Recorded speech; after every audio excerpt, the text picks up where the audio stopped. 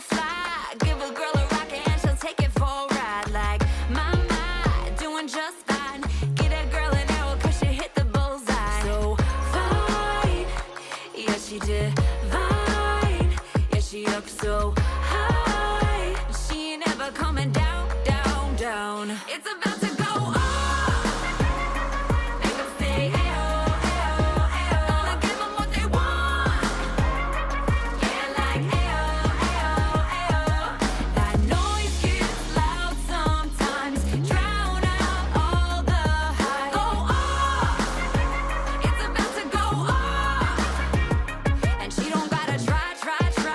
Sweeter than wine. Everyone around her gonna pick up her vibes.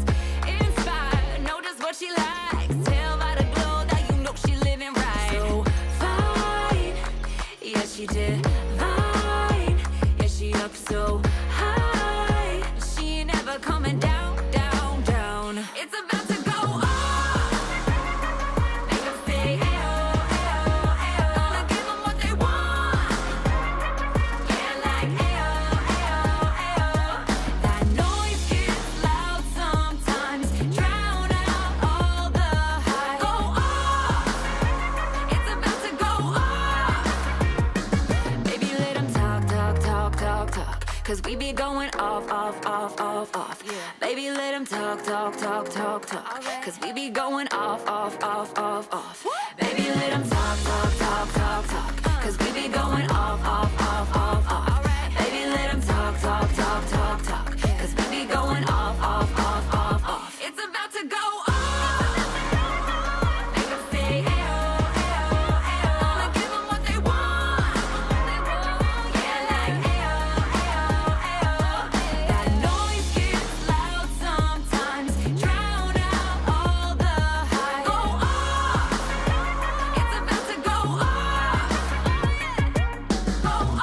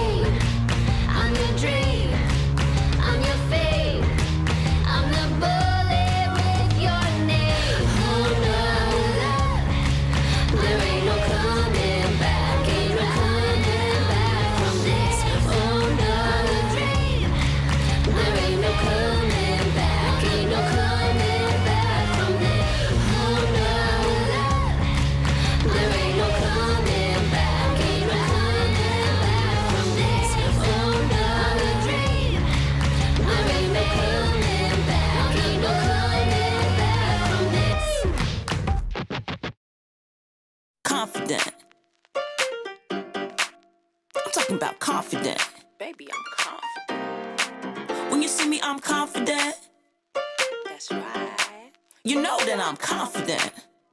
So confident, yeah. Time to get this off my mind.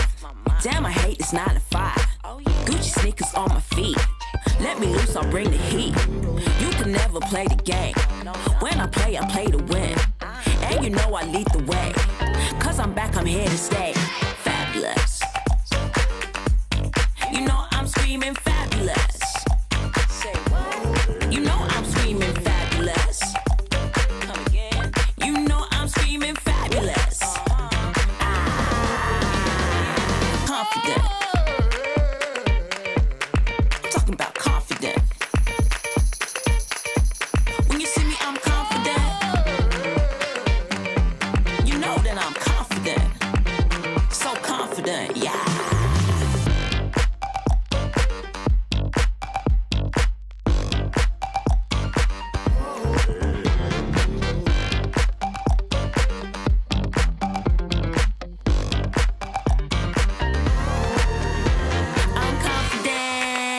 Run the show.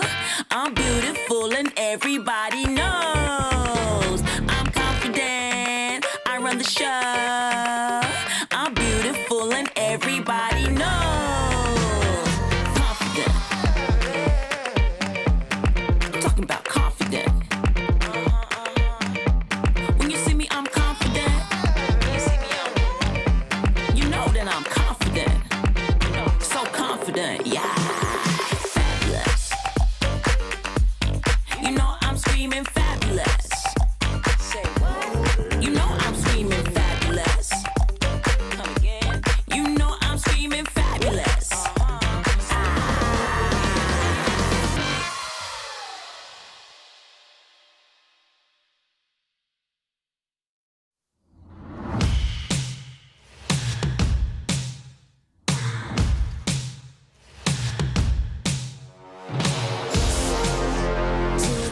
That I made. Listen to the way that I play. Listen, your life is my game. I'll always be winning. I'll always be winning. You think you know me, but you ain't got no clue. Been running your mouth, you got nothing better to do. You tried to tame me, but this queen's coming out. Keep throwing shade my way and I'll take you down. Look at me now. I am a boss, are you hearing this? I am a boss. I am a boss, living fabulous. I am a boss. I am a boss, watch me win this game. I am a boss. B-O-S-S, that's how you spell my name. This boss be winning, baby, bow down and look at me now. This boss be winning, baby, bow down and look at me now. I am a boss. I am a boss. This boss be winning, baby, bow down and look at me now. You coming for me, but I'm already there. No stakes and no strings, only words, so why should I care? Try to tear me down, give me all you got. 'Cause you're the first one I'll be coming back for. Look at me now. I am a boss, are you hearing this? I am a boss. I am a boss, living fabulous. I am a boss. I am a boss, watch me win this game. I am a boss. B-O-S-S, that's how you spell my name. This must be winning, baby, bow down and look at me now. This must be winning, baby, bow down and look at me now. I am a boss. I am a boss. This must be winning, baby, bow down and look at me now. I do what I want. I do what I want. Do it from the top. I say what I want. I say what I want, knowing what I gotta do. What I want. I do what I want. Do it from the top. I say what I want. I say what I want, knowing what I got. Look at me now. This boss be winning, baby, bow down. I am a boss. I am a boss. Look at me now. This boss be winning, baby, bow down. I am a boss. I am a boss.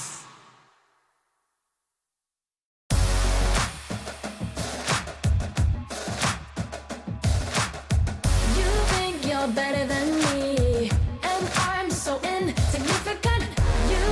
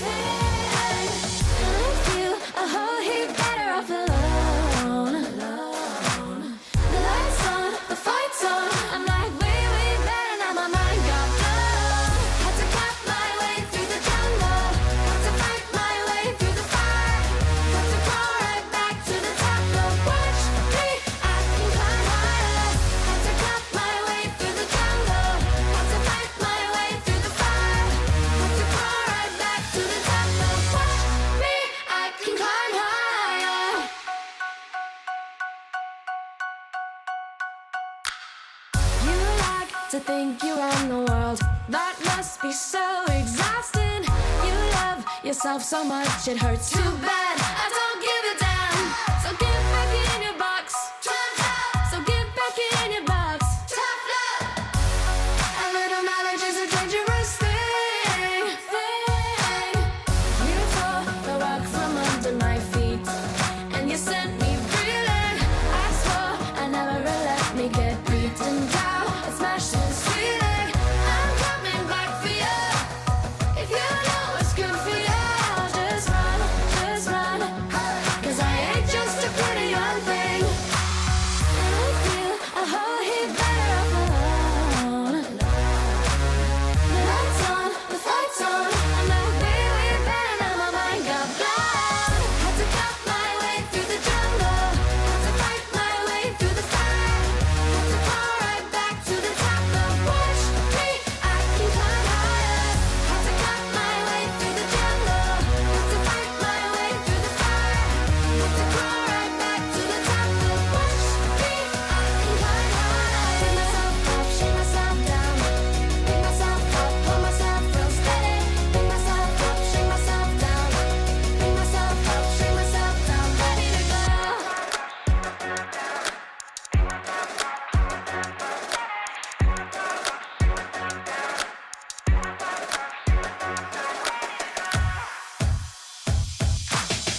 Had to cut my way through the jungle. Had to fight my way through the fire. Had to crawl right back to the top. But watch me, I can climb higher. Had to cut my way through the jungle. Had to fight my way through the fire. Had to crawl right back to the top. But watch me, I can climb higher.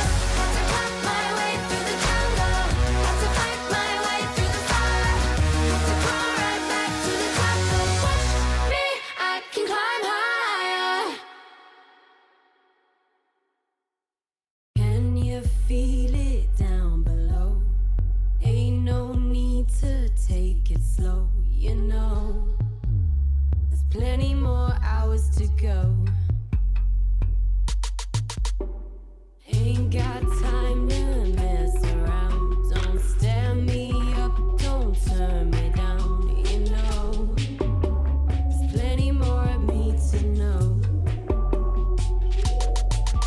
I can feel it in my veins, it's going down.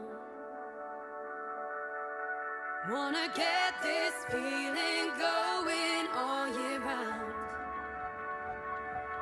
Don't slow me down. Feel the power, woman, ears to the ground. Hear the sound of woman. Your cold face like an Eskimo. You're freezing hot, not letting go. You know, we're breaking all the ice as we go. Ain't got time to mess around. Don't stare me up, don't turn me down. You know, there's plenty more of me left to know. I can feel it in my veins, it's going down. Don't slow me down. Feel the power, woman.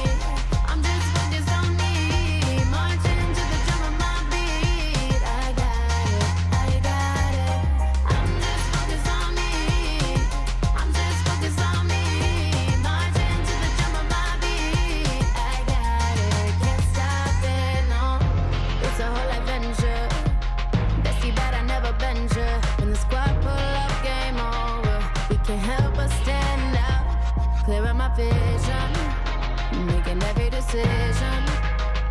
I'm not the one to chase no club. It's the other way around. Oh, they're living in my head. Their opinions hanging by a thread, and I just don't care. Trying to tell you beware. Out here showing all the signs. Switch it up about 100 times. This could go anywhere. Worried about nobody. This body on mine. Class on Ferrari, and I'm so alive. 'Cause I'm just focused on me. I'm just focused on me. Marching to the drum of my beat. I got it, I got it. I'm just focused on me. I'm just focused on me. Marching to the drum of my beat. I got it, can't stop it, no. I'm in a place, do whatever it takes. Getting lost in the sauce just ain't for me. Got my mind in a state where I bend, I don't break.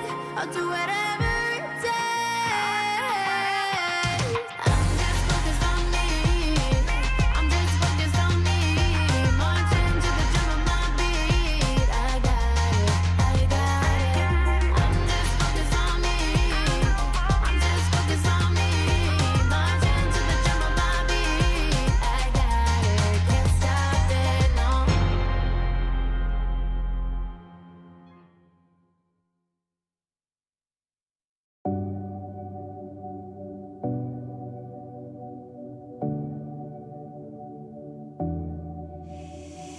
Take me back to where we were before. I know that you wanna go for sure. Take a chance and you will see some more. Come on, hun, what are you waiting for? Take me back to where we were before.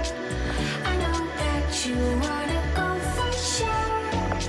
Take a chance and you will see some more. Come on, darling, what you waiting for?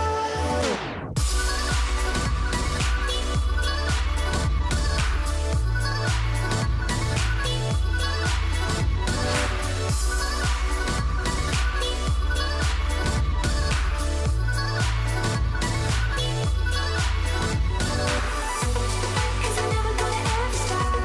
I'm always gonna shake it up. Always gonna shake it up. Cause we almost reached the top. I'm never gonna give it up.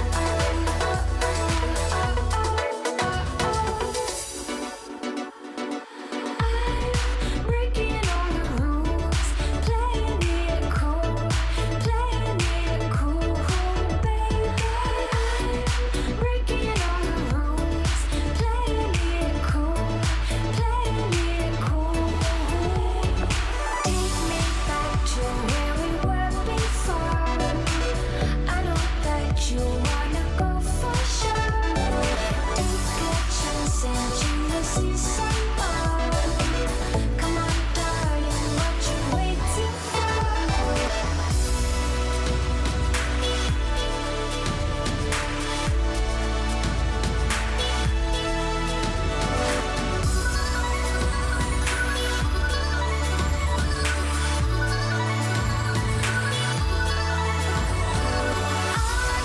Breaking all the rules, I'm playing this. It was super year, I would say. We proved many times that we can compete on the highest level in women's scene. It sucks, but everyone played really good. To basically pat it It's hard not to be disappointed, but you gotta just keep moving forward, keep getting better. It was a strange year for us. We made a lot of change, but I think it's ending well. Not now. I'm just mad at the whole thing being so hard. Don't push other people, don't do my job. 100% a very turbulent year, to be honest. Everyone is getting really close to us, but let me tell you this. We're never gonna lose until we stop playing Counter-Strike. It's about time they lost, you know? Just watching so many new teams, new players, and new fans get involved throughout the course of the year. You see them all on social media, you see everyone rallying behind it. That gets me really excited because that's what we do this job for. It's why we watch Counter-Strike, it's for that passion. And we've got to see it just grow over the course of the year. I tried, but I did everything I could.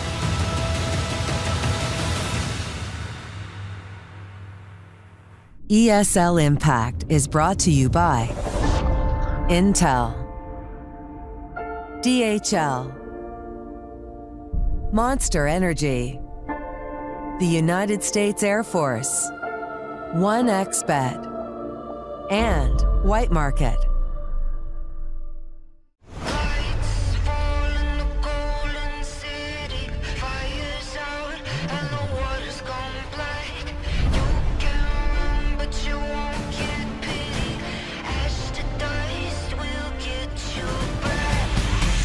Tomorrow we will rise.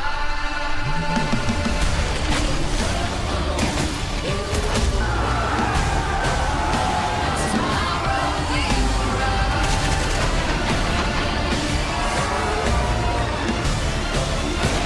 Tomorrow we will rise.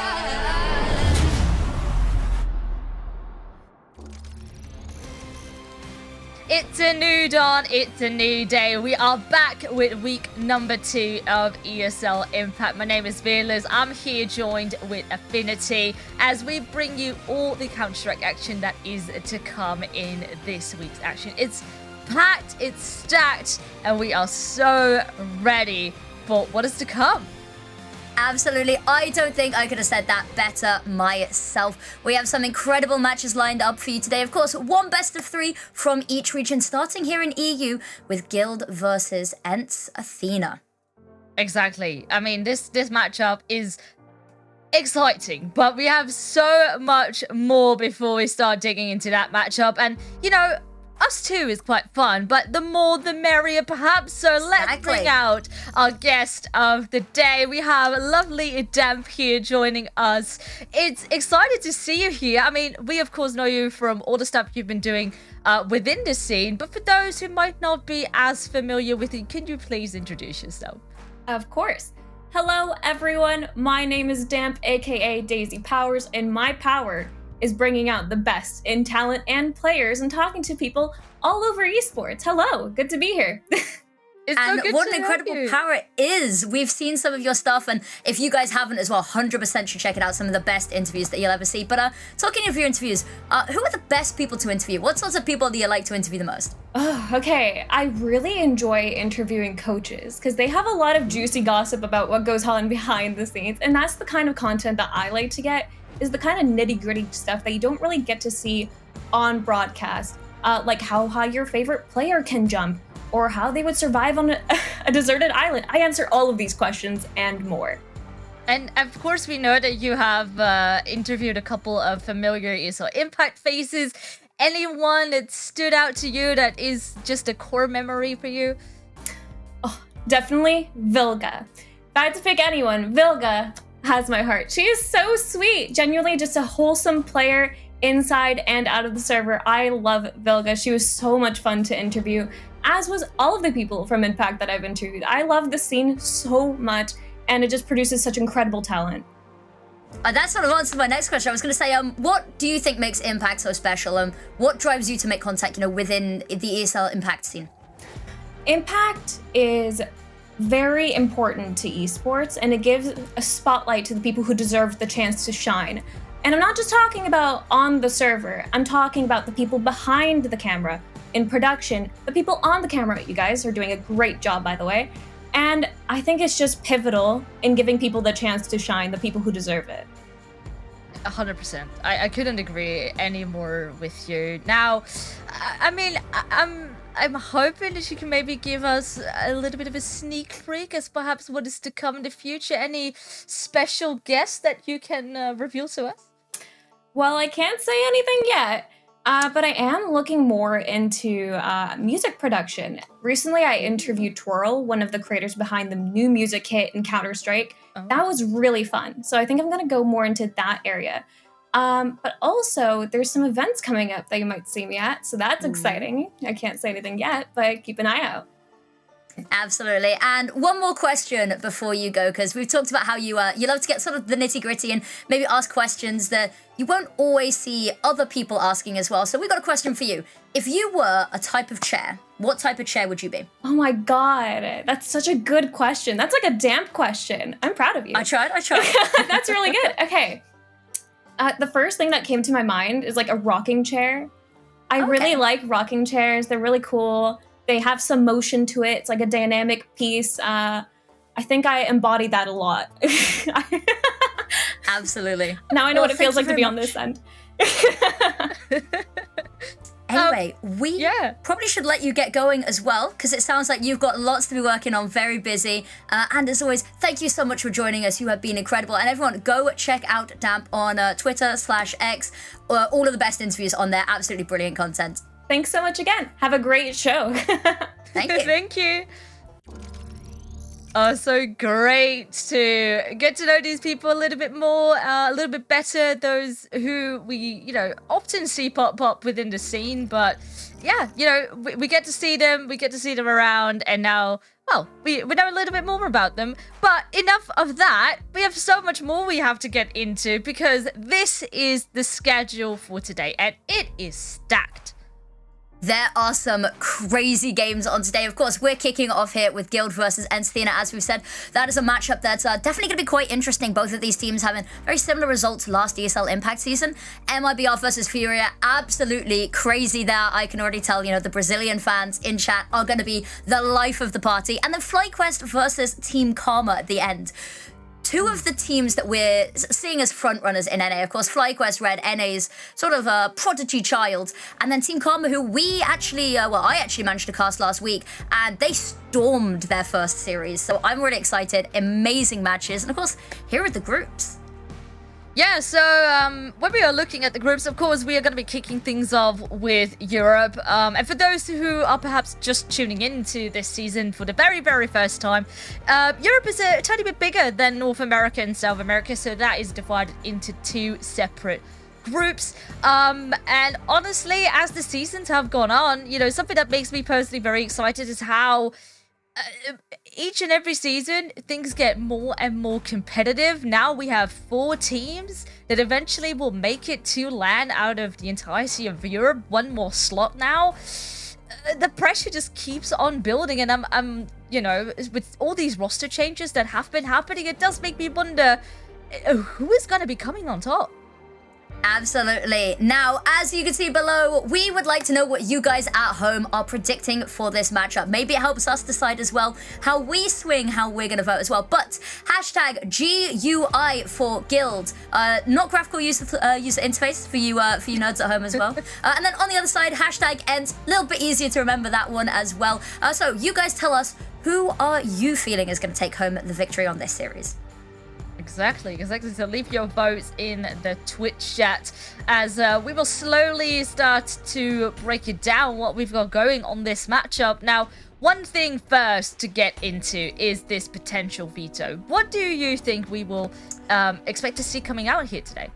Well, actually, I'm already surprised a little bit here. Let me pull up my little veto matrix. So, Vertigo being banned by Guild Eagles makes absolute sense. That's their permaban.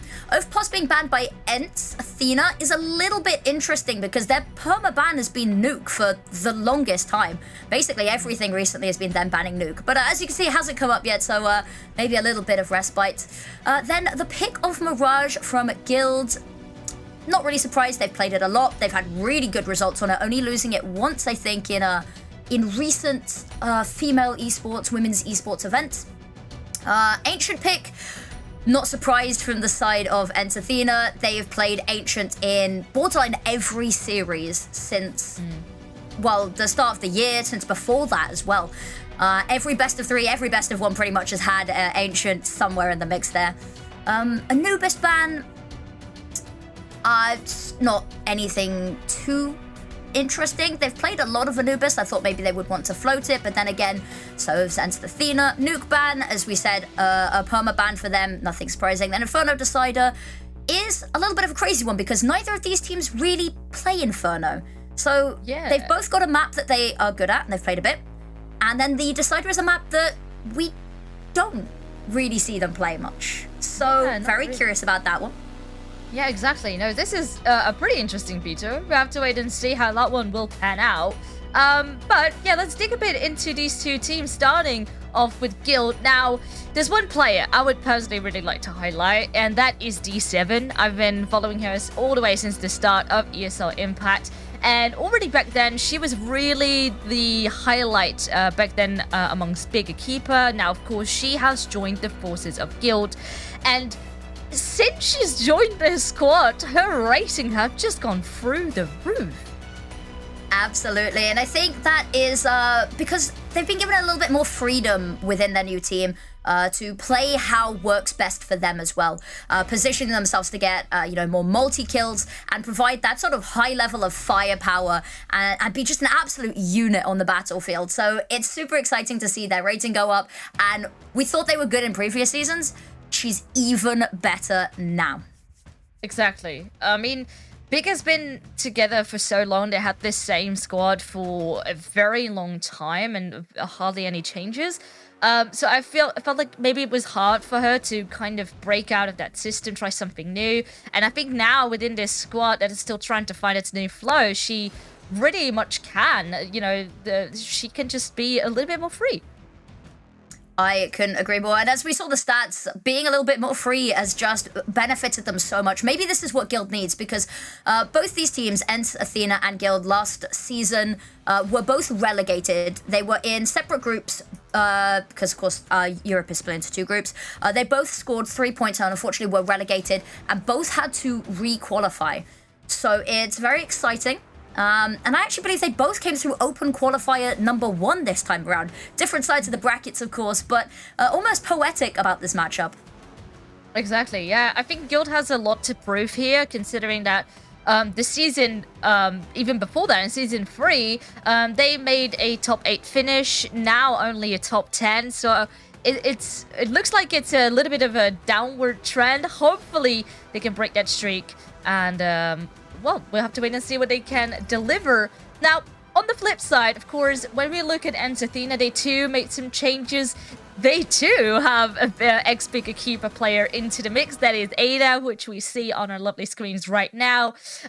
She took over IGLing, which is exciting. That's something she did already back in Big, of course, when AD left. So I think she's quite comfortable. Actually, her KPR seems to have gone up in these last couple months. So I think as time has gone on, she is just getting more and more comfortable, and hopefully that transfers into this end squad as well. And Zia, who we can see on the screen now as well, I do want to highlight it a little bit. I know that Grimmy Ranar, who's done some of the casting in for ESL Impact this season already, did a really, really good interview with her recently. And she talked about the switch from, she was IGLing for a little bit and how she was struggling with AWPing and IGLing. And now that she can focus just on what she wants to do, she thinks it's going to work a lot better, a lot more on concentration. I think there was a big sort of highlight on that. But absolutely go check out that interview as well. Incredible scenes. And goes into a really deep dive about the dynamics of the team. And I think they're looking pretty confident about this season. I think everything's starting to fall into place a little bit. For sure. And Emerson as well has... I thought her origin story, what Zai was talking about, is quite interesting. How they managed to find Emerson in a pug. They were just playing a pug and, That's awesome. And you just happen to think, okay, this player is actually really good. They left a very positive impression on me, and maybe we should see if we could trial her. And, from, one thing leads to another, and now she is here with this N squad. So, next time you guys play Face It at home, make sure that you always leave a good impression, because you never know what it can lead into. Absolutely. That's imagine that could have been us, Villas. We could have been in the pub, right day, right time. Probably not quite to this level though. I have a feeling that we would have not even been matched in the same sort of. Maybe I can't speak for you there, but oh, look at that, we got a dog in the background.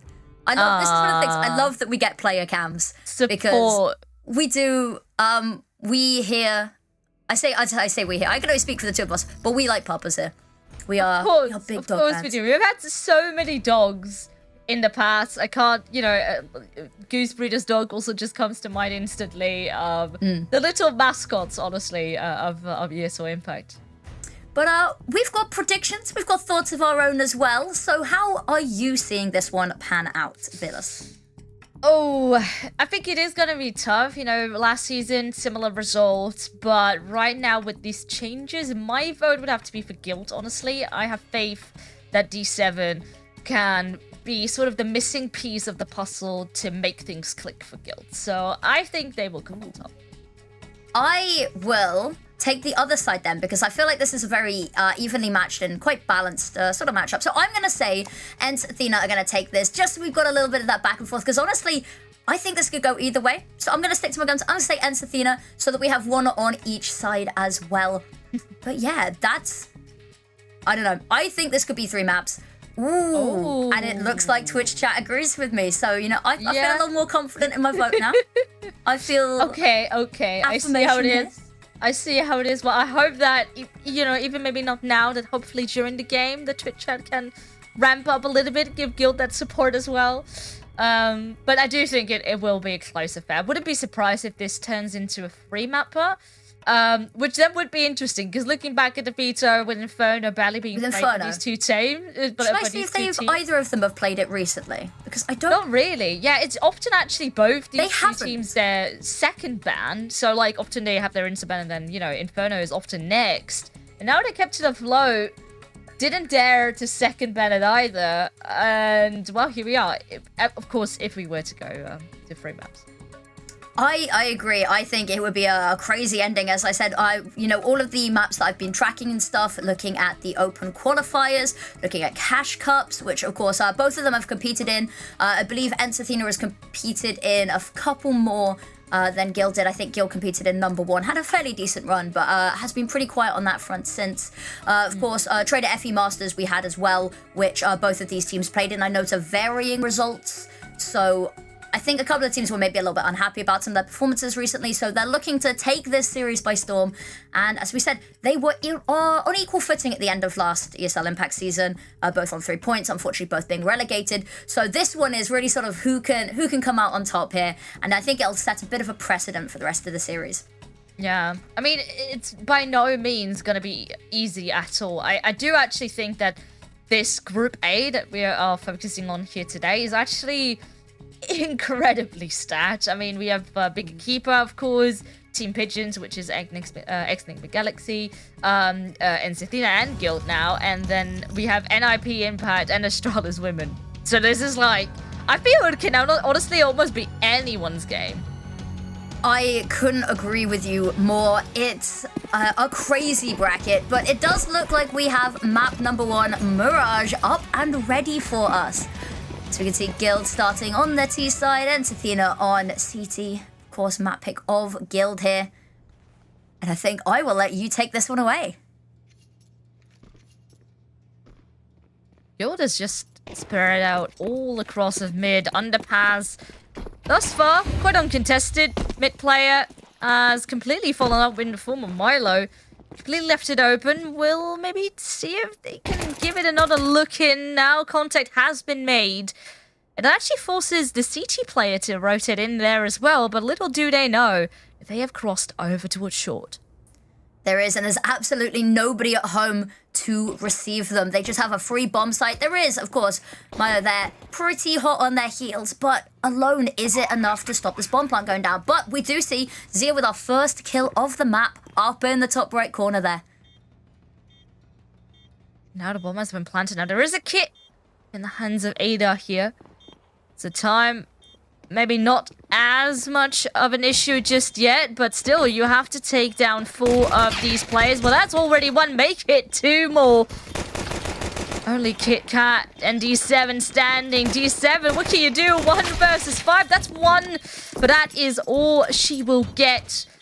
Guild will, I mean, at least be happy with a bomb plant. I do think that mid-take was, well, pretty much came easy for them.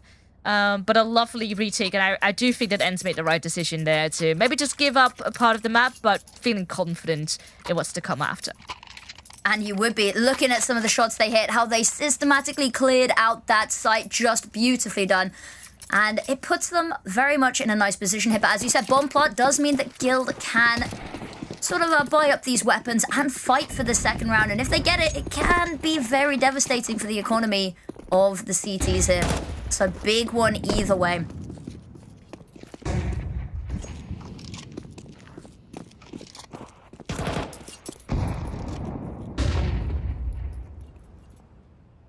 You're just taking it step by step. Default, it looks to be. It is. We can see a little bit of a battle going on here. Kit Kat going with the idea. Gonna be smoked off, however. Does get a little bit of a line of sight, but takes a large chunk of damage. That dink crossed the map. It's just gonna fall away, Zia. Content just to sit and let that smoke exist. And Emson waiting. She just pulled down the trigger now. Kit Kat's so low. Yeah. Waiting for that to happen, but that's a lovely trade. On the flip side, though, these CTs certainly have been warmed up, making this now a 3 versus 1. Yeah, we'll get a chance here to at least get a bomb planted. That is massive for their economy. Let's see what more she could do. Perhaps a 1 versus 3 is in the pocket. It's not going to be easy. Here's a couple footsteps. That's one. Not quite ready for another one to come from the same angle. Was looking up towards stairs instead. But still, a good effort. Absolutely. Difficult position to try fight that one from as well, because as you said, stairs very much could have was expecting the peak. If they just sort of held their crosshair where it was, might have been able to get second, but unfortunately 1v3 where they're all pushing you. Not exactly favourable odds on that one. But as you said, bomb plant, great for the economy. Maybe not quite enough to afford them a buy, but enough for a couple of pieces of utility, a couple of upgraded weapons. Try to do a bit of damage and stop Ensathena building up too much money in the back pocket early on.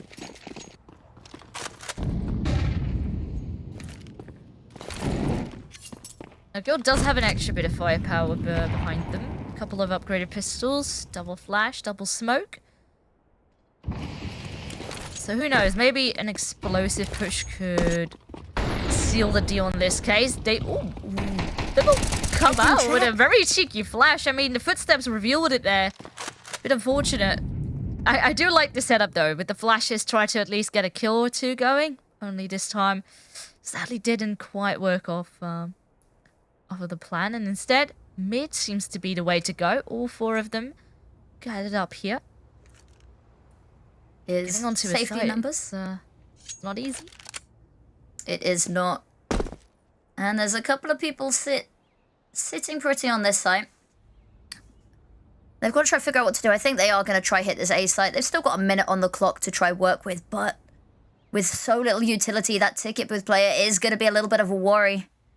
Player sat in hell as well, up close and personal. Maybe not the best angle for this weapon. Caught with utility out, but it doesn't matter because they're just not checking their corners.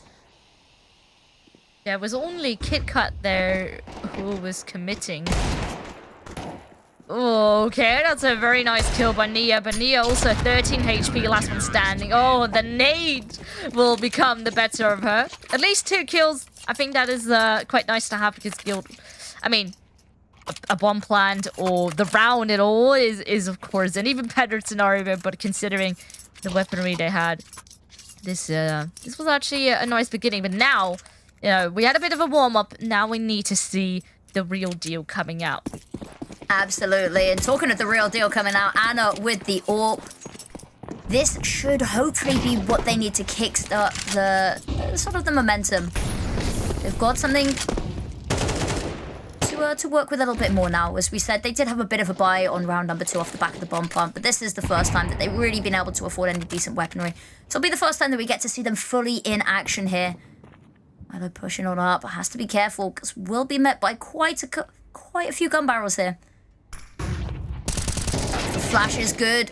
Doesn't even yield a kill though. The crossfire is so perfect. Nada left on this site alone. Tag through the wood though.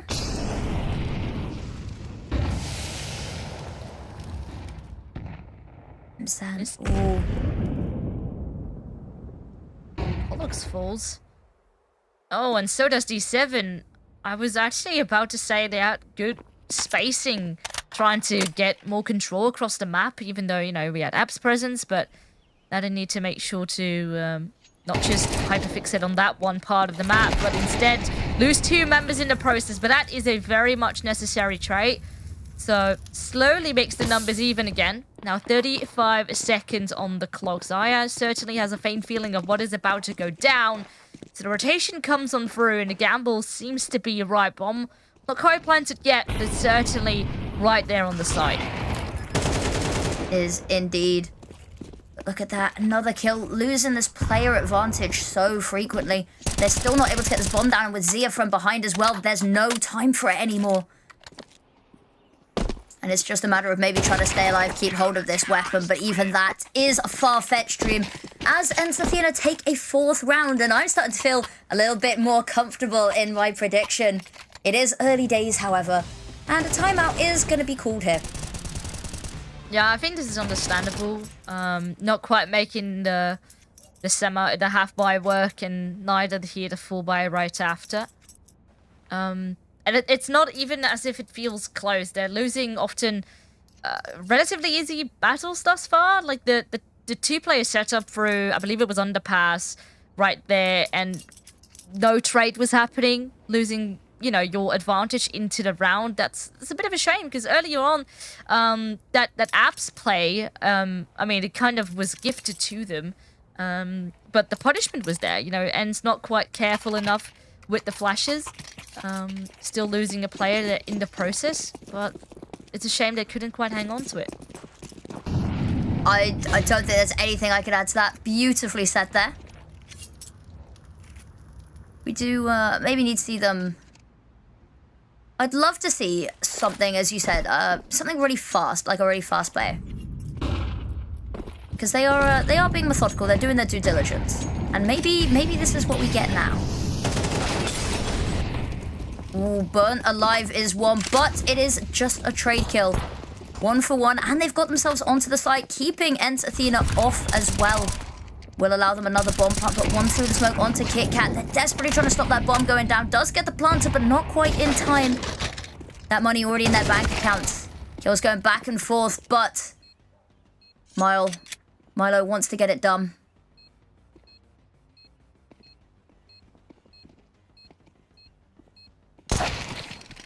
Oh, absolutely disgusting. Just completely denied. And of course, yes, Guild did have, for the majority, just pistols, but you never know how these rounds can go. But thus far, N seems to just clean it up with ease, full confidence. And, well, we see some cheeky pistol kills here and there, but at the moment, Guild needs to step it up big time here. This is not quite an easy affair, especially not this being their map pick and having a 5-0 start. Not quite ideal. No, they've been really good at getting the bomb plants, though, to their credit. They've been able to get the bombs down. Post plants, they haven't been great. There's not been much utility left for them because, of course, they've been using most of it to try to get themselves onto site. But the fact that they've been getting consistent bomb plants does mean that they're not in a horrific place. Talking of being in a horrific place, Pollux here with that nade and with people slowly encroaching towards them is in a little bit of a difficult space. Yeah. Dealt with. Oh, and at the same time, Pollux D7 once again as a duo just seemed to fall. This time though was spread out across the map, one in underpass, one in apartments, and that's a massive kill though. So Ada, who pushed down towards top mid, now punished. So a little bit of space taken back by Guild. We talked about the AWP needing to find impact there, but it's finding it a little bit too late in the round where suddenly everything's already gone a bit too wrong for them to piece much together. They do still have the bomb and a little bit of utility, but 2 players down is a worrying prospect.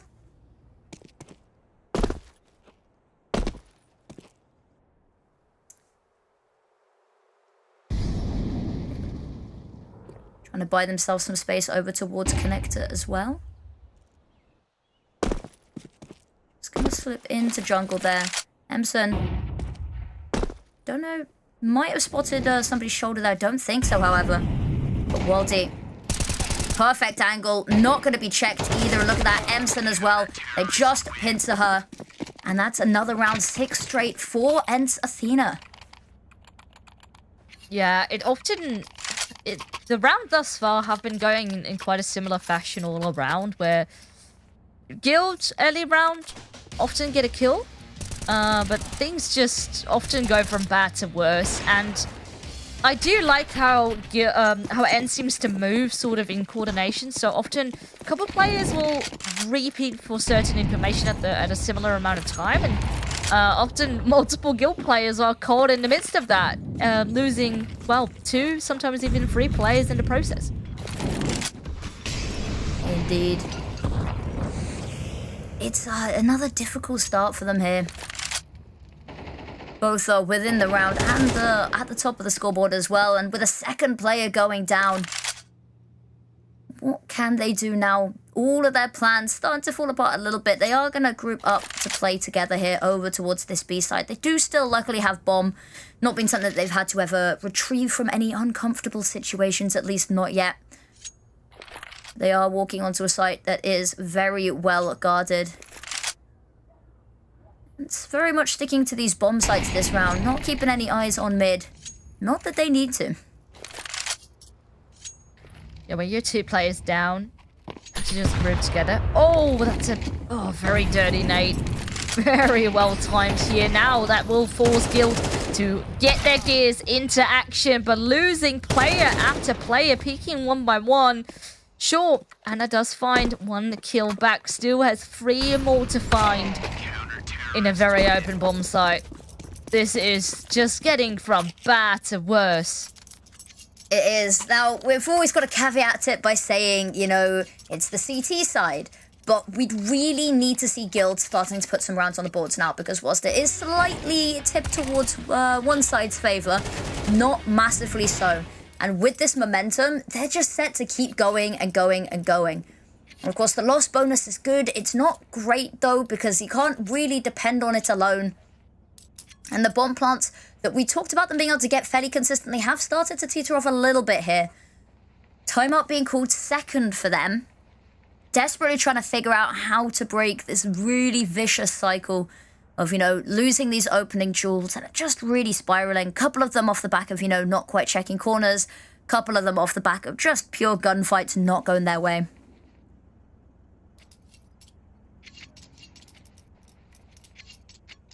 So another timeout. Unfortunately, money is still not quite in their favour. We'll have to do with upgraded pistols. Couple of smokes and flashes, and then pray for the best. Now, we have seen them have some impact. At least get a bomb plant, and a couple kills here and there. So, I do hope that could maybe get themselves readied up to perhaps steal something away. But Ents have been so clean. Really not been letting anything slip through the cracks. Exactly. They've had an ironclad grip on this entire map, really. The map control has been really good, and whilst Guild have been allowed to get quite a bit, and it's playing rather passively and far back, letting them play into them, it's been exactly what they needed. And that nade already doing so much damage. Aldi gonna be faced with a couple of heads here. Gets the first, sprays down for the second, gonna get the third as well. Switches to the pistol, couple of little bits of spam. Flashed off the angle. And that's going to be it for now, but done so much already. And look at the backup from Catwalk there. Only Kit Kat remaining, spotted out, taken down. And that is an 8th round on the board for Ents Athena.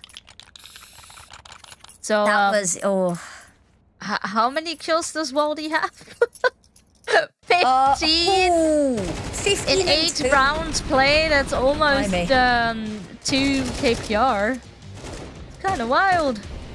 That is kind of wild. I mean, I have to admit, a lot of these rounds, Guild, of course, didn't have the most amount of money, so a lot of these have been against pistols, upgraded pistols, stuff like that. But still, True. It's quite easy to lose your cool sometimes against the pistols, especially if, you know, 3 of them are running at you from connector. Sure, yeah. And being able to get 3 even on, you know, against pistols is brilliantly done. And a run boost over to the middle there. Spots out Ada and wins the battle there. Warp getting the opening pick, finally something they've been really needing in this game so far. And mid completely under their control. Zia, however, I bet they weren't expecting her there.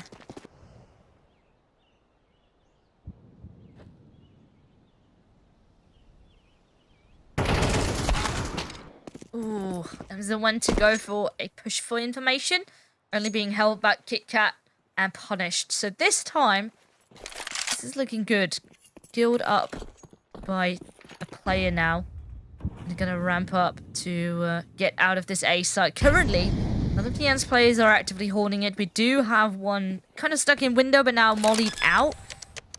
But this will have to be a retake, and one with a player down. Indeed. But their retakes have been so good as well. The way they've just been clearing everything out slowly, the way they play off of each other as well, meaning that everything goes traded. And they've got a bit of utility to do it with as well. Anna holding the angle though, quick as a whip. And ready for more as well. Going to fire off a couple of shots. None of them connecting. Flashed off the angle. Look at this. They're just going to back away. They're going to take the loss on this one. And that is finally Guild with a round on the board and a bomb plant. Beautifully done. Yeah, this was looking really good, especially their post-plant, the counter flashes that came through, really keeping the CTs at bay in this case. Yeah, and just chipping away time and time. This was really nice though. Run boost into middle, opening kill, and immediately the confidence is back on the board for Anna. That's a lovely couple kills there with the orb. And now let's see if Guild can continue this, because finding conversions is honestly at the utmost importance, because there's not many rounds left here in this first half. No, 8-4, the best they can hope to achieve here as well. And the money good for Entertainers. They're not going to be able to have any breathing room, but look at that. Dancing around the pillars and palace here. And actually Emson to back up as well. We talked about this player advantage already in Entz's favor once again. They won the opening duel last round off the back of that lovely run boost and AWP shot, but this round, not so much. No, this time it's actually Anna taking the hit on towards middle. Probably went for something similar. Maybe not quite a run boost, but at least for another mid peak. Oh, now AWP switching into peeking towards short, and no, this is now. Alright, we do have a trade back in the form of Pollux, so maybe not completely impossible, and especially not if she finds that follow-up. And also, additional players spotted in market. So there's a lot of information here for Guild to work with. But still, a bit of panic. Bomb has been planted. And now you know where one player is, but where's the second? That one has been spotted, but also takes out D7 in the process. Pollux already did so much, but this seemed like too much to handle. Emson there, absolutely incredible, not missing their shots, and the fact that they managed to win that out even with location known immediately. As we said, Zia as backup, not even needed there, but you know, it's good to have those contingencies in case something goes wrong, in case Emson only gets the first kill.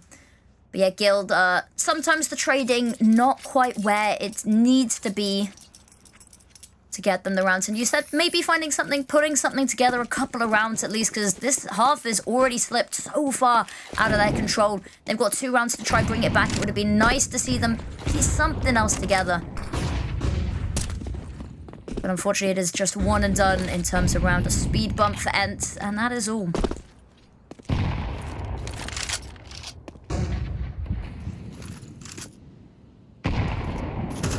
It's spotted.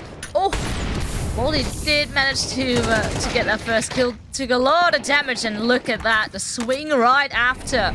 Ents is not letting map control slip away at all. Gain the ground, and immediately you want to make work of a site which is being compromised as we speak. Cavalry is certainly on the way. And we've seen Anna with this exact angle is what they did to win that one solitary round that they've managed to secure. Same angle, same position.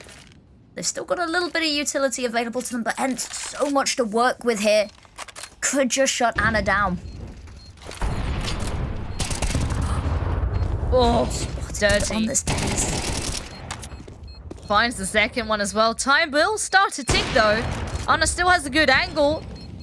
Now just needs to find the lineup. Too busy with the other player though. Panic starts to kick in, and that's now double digits for Ensathina. Indeed, and there is only one round left, and even if Guild managed to get this, it's not a good half, no matter how you slice it.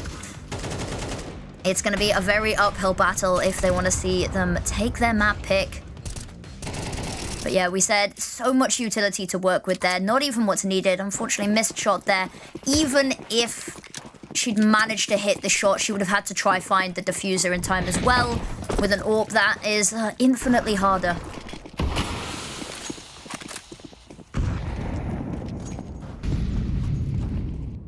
Well, mid being cleared. That's a lot of information here for Ens to work with, and already that early into the round, immediately start to spam counter utility on this A site. Certainly the alarm bells are going to be going off. And even though people are burning on the site, doesn't seem to stop them. Guild want that bomb planted, and so it has been done. Now, once again, got ourselves, well, this time a 5-on-5 retake. Not going to be easy, but at least Ens is completely full HP. Look at where Ida is. Ida is the perfect angle here to take out Cat. I say that, unfortunately, spotted out in time. And that flank not able to quite come to full fruition. Taps the defuse, has to do something quickly, runs out of bullets, runs out of space to work with, and it's a second round, but we'll have to see how this continues on half number 2.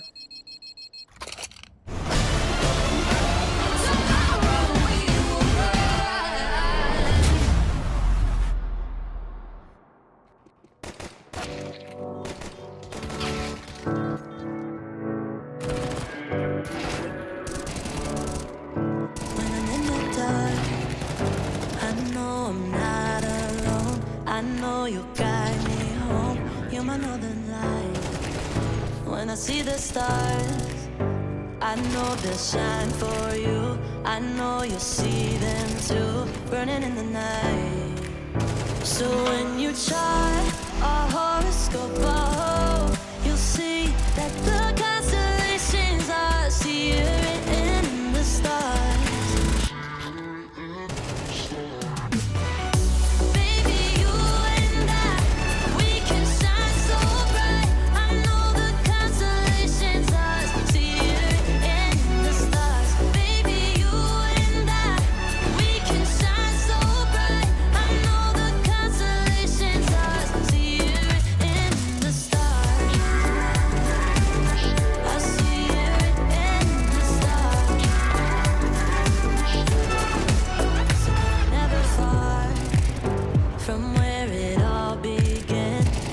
Just in our hands, in between our hearts. So when you try a horoscope, oh, you'll see that the constellations are searing in the stars.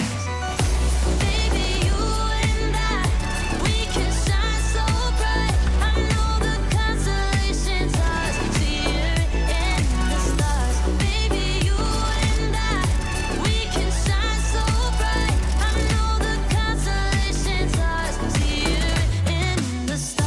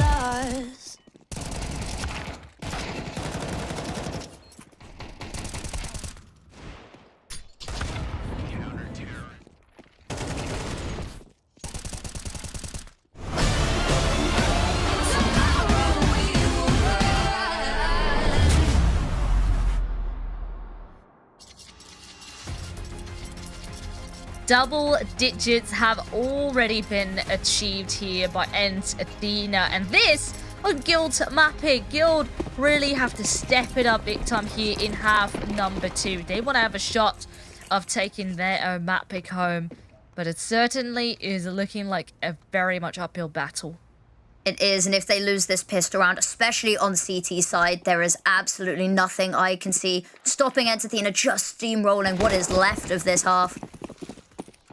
And they're already onto site as well, clearing out and forcing them back through jungle, and they're chasing up as well. Hungry for these kills. And the longer they wait, the more they know that these CTs are going to be lurking right around the corner. Everyone's set up, the majority here in CT. Now going to be taking space on the side. Tyus takes a double kill, and the rest of Ends find follow-ups as well, leaving it just on the shoulders of D7.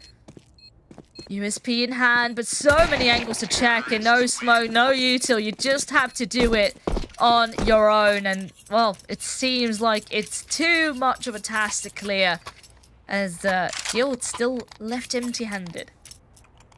Absolutely. We were talking during that little bit of a break about how Ent Athena just surprised us. They've come out all guns a-blazing, and they've been just really clean as well.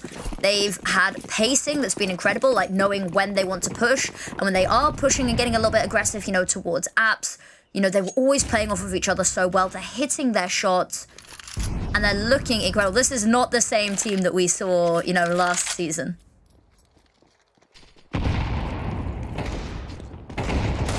They've come out, they do a good amount of damage. Maybe now the pistols can come into action. D7, alongside a teammate, landed a beautiful shot there with the Deagle, but of course it will send Ent right packing. Don't want to sit around and wait and just, well, wait out your demise, and instead take space, try to punish your opponent, and so far so good, making things even again. Now making these CTs a bit more scared. She gets both? The fact that Mayo gets both there is absolutely crazy, and it's just left D7 in such a difficult position. Does have a Mach 10 available. There's a low health here on Milo, so could potentially find a kill here, but that frag grenade, lucky to be out of range. Trying to push forward, but so many eyes watching here. So many angles to clear, as you said. Such a difficult one. Gets a bit of a tag. Spots them on the jump up as well. But that timer ticking so low. There's no kit available. And that will unfortunately be map point there to Ent Athena. A good attempt at a retake, but unable to find the last two.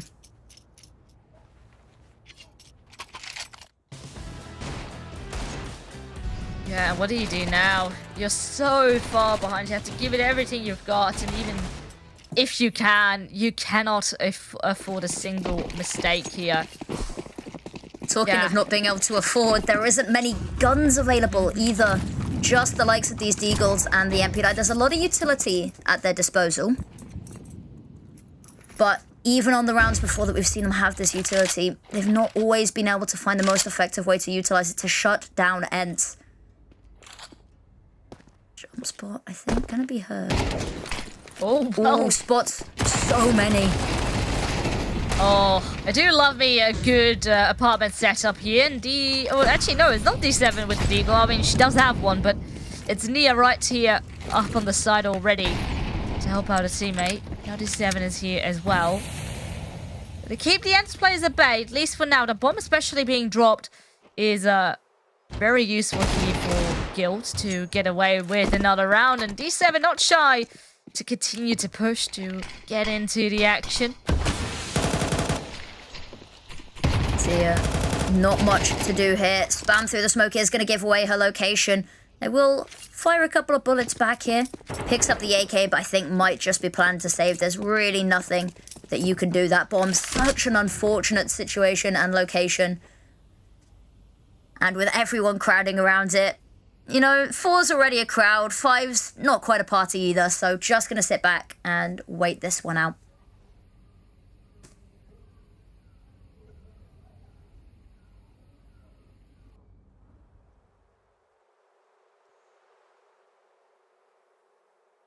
But Guild get a third round. Maybe this is the start of a comeback.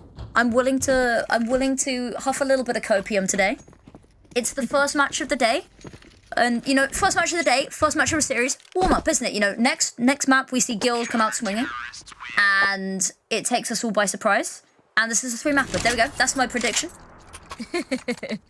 I mean, if at least Guild can end on somewhat of a high note and there's not being like a complete walkover, then you have something to thrive off of here into the next map. If this is just gonna be quite a flat appearance, then yeah, your mental's gonna be down heavily into map number 2. You kind of don't want that. So at least if you can sneak in a couple rounds and get the faith and the confidence back going, that is what Guild needs. It's an interesting one because Mirage is a map that Guild have played so much, and against other really big-name teams, they had really good showing against Fearless Cheaters. They beat them during the Trade at League FE Masters. They beat Spirit Female recently on it. They've actually beat Spirit Female 13-7 twice on this map in the past couple of months alone. Past 2 months alone?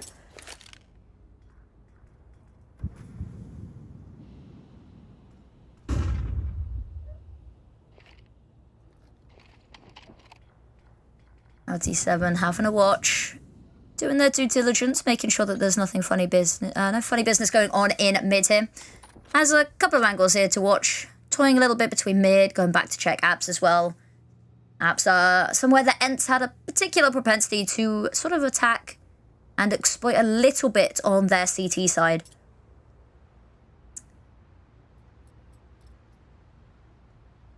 But actually it's an A hit that looks like it's going to be coming on through.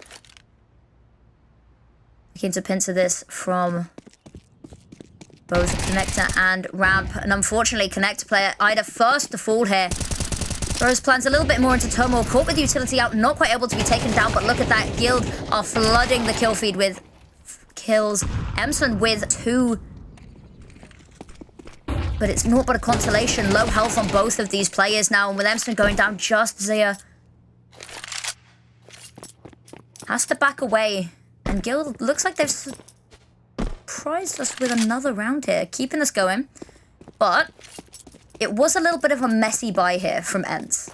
So we had a couple of Tech 9s, a little bit of utility missing.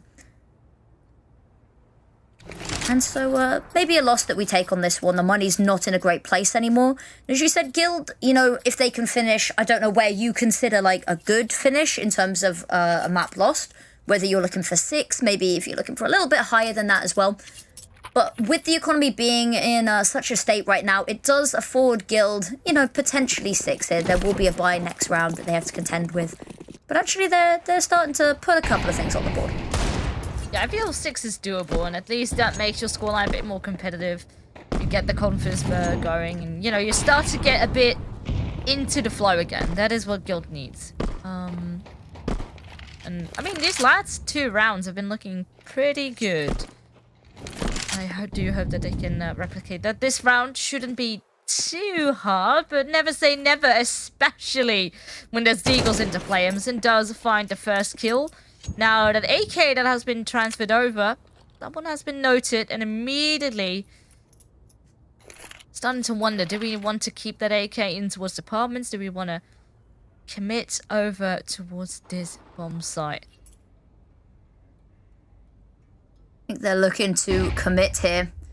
The utility coming up, maybe scaring them a little bit. That flash, all that's going to be sent their way for now. But as they push forward and they fall out of apps, there will be more heading their way. D7 ready and waiting to fight here. Has to be careful. Has the backup of teammates now as well. HE grenade maybe not quite where it's meant to land. And Pollux with one. D7 with another as well. And that's the round. 5th for Ents, albeit not against a great buy, but it's a round nonetheless. And they keep it clean and they keep players alive. That's the important one.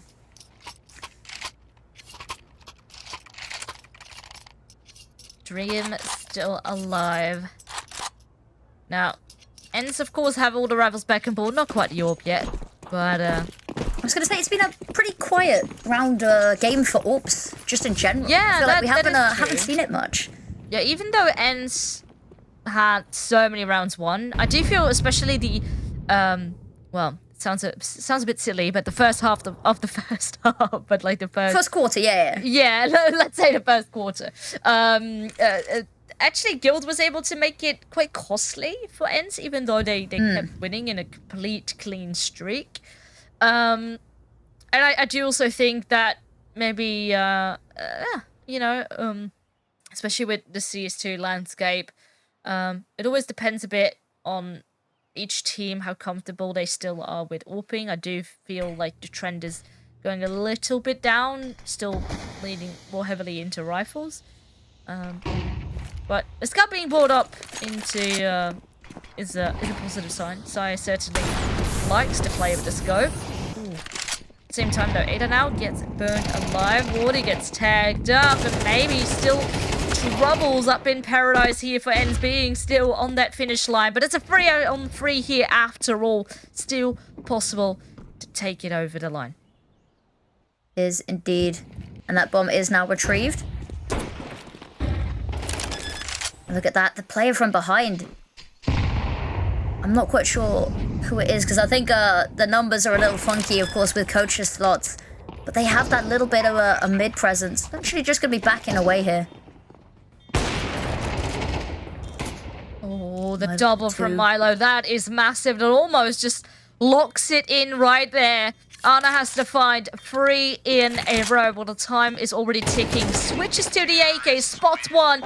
Not quite finishing off Ada. And with that, locks in the scoreline 13-5. ENCE had a massive run in that first half. Had a bit of trouble, economy going down. But sure, we still take it over the line with your opponent only getting 5 rounds. Absolutely, what a way to start. And on, of course, your opponent's map pick. ENCE have got their map coming up next, which puts them in a really solid position here as well. And this isn't even really a map that they play all too much, so having a showing like this as well is incredible. A map that, honestly, they just outright ban quite a lot of the time. So this is very promising for them, and is definitely a little bit of a concern for Guild Eagles going into, of course, map number 2. But I'm very impressed. When I put my little vote on ENCE Athena, I wasn't expecting this level of firepower.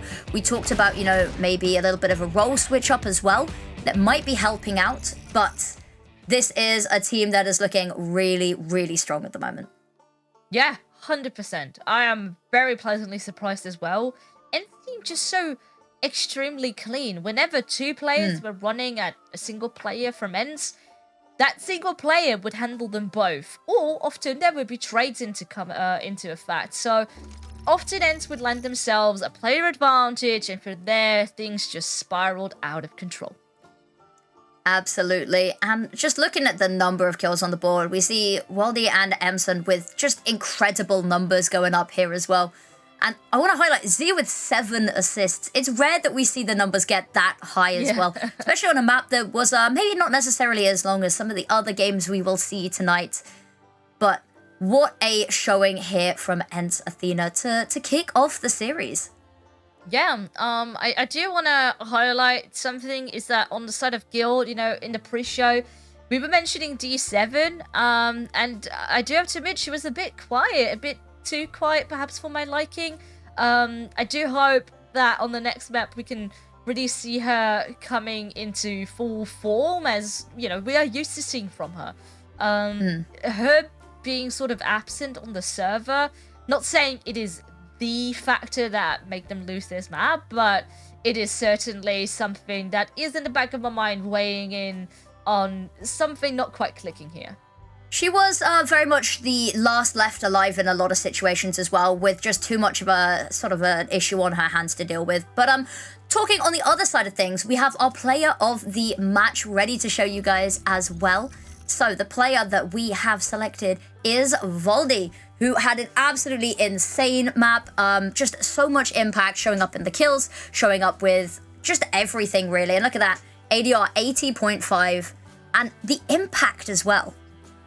Absolutely not. I mean, if your cast is almost 90%, I'm not even sure if we've seen these numbers in impact. Probably we have, but like, this is a rare occasion that we see something this wild. And this is super it's a very massive confidence booster, and being able to do this on their opponent map here, you have these players shine. But to be fair, I mean, we're highlighting Waldy here, but there were other players into the mix who had almost equal stats. So picking a player of the map was almost a very tough job, because it almost could have been anyone. It was. I left that decision entirely up to you. I was like, I don't know if I could just put one name down here.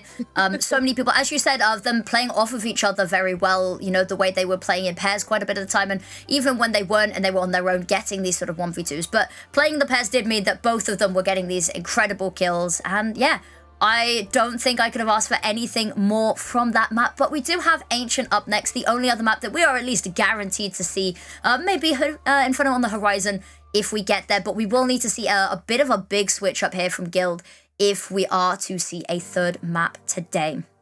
Yeah, I would have to agree. It's going to be quite an uphill battle for Guild, but perhaps, you know, a bit of break time can give them the reset they need. And speaking of break time, we will throw it to a short break, but after that, we are back with map number 2.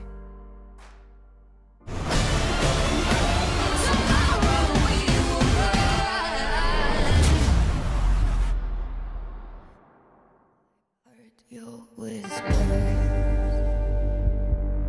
I've seen what dark eyes can do, hidden in the dust as the dark rises in oblivion. In between my lips, live words I don't get for you. I am a prison. Sound. I hear their horses made of silver and still coming up after me. If I can't run free, make sure you die. Every single part of me. You can't kill it.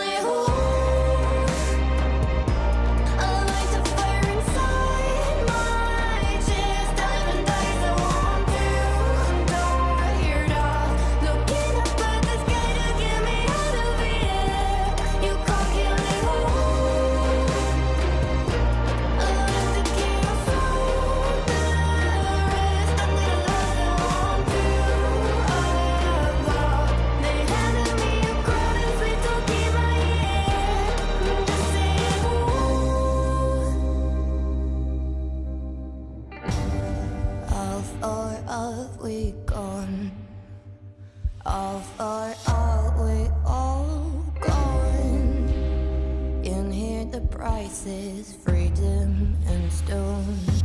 I hear their voices beating the drum for me and you. If I can't run free, make sure you quiet every single part of me. You can't kill it.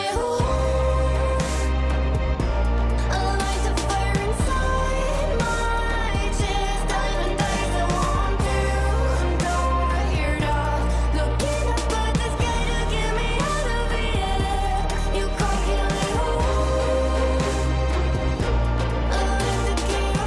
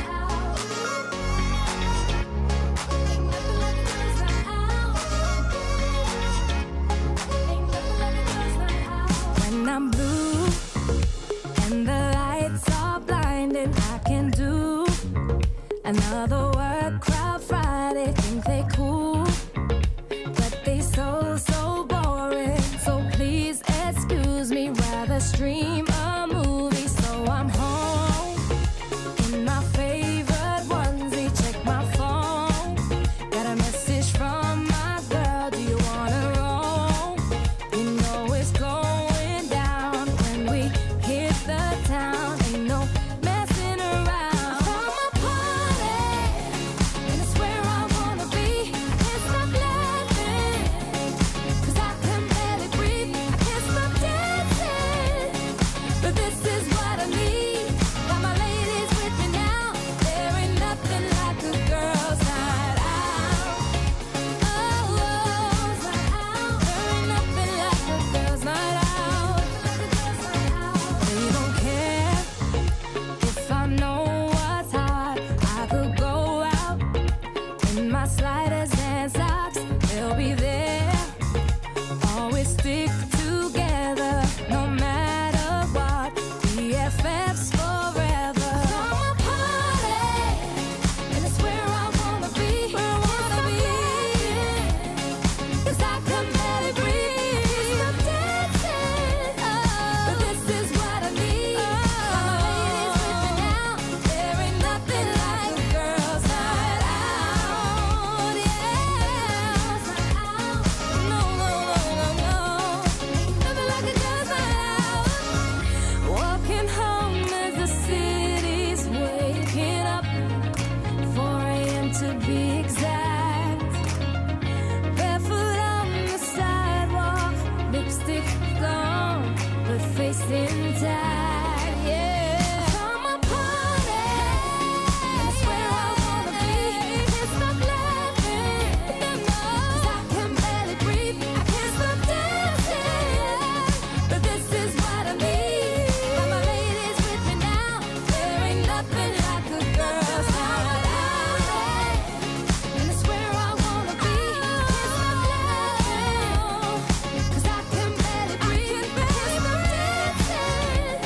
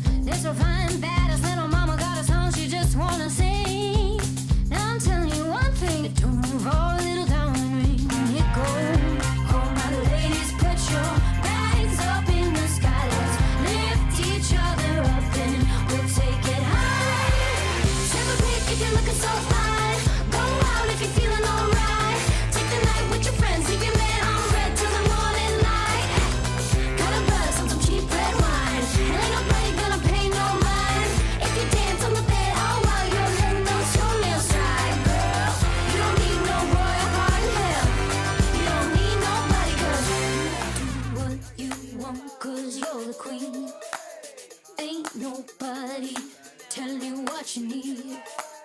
So damn regal, cause we rule everything. You do what you want, cause you're the queen.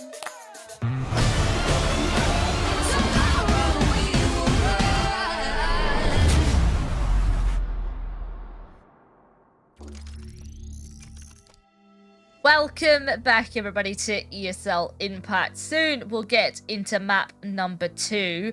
Now, map 1 was maybe not quite the deal that we thought we were getting ourselves into. This was a very convincing victory for Athena, and now they're going to be playing on their own map pick. Maybe the only downside being they can't quite start on the side they prefer, but Ancient is still a very solid map for them, so maybe it started to smell a bit like a 2-0, but I do hope that Guild has now rallied up, especially towards the latter stages of that first map, to get the confidence back going to hopefully get back here on Ancient. It's definitely a worrying prospect given how much this map has been played, of course, by Athena.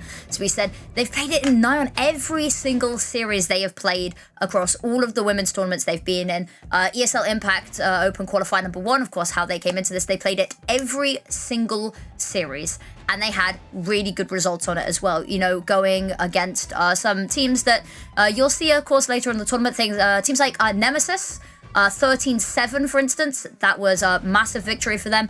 And then they played Forza Ladies on it. They won pretty well against that. Maybe a little bit of a closer affair as well. They've played Spirit FE on it. They've played Na'Vi Javelins on it. They've played loads of teams on this map consistently and had consistently good results. Maybe a couple that were a little bit worrying, but I think it was, they lost 13-1 to Na'Vi Javelins on it recently, but again, that's one result out of a mixed bag. Whereas a little bit worrying from the side of Guild Eagles, they've played it quite a lot less. They had a 13-1 against Spirit Female themselves. So, I mean, that's something they've got in common. They've both had pretty stomp games that they've been on the losing side of versus Spirit Female on this map specifically. But, you know, I'm a little bit worried about this one. Yeah, I would be lying if I said that I wasn't worried, but I do hope that Guild can prove We can hope. me wrong. We can be quietly, apprehensively optimistic. Yeah, exactly. Oh, wow. Hold on, what's happening? Guild is pulling a pusher out of the pocket here as a pistol strat. Only problem being that it has gone awry and holding it off, getting 2 early openings here already in the pistol round. Indeed. Now, there is reinforcements close by, and that bomb has had to make one hell of a journey over as well. That bomb has been on a pilgrimage from A to B, finally arriving, but it does mean that Guild have had time to rally the troops over towards this site. Play a disadvantage, with Kit Kat taking that little chunk of health is going to be difficult.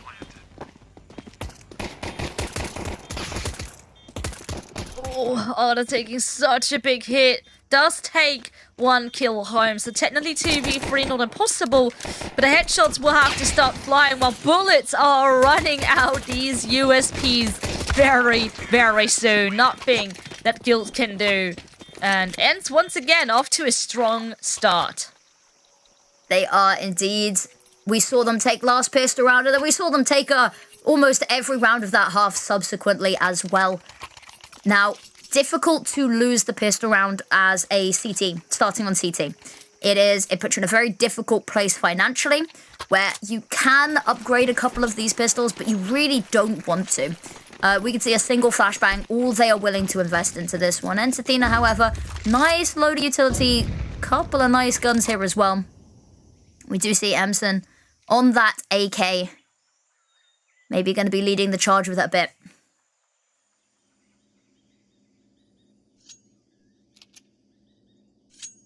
They have, unfortunately, gamble stacked here, Guild, and that's the thing with gamble stacks, is sometimes you win, sometimes you lose, and on this one, they have, in fact, lost. They've still got that one flashbang, so we could be hopeful, but we have a look at Zia here, pushed up. They are just going to filter on into her. How many is she going to be able to get? Gets the first, spams for the second, third as well. A little bit of backup there from Ida.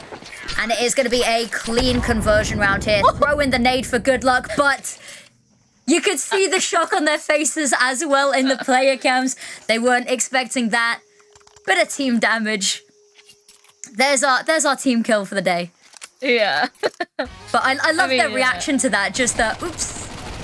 I mean, Ada's off to a strong start. I mean, the kill feed said 4, but she technically has, I guess, 5 kills with this. Technically, it's so beautiful. I'm so sad. Do we get the player? There we go. You get the reaction. Yeah, not quite ready for that one. Oh, on the flip side though, look at this huge heal damage. Wow, 2 players almost burning alive and now being picked up by the SMG. This is a great start for Guild. It is indeed, and it's early on, which does mean Ants has a little bit of time to try turn this around, but with half of their team already melted, what can you do? This map control really solid here from Guild. They've got eyes on mid. They've got eyes all the way on A as well. And suddenly a little bit of a difficult affair here. We could see Emerson a little bit hesitant to move forward, just going to be holding this angle from afar. And Guild just content to sit back and wait for now. No need to push, no need to take any unnecessary casualties or fights.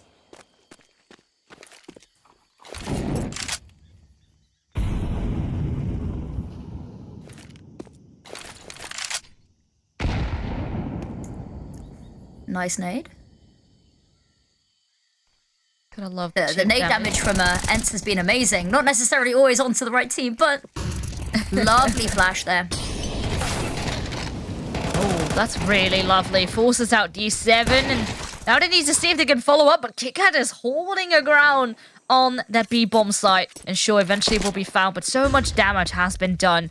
Leaving Zaya now in a 1 versus 3, only, well, 16 seconds left on the clock. It seems like an impossible task, and, well, Zaya wants to escape. Almost made that impossible for her as well. Will throw down a smoke and hopes to stand her ground here. Might be hunted down, but then again, also on the side of Guild, there's not the most of money yet. So they will leave the hunt as is. I think it was KitKat there not quite able to get the final kill for the ace there. But good showing nonetheless. I think I saw an AWP flash up for a second. There we go. We've got it on Anna. First of the map. Now, we said last map we didn't really see the AWPs having as much impact. We didn't see them being bought necessarily as much. So I will be curious to see if maybe we see a bit of a switch up here. Maybe, you know, CT side Anubis. This might be where Anna can finally shine a little bit.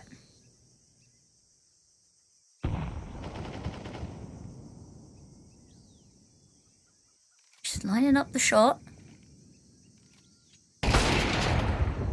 Ooh, wow. Completely out-aiming the AWP there. Honor has had a bit of a rough start on the previous map as well.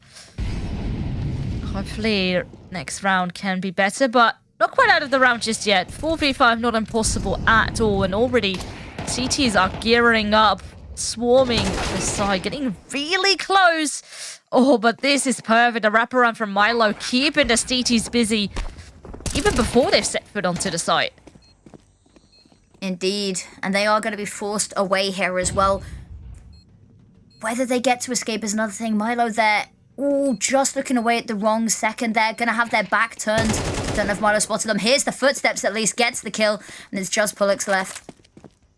And Ents, they may have conceded that one round, albeit a bonus round for them.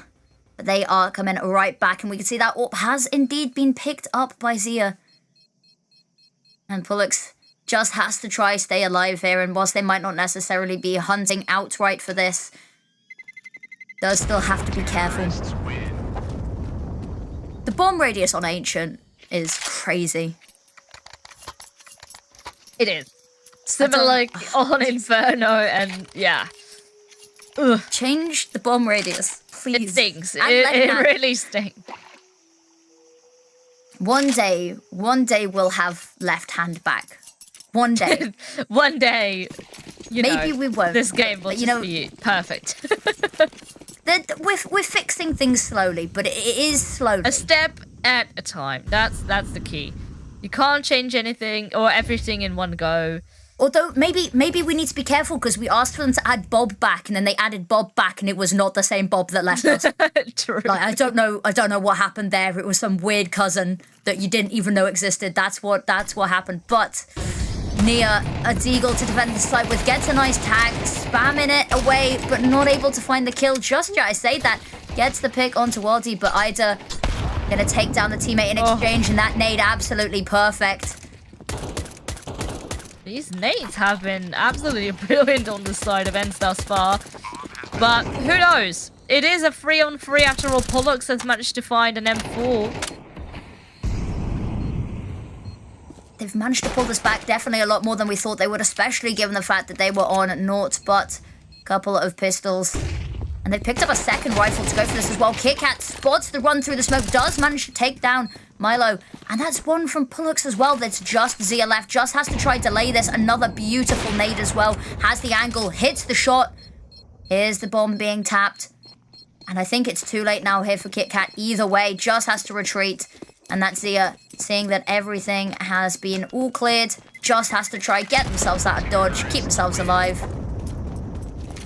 I'm going to run back, make sure that KitKat has no opportunity to try take that fight. And that's a 4th round for Ents Athena.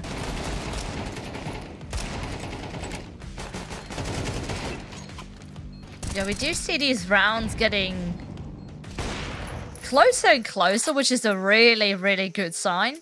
But still, the scoreline That was a ramp up. That was an eco as well for Guild. They had very little investment going into this. So actually a solid round from all things considered. Maybe if they'd had better weapons, we would have seen something a little different, but that was not the case. Good signs of life, however. We need to see them be able to convert that into round wins. And Nia going to be pushed from both sides. Not able to win out either of those fights. I think might have flushed themselves a little bit there. All good. Ents is able to escape. And Anna with the AWP as well. A very difficult position there to re-aggress. Just has to hold her ground. Hope they walk into her. But Ents take it slow. Regroup. And discussing what they want to do next. KitKat, though, in the process, does pick up Milo. Now, Milo has been found often lurking. So I think with this, they are looking to rotate another player over. But still, for the time being, it is only Anna right here on the side. Had a bit of an awkward situation behind the box, and now does fall. D7, the next one to fall. And certainly, Guild's defense looking somewhat weak, but maybe not quite impossible. Ents is relatively low, but even with Ada having 12 HP, she holds her ground. She still stands. Ents manages to get that bomb planted, and now KitKat in a 1 versus 2. This is good, though, as well. If they can get the kill onto Zia... onto Ida, sorry, then Zia's in a really difficult position here, and that Molotov is going to be absolutely huge. Taps the bomb, draws out the players, but look at that. Plenty of time to push on round. Has their teammates back, gets the trade kill, and that's a 5th round. We talked about the trades being incredible from Ents. And that has not stopped. That is very much carried over between maps.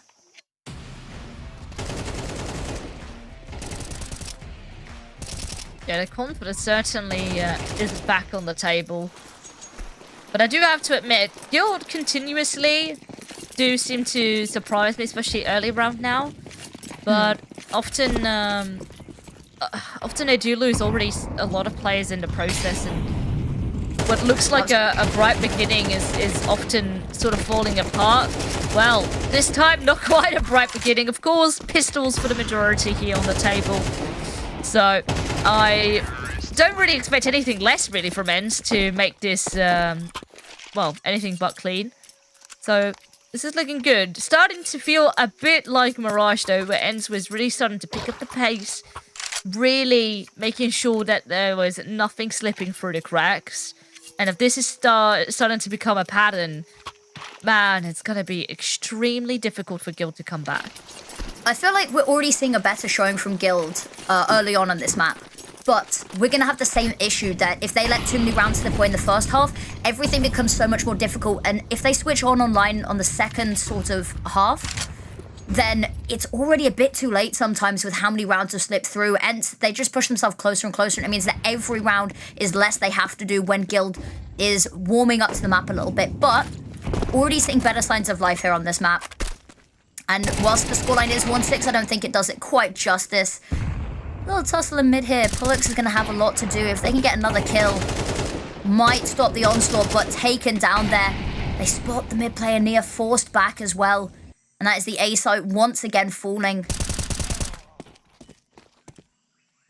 Pick onto D7, however. Pick from D7, sorry. It's going to sneak around the back a little bit here. That bomb also gone down in quite a weird place. They aren't going to be trying to hold on to it, however. Choosing to forego holding the bomb for sort of readjusting, pushing back towards this site.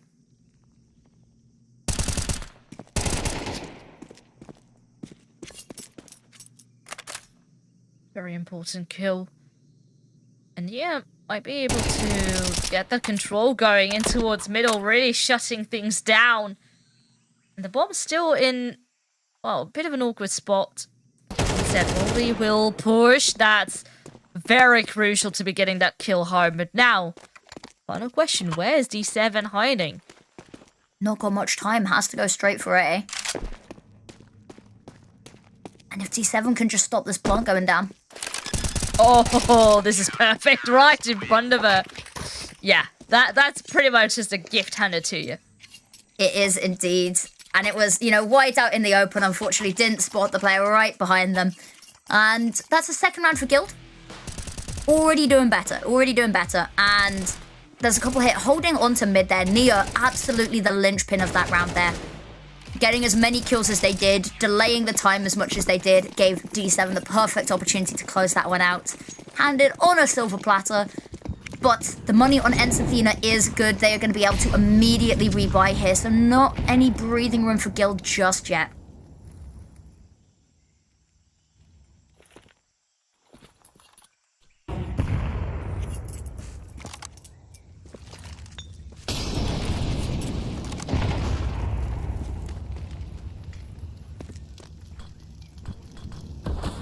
Oh, a lot more proactive from Guild here. Look how far they've pushed up and how much map control they have. They've just forced Ensathina right back. It is smokes as well, make it so difficult to smoke. Bottom mid. Now, Pollock is right behind him, but only an SMG, but good for one. Make it a double, maybe even more. Actually, it's Arna sneaking away with one of them. But this is so good. And you'd expect that a trade, at least one, would be able to come out here for Ents. But yeah, these two remaining players, surely they know what's waiting around the corner for them. But yeah, it's just a complete slaughter in this case. It is. Here's what's waiting around the corner is a hail of bullets. But this is really good coming out from Guild Eagles. And they've actually, with this round, managed to secure themselves maybe a little bit of an easier rest of the half here. The money now for Ensathina going to be shaky. They've broken that economy, and what was built up from a really nice sort of round streak here has dissipated. But they've got to continue, and they've already secured themselves 6 rounds. So for the rest of this half is just trying to get as much on the board as you can. But they've already done a pretty good job here. I think they're just going to try fast hit B. Ooh, going back into spawn with the bomb. Maybe rebuy something.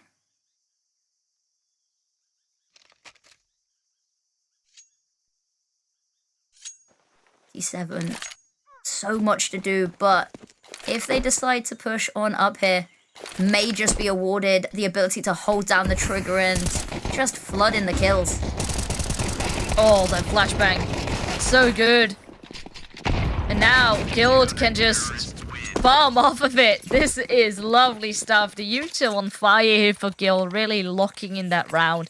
Slowly starting to march a bit closer. Is indeed. This is, as we said, even when it was, 1-6 on the scoreline, didn't really do justice to the fact that Guild were making rounds expensive. And now, as we said, we wanted to see them convert that into round wins, and they are. Albeit that was against an eco, so we can't put necessarily too much stock into it. But good nonetheless that they managed to sustain very few casualties here. Of course, D7 unfortunately losing their life. But as you said, utility, the HE grenades have been awesome today. So many nade kills this map alone. We had a couple of cheeky ones over on Mirage as well. But that's something that I really like. I feel like the HEs have definitely found a bit more of a place in CS2. I'm seeing them do so much more. And I appreciate it. You know, I appreciate a good bit of utility. For sure. I'm waiting for the decoy meta. It's coming. One day it'll come. The decoy, I mean, decoy of course did receive its own update, but just not as impactful as the grenade is now to smokes. Like a nade smoke combo is just so good. I love it. It's got to be my favorite thing about the CS2 update was I love that the nades part the smoke. Because the crazy stuff that you see pulled off the back of it also means that there's a lot of team damage as well, because you've got to be pretty close to where you nade the smoke to be able to sort of peek round it necessarily, but...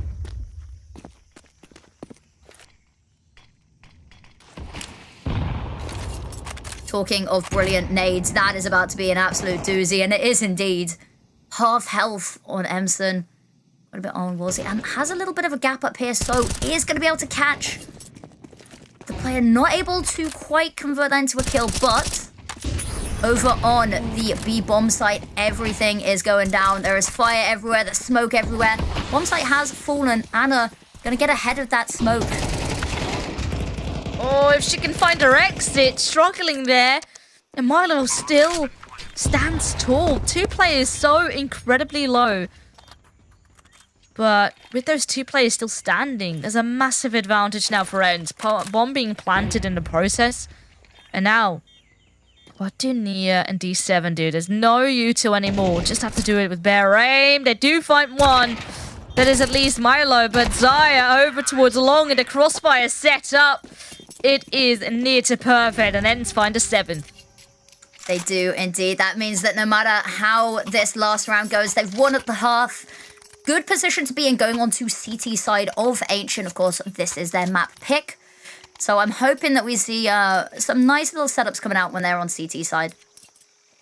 And the buy isn't necessarily amazing. They've got good utility.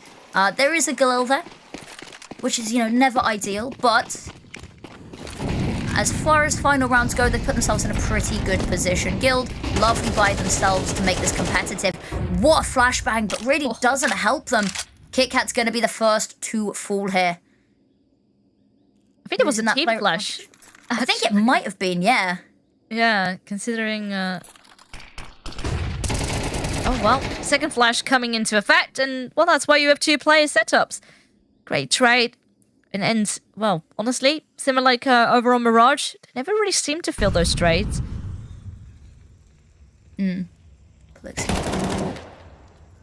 Lovely adjustment there. Gets the kill on Waldy. That gives them a lot of room to work with, and they can sort of pincer them here. It could stop them just getting onto site, but with Emson hitting the shots like that, not going to happen. Nia dinked, forced back as well, but they're going to run her down. Oh, good damage, though. Only problem being, it's just Anna left alive. So much util. Well, Anna certainly knows what's going to be up. Flash. Lovely timing on that. So, can't quite peek the bomb planter, but maybe someone getting off of it. Someone peeking instead, though. It will be Zaya with the op to win out the duel instead. 8-4. And Ents is once again off to the races.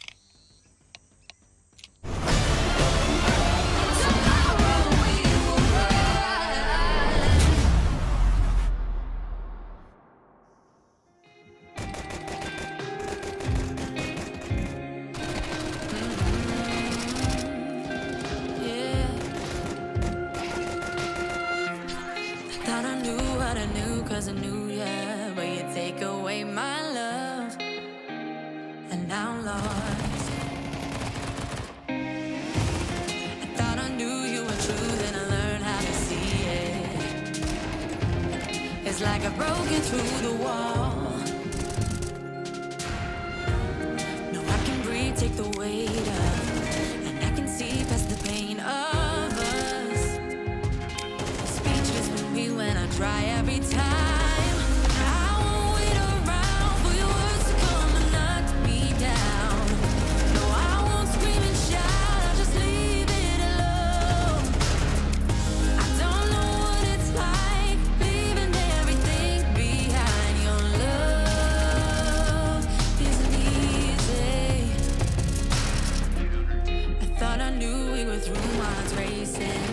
that I can take this love. I give up.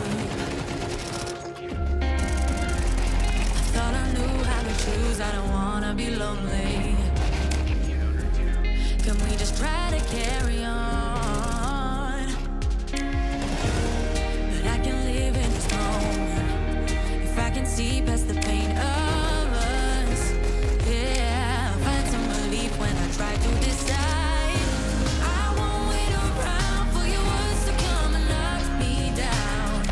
No, I won't scream and shout. I'll just leave it alone. I don't know what it's like leaving everything behind. Your love isn't easy. No, I can breathe, take the weight up. I can see past the pain of us. Yeah, you're speechless for me when I try every time. I won't wait around for your words to come and knock me down. No, I won't scream and shout. I just leave it alone. I don't know what it's like leaving everything behind. Your love isn't easy. I won't wait around. I won't wait. I won't wait. No, I won't scream and shout. I just leave it alone. I don't know what it's like leaving everything behind. Your love isn't easy.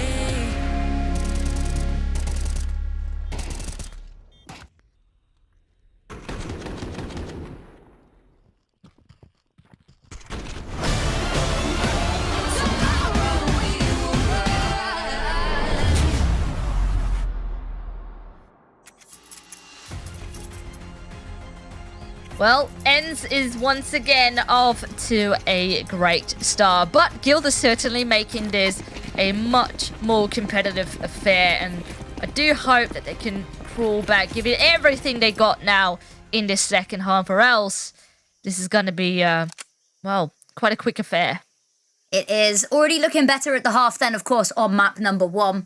And if they could take a pistol round, I have a feeling that they have a good chance of closing this gap up, making this map even more competitive. ENCE, however, probably not going to want to let that happen as well. Wadi primed and ready. Flashed off the angle, unfortunately, that will allow them onto site there and taken down. But reinforcements already here. On the way. Only But it's problem all a being ruse. the bomb. It's all a ruse. The bomb not quite there. And now ENCE about to witness what the plan was all along. They do manage to get that one kill in the form of Nia, but, well, not going to be the most optimal retake, a 2 versus 4. There is a kit, there is a smoke and a flash and a nade, but now you lost your teammate as well. As you said, they've got so much available to them to make this happen, but they just don't have the players and the bodies. And look at that, from behind, Ana will take them down, and they have been quite possibly bamboozled there, ENCE. Yeah, that was a really nice setup. The fake, so immediately well sold. Yeah, I mean, they made just so much noise. It caused the instant rotation. And to be fair, ENCE have been doing really good considering, or taking into account how the pistol rounds have been going thus far. And also on Mirage, they were maybe just to sort of letting the bomb plan happen and then go for a retake. Only in this time, the read wasn't as strong as before.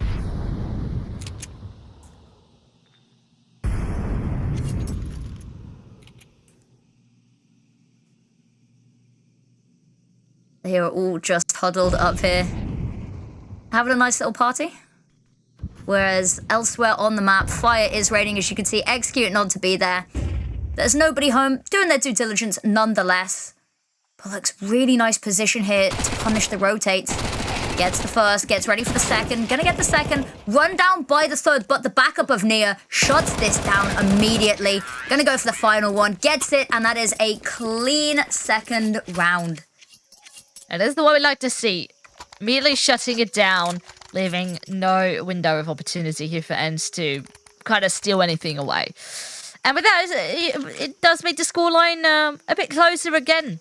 So now Guild is starting to ramp up, get the confidence back on the board. If this next round is going to be going the way of Guild, that is exactly what you want. The perfect scenario. But of course, Athena have a buy of their own. Still not going to be the most optimal one. Still 2 times an SMG into their hands. But still plenty of firepower. Indeed, indeed. But the perfect setup for, they struggled on both pistol rounds. On both maps. So to see them start strong here is definitely promising. Gives them a bit more of a chance to make sure that this gap doesn't widen any further. And switching up the pace a little bit.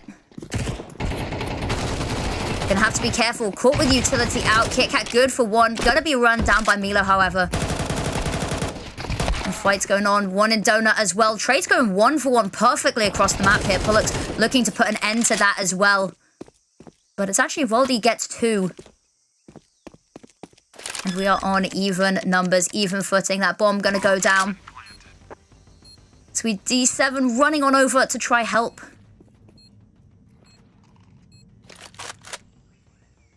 Well, Pollux will be put to the test. Both players around the corner here towards Donut. Oh, not quite able to stand the ground on that one. D7 activated, ready. Will throw out the nade. Quite perfect. With that, an easy kill to find. Fake flash with the pistol and actually scared Zia away. Oh, the lineup is perfect. Guild take the 7th round home. That was absolutely incredible. And as you said, the flashbang with the pistol working as well. I'll be honest, if I saw something flying at me, I'd also probably freak out a little bit. But beautifully played. The nade as well. The timing on it, just so good. And yeah, killing the defuser through the smoke. Well played. And unfortunately, Athena back on pistols once again. Almost the mirror opposite of what we've seen so far this series. The AWP out for Anna.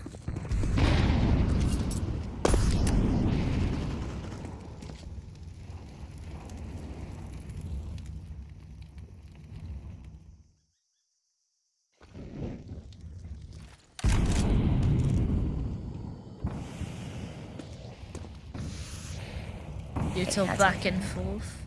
I was going to say, KitKat's taken so much space, and the Util definitely being drawn out. There's not much left here from the side events. Not that there was much to begin with.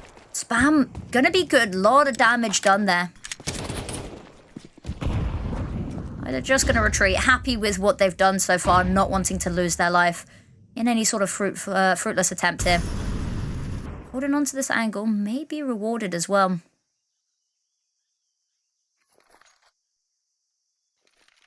We know what the pistols can do. But yeah, ends with perhaps hoping to cause a bit of a trajectory change with that early utility, only for Guild to kind of go back to their original game plan, which is this B-bomb site. And they're going to be swarming it thus far. Amson does get a very nice early opening kill, and the damage continues. I have to admit, D7 quite low. What more can Ends do with these pistols? Ideally, try to get a weapon or 2 away, especially with Guild's economy still being a bit on the weaker end of the spectrum. Well, D7 now falls, of course, the weaker one out of the 3. Oh, it gets tricky, but that is all that Ends will get for this round. And with that, the scoreline is all tied up. It is. This is the first time that we've actually seen this. Guild has been very much on the back foot the entire series. So this is the first time that we've seen them go even, potentially actually take the lead for the first time. But there's the AWP coming out on the other time for Zia now as well. So it's not going to be around just handed to them. They will have to fight for this. And I am quite curious to see how they're going to want to play this. Smoked off in mid, so they've got no information there. No eyes at all. I'm going to try blow a hole in the smoke. Have a little peek. Sees nothing. And considering that there is a little bit of a lack of players over on this B site they've scouted out, you can see them moving on over towards A. But already on site are Guild.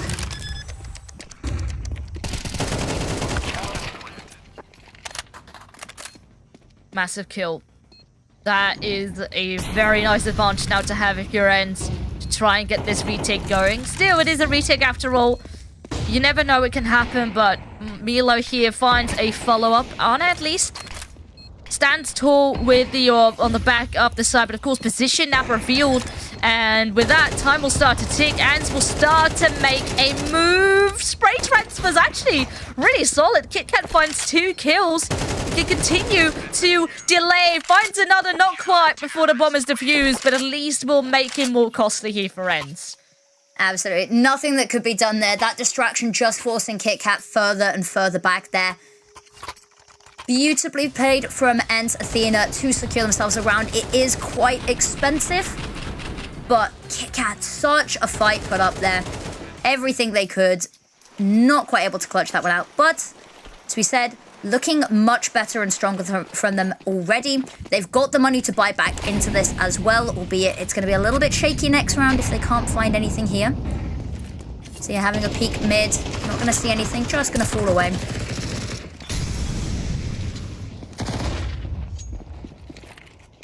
Really push here, and surely those footsteps will be heard, so they need to be careful, but good damage dealt with the SMG. Not quite Ada with the M4 there. Does fall to her demise, and now they need to be careful. Re-smoke comes through. A bit of extra safety here secured. Indeed. Has meant that Guild have not been able to find too much footing on the map so far, but very early days still. Minute on the clock. Now, there's going to be a little bit of a battle in mid going on here. Zia's got the angles, been holding it patiently. Pullock's going to have to be good on the trigger here, but Zia has the angle, holds their nerve, gets the kill. Emerson with 1 as well. Does put the advantage, I say advantage back in their favour. Does mean that they are on even footing here. But a lot of damage done. A couple of these Guild players hobbling through the round. Oh, that's a very nice clear here by Guild. And with that, they can plant the bomb. Oh, and even deal with Zia. Yeah, what do? There's very little money to work with if you're Ens. You try to make it more costly. Do you give it a go? You think you got this, or you rather just save your You try get out alive, but now that that smoke's gone, ooh. Luckily, nobody quite watching that specific angle. But gets away. Will just try save this weapon. Has a kit as well that is going to be important going into the next couple of rounds. But yes, we'll just be allowed to live. As we said, nobody's really got the money to be doing too much hunting this game. Then back and that's 9-9. Is this going to be the start of a cat and mouse game? We saw quite a landslide on map number 1. Are we just going to see, you know, each team getting 2 rounds and the other doing the same? Mm-hmm. Yeah, these latter stages are going to be extremely impactful here, especially in terms of economy. If Guild can start to find a bit of a streak, then that economy build can actually perhaps help them get over the finish line. But yeah, well, the same can be said here for Ens. Only problem being their money being a bit iffy. Probably a halfback coming out here next. But then most likely it will give Guild the the lead here for the first time. And then you need to be quite considerate of how you can bounce back. Indeed, as we are getting to the latter stages of regulation. But yeah, we've got that one saved over weapon. They've not been able to really buy much around it. And look at that nade already. So much damage. So you're going to have to be careful. Wanted to jump up there, I think, but Flashbang going to call our attention elsewhere.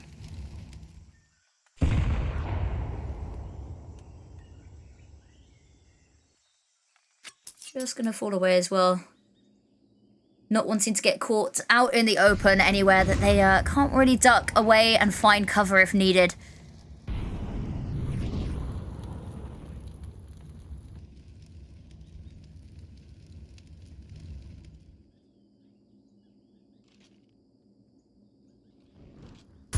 Guild aware of Enz's economy situation.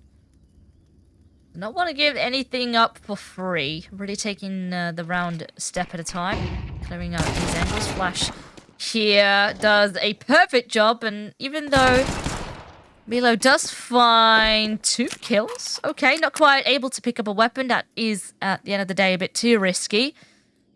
But it does scare Guild away, and now 30 seconds, they still have to get a move on, and maybe they want to see if they could get the bomb into another direction. Instead, they will go towards mid. Oh, and Zia had a timing, but a bit too panicky there on the spray. But now, teamwork is perhaps gonna make the dream work. That is a lovely follow-up by Waldy. And now, the setup is there. 3 players and 6 seconds. Surely En's got this, and they do. They are the first to make double digits. Indeed, and off the back of only that one saved over rifle, incredible round for them to win there, not only for, for their economy, for the mental as well, and for not conceding that lead, which they've been clinging on to across both of these maps. And Milo there, the double kill, absolutely perfect. Everyone just sort of stepping up in their own individual ways. The fact that they, he said they got the timing on mid there, not able to get any of the kills, but being able to fall away and not dying there, absolutely huge. Especially with that player being the one with the rifle and seeing how much impact Zia had with that single saved M4. Absolutely massive. Now they need to be able to convert on it. Of course, there is a slight investment here for Guild. AK, Mach-10s, and upgraded pistols. But thus far, okay, they're making it a bit tricky here. Suddenly, there is a player advantage in favor of Guild. But Z in a very good position, does take damage, but also takes a kill home. Bomb planted. They have both got kits. Zia, though, borderline dead person walking here. Molotov is going to be good. But again, that smoke meaning not much can be done. D7 going to have the perfect opportunity. Sprays through the smoke. Accidentally gets both as well. We talked about the low HP. The HE grenade that got sent through as well. Just softening them up as well. 10-10 on the scoreboard. Beautifully done from Guild. Yeah, the nade actually not doing anything for that smoke there. They were hoping that it could fade away and then get D7 out of the way. Because actually, this setup was nice. You know, the deep incendiary to force her forward. If only the nade would have hit, I think they would have at least gotten D7. Then, you know, still what if scenario they would have gotten the second kill. But the ideas were there, so the execution failed them, making this a 10-10. What a scoreline. It is a lot closer of a game than we thought, and especially on a map that Guild haven't really played a whole lot. It's brilliant to see them stepping up. We said map number 1 of a series is the warm-up map. Definitely a lot more awake here on Ancient. Do have to be able to close this one out, though. Keeping the scoreline even is one thing. They do have to try find some consecutive rounds here if they want to try win this in regulation. Although really, that goes both ways here.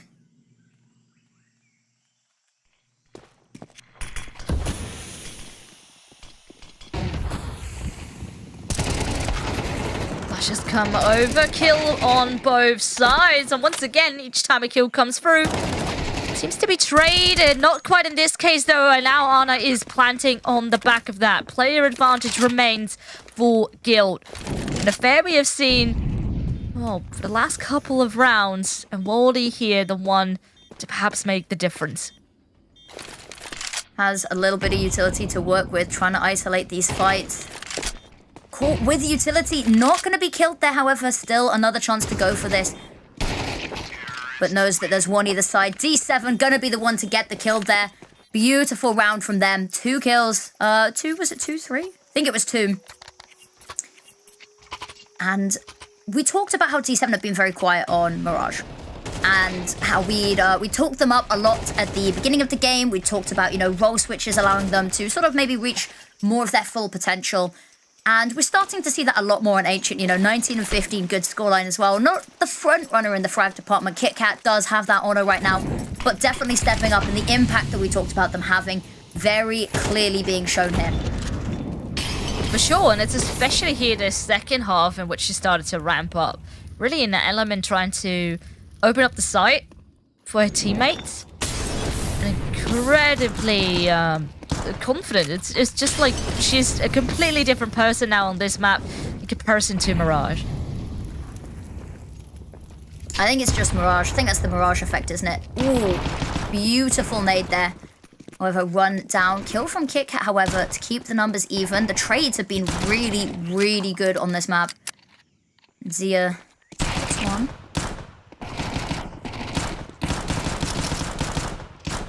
They're desperately trying to take KitKat down and they just are unsuccessful.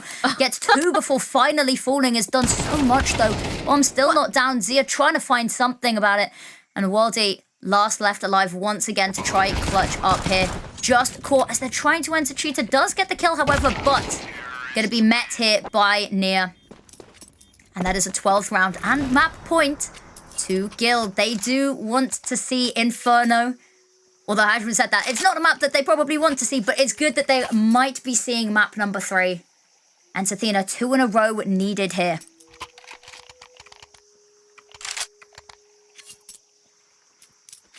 Instead, they did do amazing damage in that previous round. But now you have to win 2 in a row to take yourself to an overtime. Not going to be easy. Then again, they've been definitely showing good work in this half as well, but it's just been extremely close. Guild is just raising the bar right now and really preventing the mistakes from happening again. They've learned. They're stepping up big time. Zaya with a pretty cheeky off angle here. Flash. Ooh, she's actually right in front of it. She is going to be proactive with the orb, not backing down. Indeed, unfortunately smoked off. They can't do anything about this just yet, and that will be the bomb plant coming on through. Spam is good, and Bullock's looking a lot worse for wear here as well. As they filter on over towards this A site. Player advantage and a lot of damage done on the remaining players on site. Have to be careful about that lurk from mid, however. Dealt with so perfectly. Now 2v5. Looks boosted up here. Spam isn't going to find any. Just Nia left. Trying to kill the defuser. Not going to be allowed any such chance. And that's an 11th round. 1 more needed for overtime. Final round of regulation. Do or die here. 12-11. Oh, we're really going to go down to the wire. And who'd have thought after that first map, it looked like there perhaps was a bit of a skill gap between these two teams. But now on Ancient, that's not the case at all. Zia, so confident, is astral projecting to play this final round. Maybe quickly grabbing some water. Grabbing a drink? Grabbing the support dog, who knows? Oh, the emotional support dog. You know, that is exactly what I think they need here to take this fight around. Is I don't think there is a single player of CS whose mental would not be improved by having a cute puppy in the room. Unless they're allergic to dogs, in which case, maybe. But Zia is back. We are looking to get back into the game. Yes, it's not an amazing buy here from Guild to try close this one out. A little bit outmatched in the weapons department, but plenty of utility, and they've been putting it to good use. As you said, their HE grenade usage has been incredible, but they don't have any this round.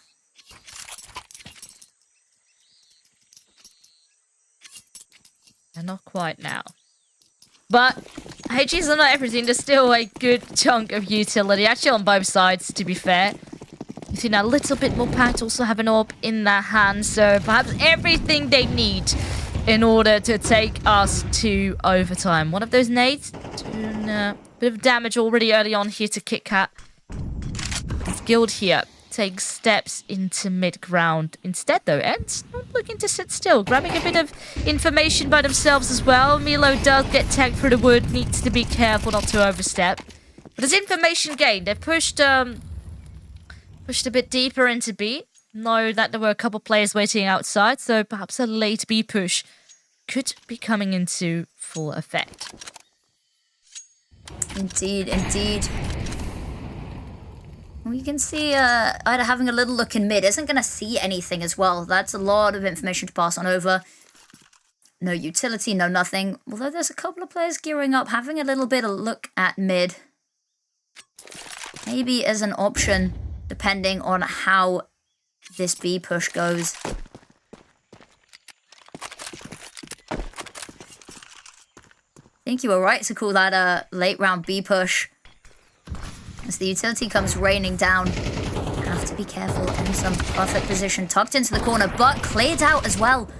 Tia hiding in the smoke, can hear all of the commotion around her, but unable to see anything. When that smoke fades, however, might be in a little bit of trouble.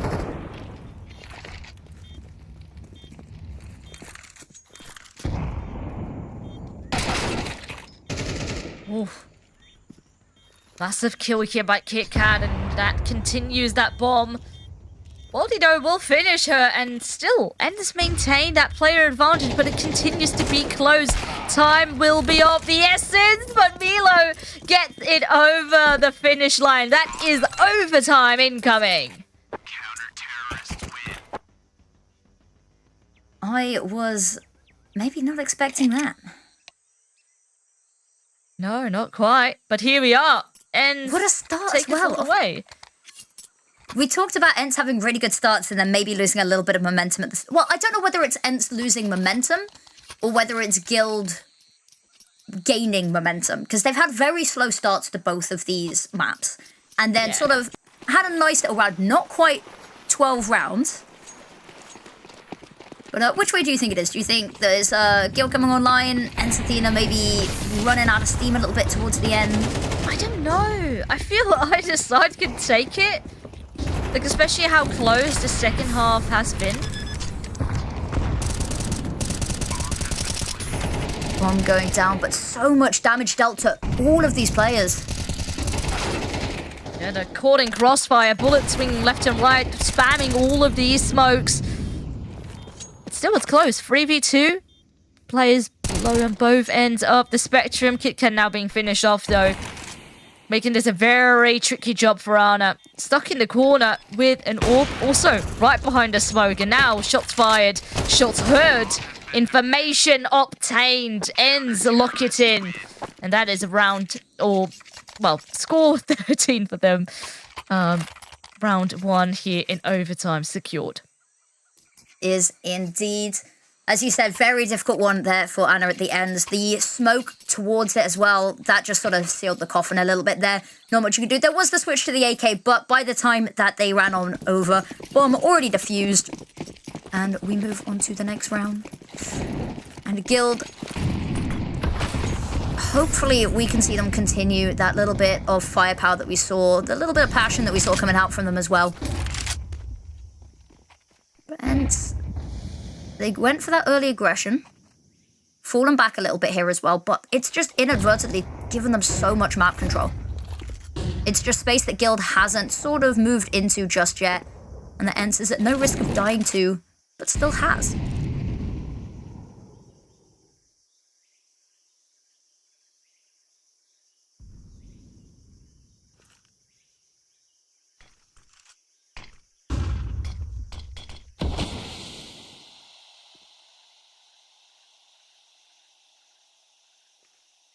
Very quiet round here. Guild do quite like to hang on and whittle down the time a little bit before making a move, which has worked quite well with getting a bomb plant and doesn't necessarily mean that they secure the round off the back of it. Actually, that bomb looking on heading over towards A? Well, it smells yeah, it smells like that. Still so much control being taken over the map. D7 making so much noise, keeping those CTs busy over towards B. But sure, they will start to feel the heat. 20 seconds. Oh, if Ada could have done a bit more, perhaps that could have secured it. But now, 2 versus 4. Very tricky. And still a bit of util in the bank, so that will look in at least to cover up some angles. And this is now the time for Ana to come alive. Great kill will be traded, but still a massive advantage here in favor of Guild. hoping to tie up the scoreline once more. Tags across the table, have to reload, and then there's nothing you can do. Indeed, 13-13, final round of this part of overtime. Of course, we've got a second half of overtime still to come. But looking good from both teams here, which is nice to see. It was a little bit difficult on Mirage seeing Ent sort of steamroll for as long as they did. But it's nice to see them both sort of playing off of this. Anna with the AWP may not reflect it in terms of the kills, but in a couple of these rounds, really big impact. Hasn't always necessarily had the chance, been a little bit overrun sometimes by Ent Athena. Their utility usage has been on point. Already not much utility left for them here, but opening pick immediately traded as they start burning alive.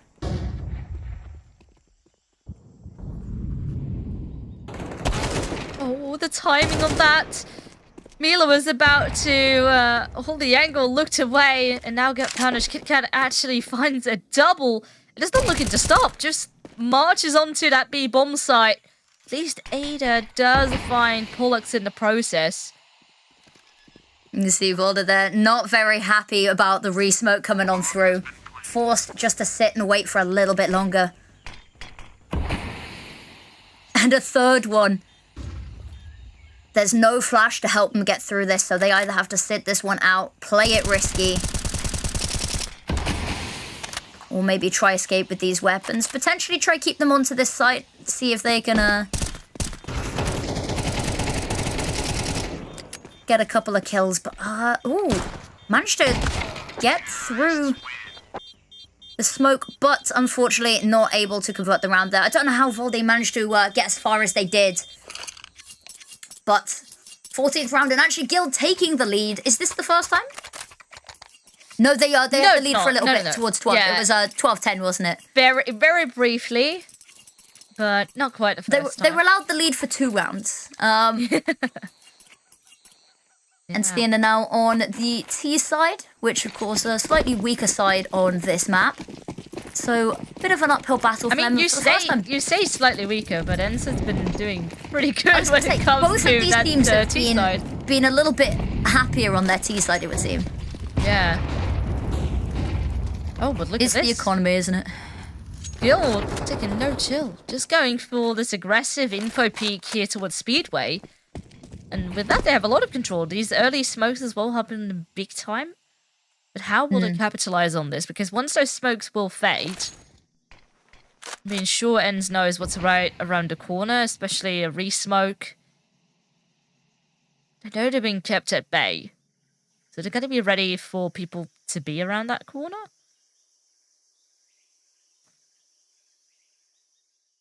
Very hesitant to peek still. Taking their time. A minute left on the clock here. Finally ready to pounce there. Bulltop's coming through, clearing out the angles. Gonna head up to join their teammates. And a little look in Cheetah, not seeing anything, but ultimately not their destination. Nia spots a couple, has the backup here of Pollux. Nade is going to be absolutely incredible. Do they suspect another player here? They get the first kill. They do their diligence and check, and they will take down Pollux. And now Ida will be storming this site.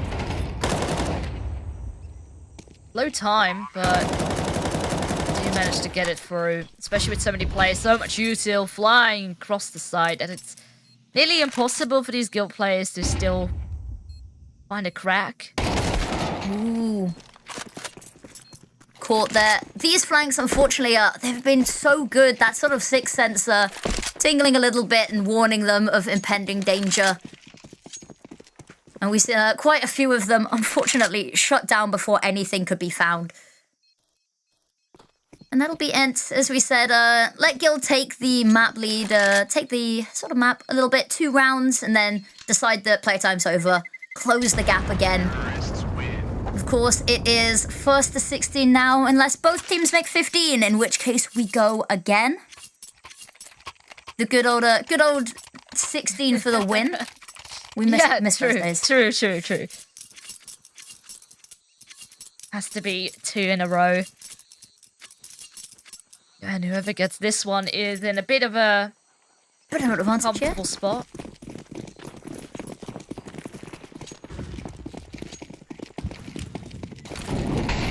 Once again, I think we'll go for the early information plays. I think that incendiary was supposed to go right there. I think it was to hold off the players over towards B. Now, quite luckily, there's not really much presence out towards that side. And today is where most of the action is at. You see them moving on over towards this A site to help. I'd say that actually they're retreating back a little bit.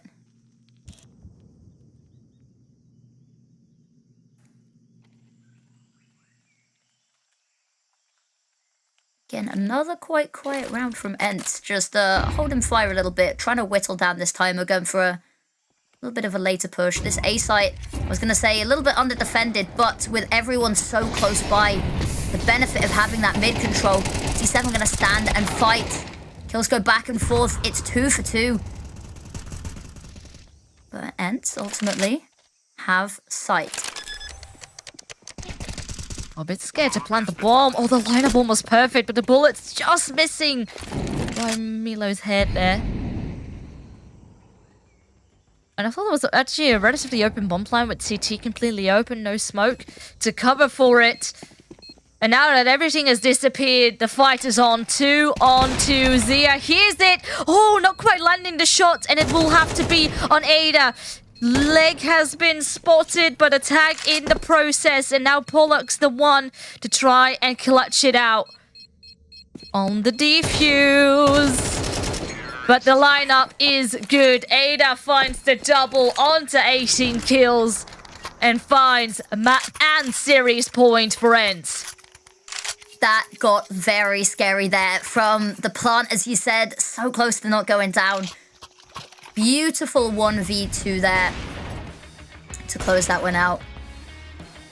And Zia, talking of the AWPs, definitely a lot better on this map. And in terms of, head-to-head against the AWPs here, definitely been struggling a little bit, has Anna on this map.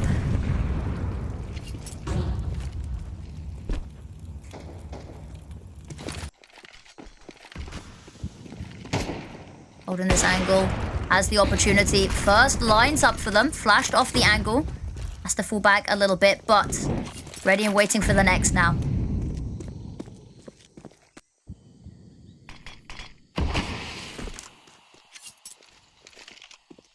The early information plays have been working really nicely for Guild. They've been loving these deep smokes. But we've seen this sort of time and time again, and this has just been being patient. Every time a push comes around the corner, and loves to punish. And now in this case, it is over towards his A-bomb site, and it's just patient in the early game. And to be honest, their executes onto the side have been pretty solid.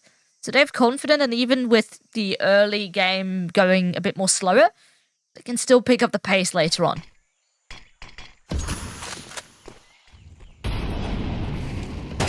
Here we go. Takes the first flight, unfortunately going to fall, but immediate trade coming on through. Molotovs there, allow them so much space, and the smoke's going to hold at bay Guild for a little bit longer. Now post-plant established, all of these players pushing from the CT side.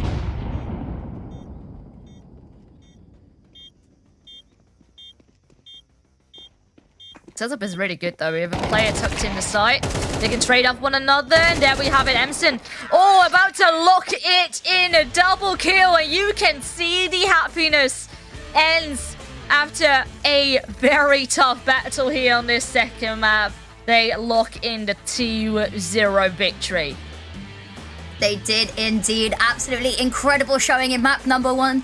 Had a little bit of a struggle map number 2 at times, but as you said, closes out there looking really, really strong. And yeah, I don't know what there is to say more about that we haven't already. The team play has been incredible. The utility usage as well, I just want to highlight. There we go. Oh, we get to see the nade kill again. I love these reaction cams. I love that. Perfect. Yeah. But so well played. And Guild definitely a lot more promising on map number 2 there. Really towards the end, could have been anyone's game. Just a couple of individual moments where people stepped up. Yeah. I mean, shout out to KitKat. She did phenomenal on this map. I was really impressed, and D7 also just stepping it up big time. You know, we were saying how some of these players were too quiet perhaps. We had to see something change, and something 100% did change. Only sad that it didn't quite work out this time. But it was good to see them ramp up and good to see them get that confidence back. Absolutely, and confidence indeed. We saw that in some of the plays as well. Guild, hopefully not too disheartened by that loss. Of course, that second map, really, really good showing from them as well. I want to say signs of life, but looking at the scoreline as well, I think it kind of does it justice. We get to see the match statistics as well now. A lot of big numbers on this one. Of course, comes with the territory of overtime. Look at Zia, 27 kills, 8 assists. Ooh, look at that on Pullux as well. Playing for the team can't be understated. KitKat, whoa. I hadn't quite noticed how many kills there. 90 ADR. A lot of those being entries as well.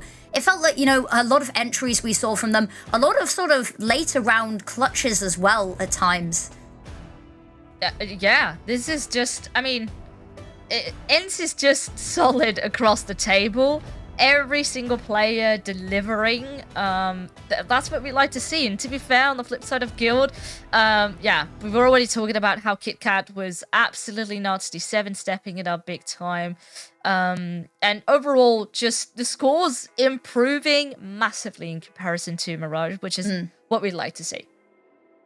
Absolutely, absolutely. Now, I thought this was quite an even matchup going into this as well, because you and I both disagreed on how we thought this was going to sort of lie as well. How's everyone at home? How are your channel points doing as well? For some of you, I know that you will have lucked into quite a few with that one. But I think that these two teams pretty evenly matched. And Athena showing really good signs. Maybe gonna do a little bit better this season. As we said, they struggled last season, but they're looking definitely a lot stronger with the role switch ups coming on through as well. That they have the opportunity to make some deep runs, especially if we see that sort of firepower coming on out. Beautifully done. But yeah, commiserations of course to Guild. I can't understate players from both of these teams stepping up individually as well. But we have a little bit of information about the other game going on as well, I do believe, because I believe it's Virtus Pro Angels versus Gamer Legion Prism. Yeah, and we're currently going to map 3 on that one. That is the community stream, of course. So far, so good. It's a tight match. So, of course, if you guys want to check out that one, you guys can certainly do so as well. But before we wrap up this game, we can talk about who we think is the MVP, who we think is worth highlighting. And honestly, in my book, it can only be one player. On the side of ENCE, it has to be Zia. 39 kills across 2 maps. 93.8 ADR. This is just off the charts. We talked about the cast score being high, sort of the halftime, say halftime between the two maps, but look at that, 90%, 93.8. Let's round up, 94 ADR, and just stunningly done there. We talked about, role switch-ups, definitely sort of letting her sort of highlight herself a bit more. And a player I would love to see playing, studio finals. I would love to see them on stage.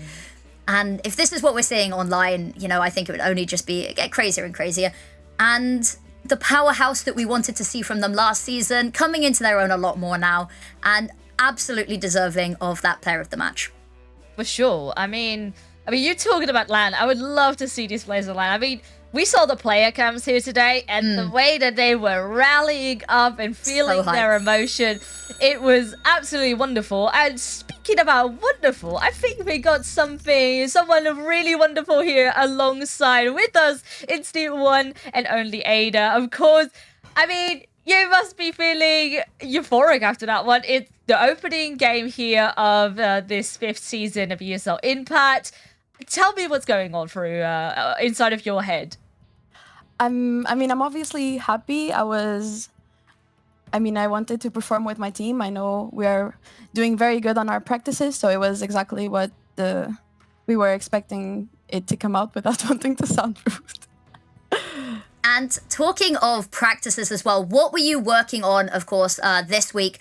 And what will you be working on going into next week? Areas that you maybe feel were a little bit weaker because, of course, you had a little bit of a difficult time on this second half of Ancient. So what have you been practicing, what worked, and what's coming in the future for fixing maybe some of the slightly weaker areas?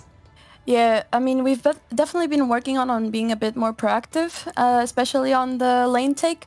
And I think we were a bit too proactive. Maybe that's...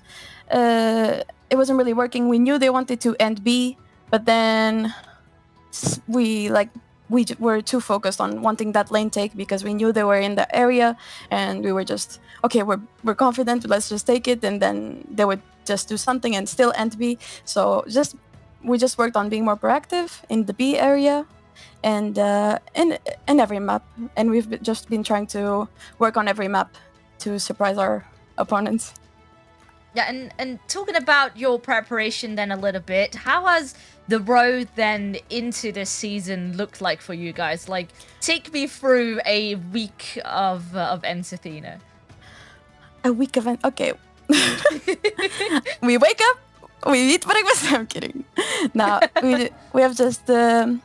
As I said, we've been practicing every map, so we do a little bit of theory, and then we've just been trying to play as much as we can because we just need more map experience so we can after look at the demo and see what mistakes we did. So we're just our goal now is just to play and just fix the mistakes we're doing as fast as we can because we don't really have that much time, and we didn't have that much time since I joined. So, yeah.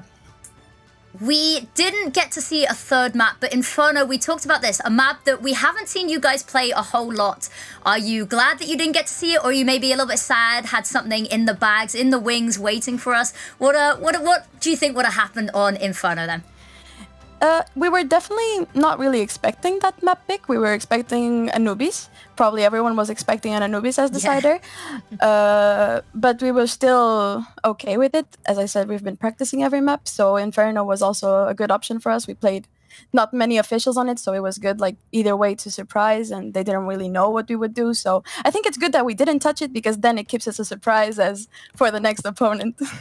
Ooh, something we might get to see later in the season. That's exciting. One more thing I want to touch upon before we let you go. I mean, you of course now have a new banner beside you, which is Guild. How have things been moving for you? I mean, of course, you just mentioned this being still a relatively short amount of time, but how are you blending in with the girls? How do you find it thus far? I think I'm blending in just fine. I really liked that I joined and we just were okay, we have work to do, and everyone was super try hard, and people are still super try hard. I have teammates that are in the morning and I say, what you're doing? And they're oh, I'm watching a demo of our opponents and stuff like that. I love that. They're everyone is so hyped this season. Everyone sees potential, and we just want to show that we have a lot of potential. Absolutely. Now, we are going to let you go celebrate with your team.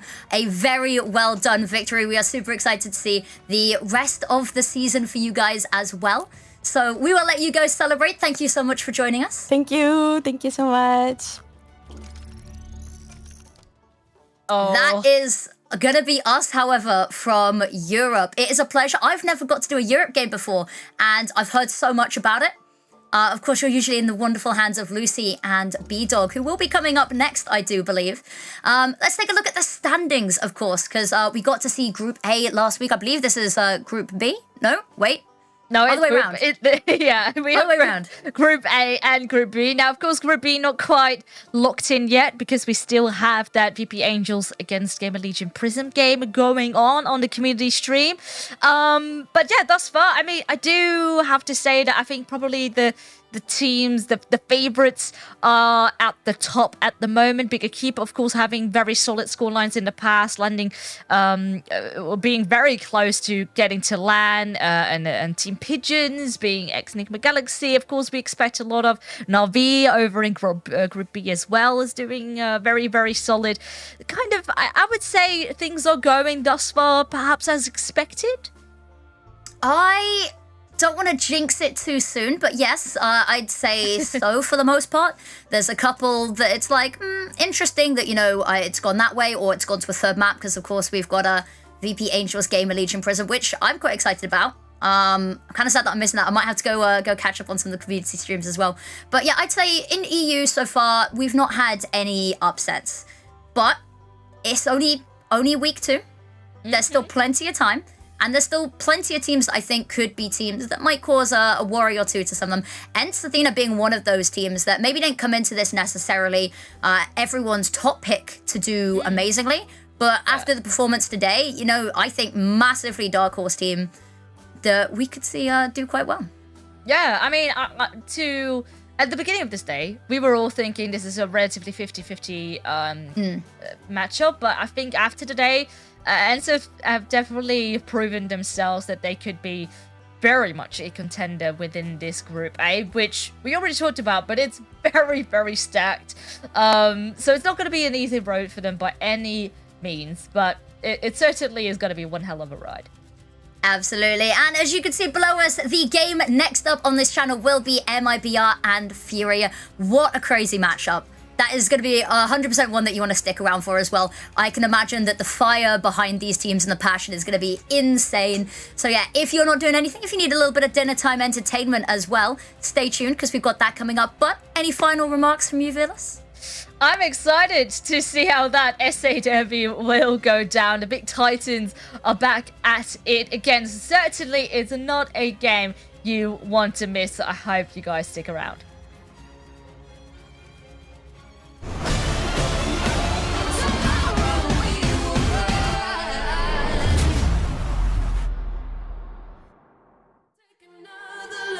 Cause I'm rising up, up, up. I've been hiding away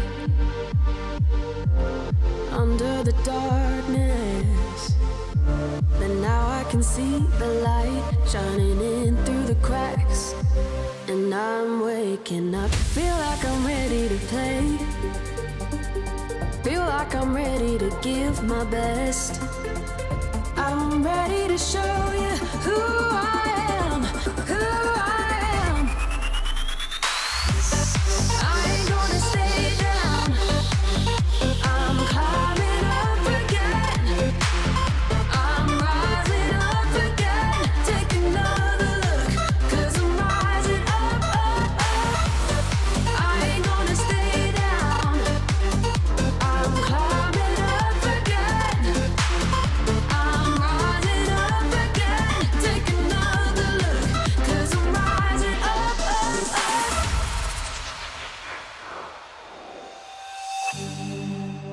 Rising up.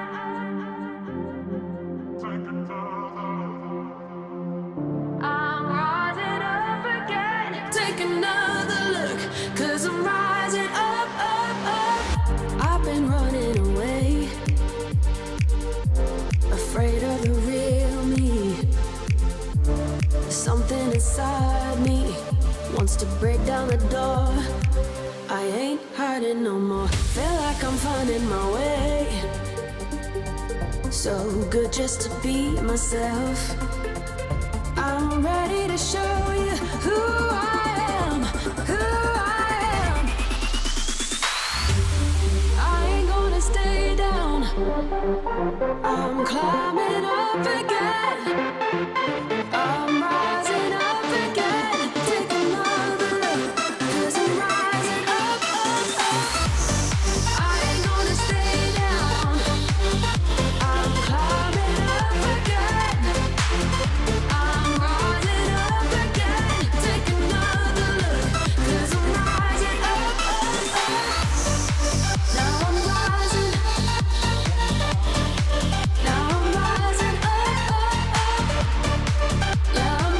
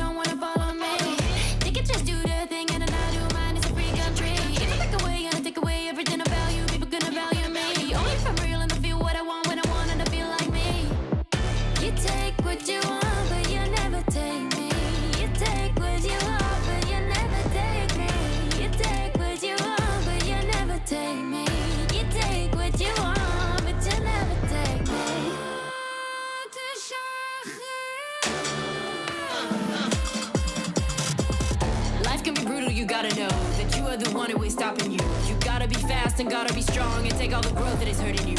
It's only a matter of time before you're in the right place and you get your chance. So I don't need all of that attitude. You have got nothing but brightness in life in front of you. You take what you want, but you never take me. You take what you want, but you never take me. You take what you want, but you never take me. You take what you want, but you never take me.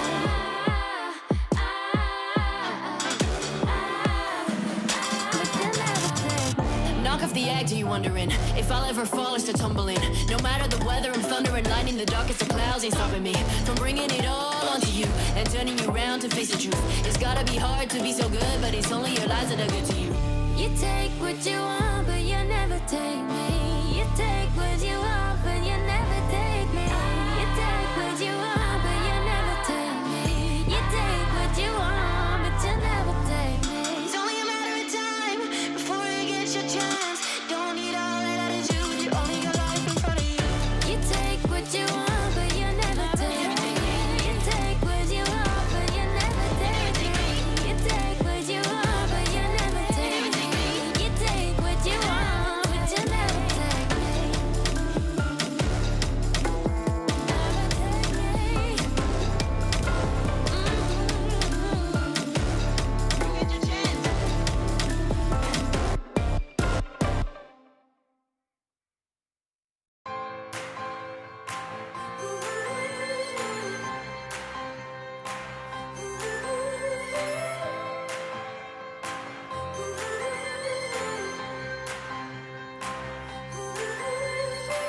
You can't handle my strength, then I guess we're done. Don't like my success, then it's time I'm gone. Sit down and shut up, I don't need you now. Said you'd be my rock, but you don't know how. Criticize so loud, now I'm going deaf. Don't try to tell me what I'm worth. I ain't gonna live by the standards you set. There's something better I deserve. The more you try to hold me back, I gotta let you go, let you go. You'll never keep this woman down. I know I'm in control, in control. I got so much that you can't fulfill. You can try your best, but you won't break my will. Excuse me if you think I don't measure up. You told me I felt like a girl. Sorry, but I won't ever listen up. It's what I am, so hello world. The more you try to hold me back, I gotta let you go, let you go. You'll never keep this woman down. I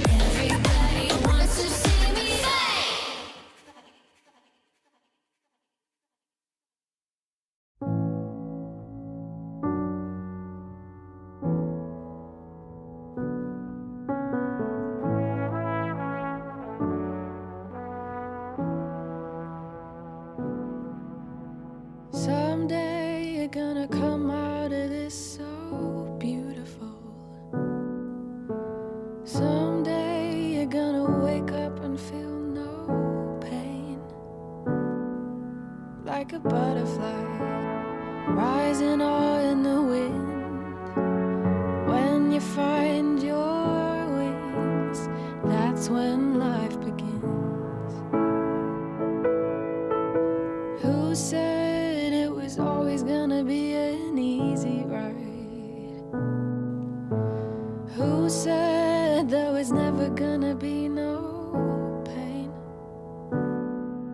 There's a lullaby floating all in the wind. When you found your wings, then your life begins. Hold up your freak flag, fly it up high. Blood on the walls, ain't gotta live a lie. Shoulders back, walking with my head held high tonight. Put on my best shoes, now come out cold. Swim against the tide, won't do what I'm told.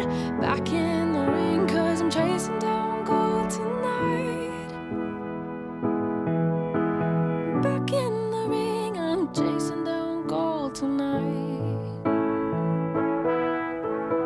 Back in the ring, I'm chasing down gold tonight.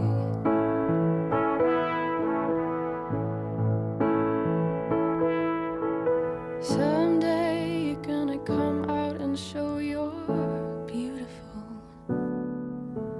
Someday you're gonna wake up and feel no shame. Don't need an alibi to rise against the wind. When you found your wings, then your life begins. So hold up your freak flag, fly it up high. Blood on the walls, ain't gotta live a lie. Shoulders back, walking with my head held high tonight. Put on my best shoes, now come out cold. Swim against the tide, won't do what I'm told. Back in the ring, I'm chasing down gold tonight. Back in the ring, I'm chasing down gold tonight. Back in the ring, I'm chasing down gold tonight. Hold up my freak flag, fly it up high. Blood on the walls, ain't gotta live a lie. Shoulders back, walking with my head held high tonight. Put on my best shoes, knock 'em out cold. Swim against the tide, won't do what I'm told. Back in the ring, I'm chasing down gold tonight. Back in the ring, I'm chasing down gold tonight. Back in the ring, 'cause I'm taking home gold tonight.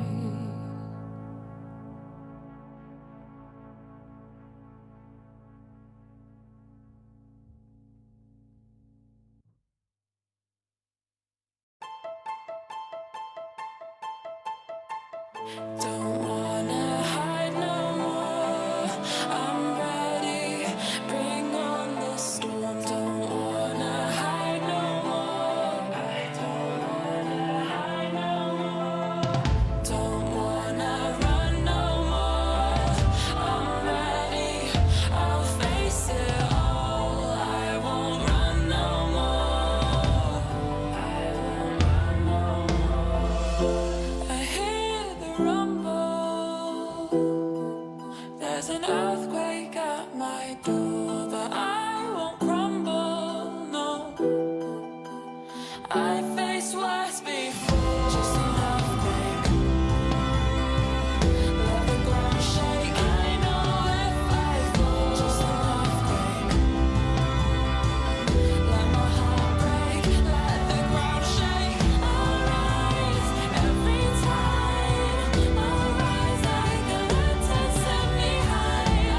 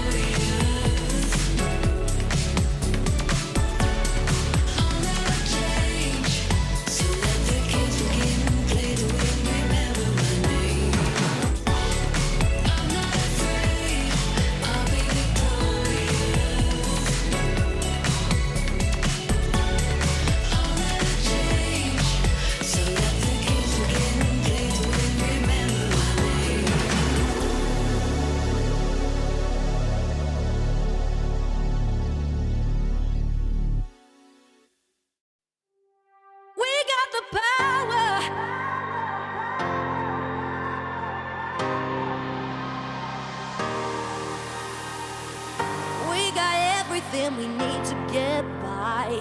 Never give up and we never say die. Don't know the meaning of impossible. Just give us the ball and the winner takes all. Always ready on the mark, put the countdown on the clock. Just sit back, enjoy the show. Always running, never stop. Know we're gonna reach the top. Hold your breath, away we go. We got the power, we got the speed, we got each other. It's all that we need. We got the patience, we got the fight, we got the focus and the desire. We got the power, we got the power, we got the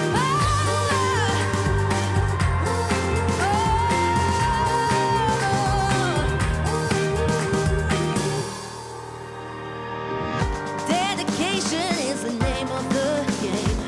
Gotta keep calm when they call your name. Keep your focus when the chips are down. Drive yourself with the roar of the crowd. Hear us coming, run and hide. We got all we need inside. Never gonna hit the wall. Always forward, never back. Solid defense, fast attack. We can be unstoppable. We got the power, we got the speed, we got each other. It's all that we need.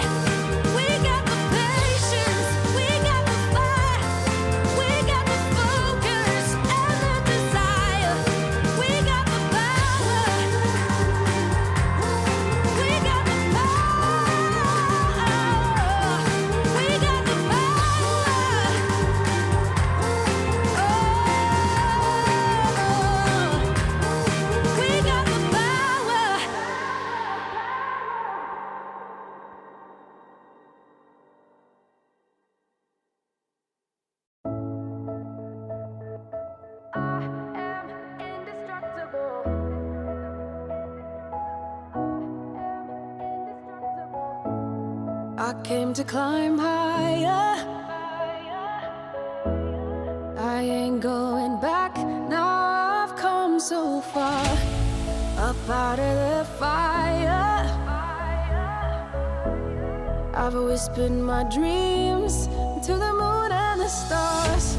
I've done my running like everyone else. I was scared, I was scared. Now I feel it coming, it's coming to pass. It's my time, it's my time. The whole wide world just under my feet. I feel invincible, unshakable, unbreakable. Now I am indestructible. The whole world just under my feet. I feel invincible, unshakable, unbreakable. Now I am indestructible. I've paid my dues, yeah. I've had my share of pain. I made friends with my demons, time over again. But it's time to move on, yeah. I've opened the door to love and forgiveness. I'm no longer at war. I've done my running like everyone else. I was scared, I was scared. Now I feel it coming, it's coming to pass. It's my time, it's my time. The whole wide world just under my feet. I feel invincible, unshakable, unbreakable. Now I am indestructible. The whole world just under my feet. I feel invincible, unshakable, unbreakable. Now I am indestructible. Indestructible. I am indestructible. Indestructible. I am indestructible. The whole wide world just under my feet. I feel invincible, unshakable, unbreakable. Now I am indestructible. The whole world just under my feet. I feel invincible, unshakable, unbreakable. Now I am indestructible. Whoa, I'm indestructible. Whoa, I'm indestructible.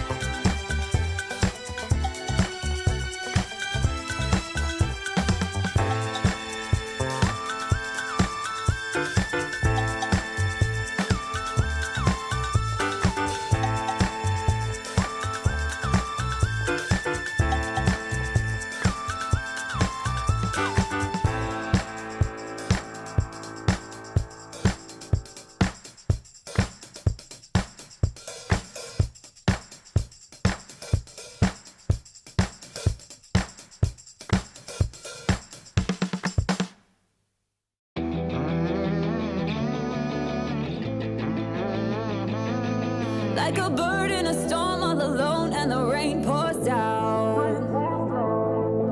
Black as the night, nothing's right and it's far from brown. Thunder and ice, looking for light, pushing through the clouds. Keep up the fight, climbing new heights, never looking down. Rise up like I'm marching through the fire. Rise up as the flames getting higher. Rise up.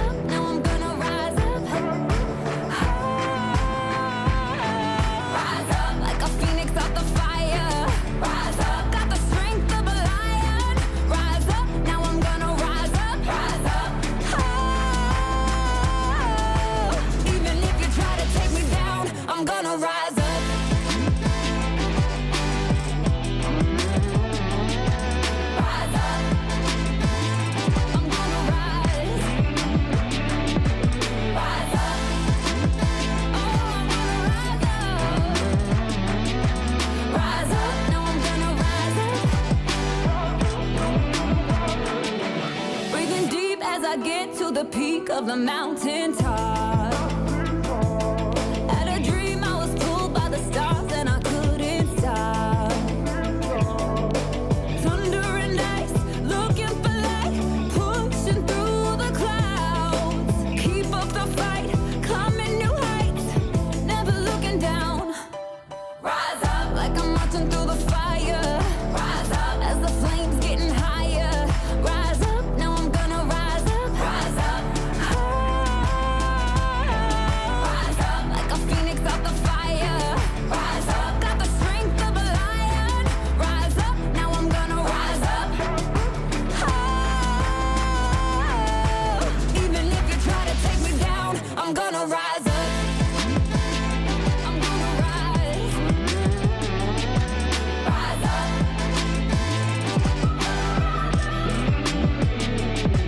Rise up. Oh, I'm gonna rise up. Rise up.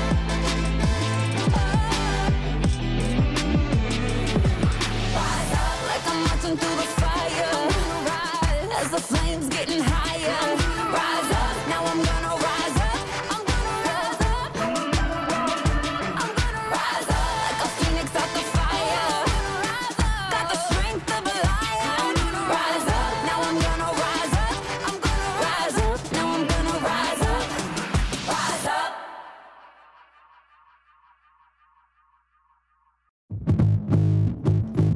Yeah.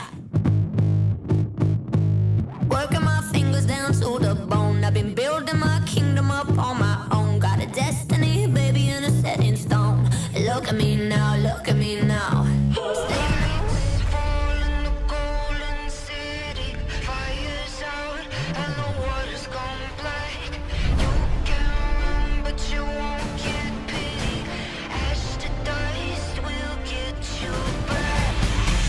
Tomorrow we will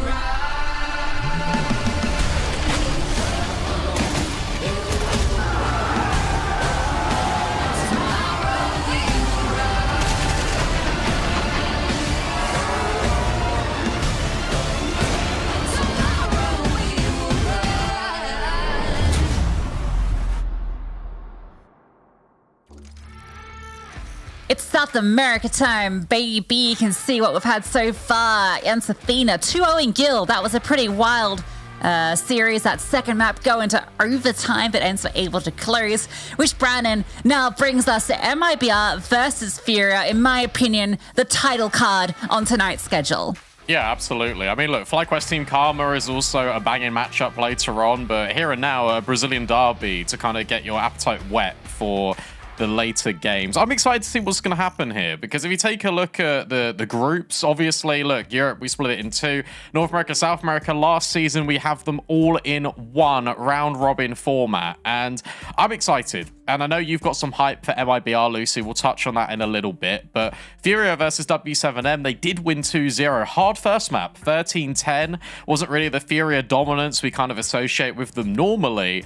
And now the question is whether it's going to be Furia just kind of bulldozing their way through the competition, or whether there's going to be more resistance this time around. And this is the thing, right? All these teams have also had changes, so it's not the same 5 on any of these teams. We had some last-minute changes even to Fluxo coming into this season, who have been that kind of stable roster for so long. And a lot of changes in the teams, but also in the fact that there's only one spot. And I think that's the key thing. And also what maybe makes this game even more exciting is that this could have serious ramifications for either team. We've seen season after season that some of these teams go 6-0, right, the whole way through. So if you drop one map, that can be it, or one series, that can be it. Yeah, it really could be. Well, look, of course, we want to know what you think. Hashtag MIBR for, of course, Made in Brazil. Hashtag FUR for Furia. And let us know what you think. We'll revisit it at the end. We'll match it with our predictions. I've got a feeling that we're going to be a bit different on this, but we will see as the game progresses. When we're talking about veto, when we're talking about kind of where the game goes from here and what maps we're going to play on, is there anything you're really expecting here, Lucy? Obviously, we're going to get the permas out the way, but when it comes to the picks, it would not surprise me if we maybe just see an Inferno or an Overpass. Never mind. You've been banning Inferno. They played it last season, though. Yeah, it's interesting. I think that's going to set up Mirage as MIBR's pick. I think they've had a lot of success there just in general. And I think they also have beat Furia previously on this map. Definitely run close to them on it. So I'd be very surprised if it's not Mirage, but they could also throw Purple out. Yeah, perhaps Overpass. Yeah, exactly. Ancient then comes through. To me, that feels like Mirage or Anubis is the decider. Yeah, I feel like if you're Fury, you wanted to go Anubis. I feel like, as you mentioned, Mirage would be not ideal, but actually, they decided completely against us. To be fair, Furia basically made a name for themselves in the first year of Impact on Mirage, right? It was the map they always used to take off everyone, even Enigma Galaxy, once or twice. So, it's fair enough that they have the confidence there, but it might be looking hot on it. Yeah, they have been. And of course, MIBR have been with changes. Same with Furia. Obviously, you mentioned Anorex going over to Fluxo. And then that really begs the question of who has replaced Anorex on Furia. Well, is Bazinia, who exactly is she? Well, we can just kind of have a look at this because, of course, for her, if you take a look at these Season 4 stats, rating absolutely unbelievable, but also previously played for Furia, obviously previously played for MIBR, so when she was on MIBR, it was a bit of a revenge story against Furia, now coming back into the ranks of Furia, being recalled back to this side after having a little bit of a break from competition. It kind of feels like she is ready and raring to go. I'm excited. I think this is a very good pickup. Yeah, it's not the first time that Furia have looked back into the back catalogs for a player as well, right? That's how Gabs came back into this lineup, right? I wouldn't say they recycle players, but they certainly look to kind of where they've found success before. So Zena stood in for a bit for MIBR and did pretty well. But MIBR, this team, I've said how excited I am about them. I think that the changes they've made during the off season have been really solid. I think Babs coming into this team was a great move, but the move that I've been most excited about has been Danny. And I know we're going through the player cams, but I want to talk about Danny because Danny is like the dunk of women's South American Counter-Strike, okay? She, in last season of Impact, Season 4, online, she was with the Divina squad. Her teammates averaged a 1.0 rating across that season. She averaged a 1.32 rating across that season, and they didn't even make it through in the top part of the group, right? They lost 3 of their games. She had a 1.51 impact rating. She was just a menace in the server. And I'm so excited to see her picked up by a proper, serious organization that's, sort of vying for these titles. And I feel like with the changes that have been made with Babs in the mix, with the experience she has from her time on Black Dragons, among other rosters, not to mention the kind of experience of players like Kiza, who's been a mainstay of the Argentinian scene and also MIBR for a while now, and Fuzzy, another young talent. I don't know, there's so much to get excited about. There's so much raw firepower on this team. Young as well, right? It feels like every team who is at the top of South America has one of these youngsters that is prevailing, 16 years old. Yeah, that's why I called her the dunk. Yeah, wild. Focusing more on Furia, though. Look, I had my reservations about Furia last season, and I was completely wrong. They completely blew my expectations out of the water. I didn't even think they'd potentially qualify, and they did. They performed well at LAN. This team's definitely more of a LAN team, in my opinion. I feel like they do a lot better kind of when it comes to everyone being together, being under the lights. But we know Car. We obviously know Izza as well, and look, I feel like you come into this, if you're Furia, your expectations are set. Your expectations are, we're going to make the playoffs without a shadow of a doubt. The issue I've got now for this team is where, as you've mentioned, some of these South American teams are really chopping and changing. And obviously, we do get Rostermanias quite a lot in the South America region. I just feel like there are stronger teams on paper, but maybe not with experience. I feel like that is what Furia definitely has, an absolute abundance of experience and just playing together. Yeah, I just feel like having Izza, Gabby, and Car should be enough for them to just basically bulldoze through a lot of these teams. The real question for me are two matchups this season, and that's MIBR and it's Fluxo, right? I don't have any doubts that they can beat everyone else with relative ease, but I am going to be surprised if they come through and blitz MIBR. I know in their last outing it was a pretty one-sided affair. I think that was like towards the end of last year. But I think with MIBR now, with Danny in the team and with kind of the time they've had on the belt, I'm expecting this one to be very close. And if Furia come in, not looking, 100% like they did in the first week, they could get shocked. All right, so go on. That leads me into it then. We've got a few seconds. Prediction time, give it to me. MIBR. I'm hashtag MIBRing. I've been, I pegged them last week as my dark horse. I think that I said last week, I think they're the team that's going to come through and upset South America and take that one spot. All right, look, I'm going to go Furia. I just feel like, even though I just said potentially on paper there's some better individuals, I feel like the experience is going to shine. It's overpass first map. They start CT side. I just feel like it kind of leans in that direction for me. So I want to be upset, to be honest. I want to be surprised here, but I just feel like Furia are the team to do it. Straight down the middle in Twitch chat as well, 50-50. So we are well and truly on the fence. Okay, yeah, it's a pretty close one. I think that kind of the way we've positioned it, Furia aren't that team that is just dominant in South America. I think for, I'd say all of the first year of Impact, but even like half of last year of ESL Impact, it was Furia and no one else. Fluxo then took the crown, but now perhaps we have a new contender in South America vying for that spot, and it all kicks off MIBR versus Furia on Overpass. All right, let's get into it then. Thursday with a smoke and a flash and more utility on the CT side for Furia. However, no defuse kit is what I'm noticing instantly. Bazinia has a little bit of a peek, doesn't really see anything, so just backs all the way up immediately. And for MIBR, they're straight down con. Gabby's going on a hunt and Babs is holding for it, so the opening kill is there. The trade wasn't there either. Izza was kind of in the vicinity, but didn't come out in time, and Babs are able to win that one out. So there's two players falling over towards B. That's going to cause the rotation, and that means a nice open pathway to A. Sole defender, Bazinia tucked in towards long, but Babs is just taking out every... Oh my God. Well, that's a shot. The P250 gets it done, and Gabs can't do a thing. Is it too late to change my prediction? I told you, MIBR are the truth. That was clean. Like, that was instant. I'll be honest, Furia kind of gave that to Babs over at Monster. Like, the trade spacing just wasn't there. They didn't swing together. I know it's a short choke point. Gabs is going to try and give it a go, but ultimately is going to get shut down by the sheer number of players. But Furia, look, I like the fact they had that idea in the round. They wanted to get aggressive. That's classic South American CS, and they get instantly punished. I'm excited to see how this one plays out because it looked like a very nice pistol from MIBR. The fact that they're all together, the fact that they're even sending like Hey Journey out towards long, just waiting just for an opportunity to strike, and it's an instant deletion on that P250. It's cool. All right. I might be MIBR pilled by the end of the BO3. Yeah, we'll see. I also like that you were the first of us to drop the Hey Journey in the cards. Yeah, of course. If you're looking at the player, its name starts with R and MIBR. It's a difficult pronunciation if you're not familiar. We do our best out here. Bit of a stack on B. Yeah, this is cool. I like the fact they're leading with Mac 10 here, MIBR, because again, you're just looking for clues on the bomb site. Is there a stack? And if we commit into the bomb site, hey, guess what? It's only a Mac 10. Kizza immediately finding the first. Babs can now follow up and just take space and also take lives. That's a lot of money now being earned for MIBR. It was only USPs for Furia, but they went into that with a stack and they came out with absolutely nothing. Yeah, that's the perfect outcome.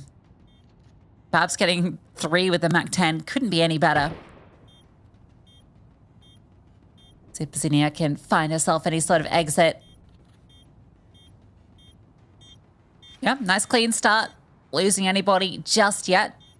Because it might be in a bit of danger. Yep. And that's an AK that can maybe get picked up by Babs if she runs across. You can see Bazinia's kind of eyeing it, caretaking it, but Babs... Come on, you can pick it up. You got time. You got time. She gets it. Bomb doesn't go off. Everyone's happy. Yeah, flying high as well. And I think what's exciting is obviously you mentioned Danny being a player to watch out for, but you actually look down the list of MIBR and what's really cool is we've spoken about all of these players in isolation across all of the past seasons. Like, I remember when Thursday got picked up by this team and she was like having an unbelievable amount of potential and really living up to it.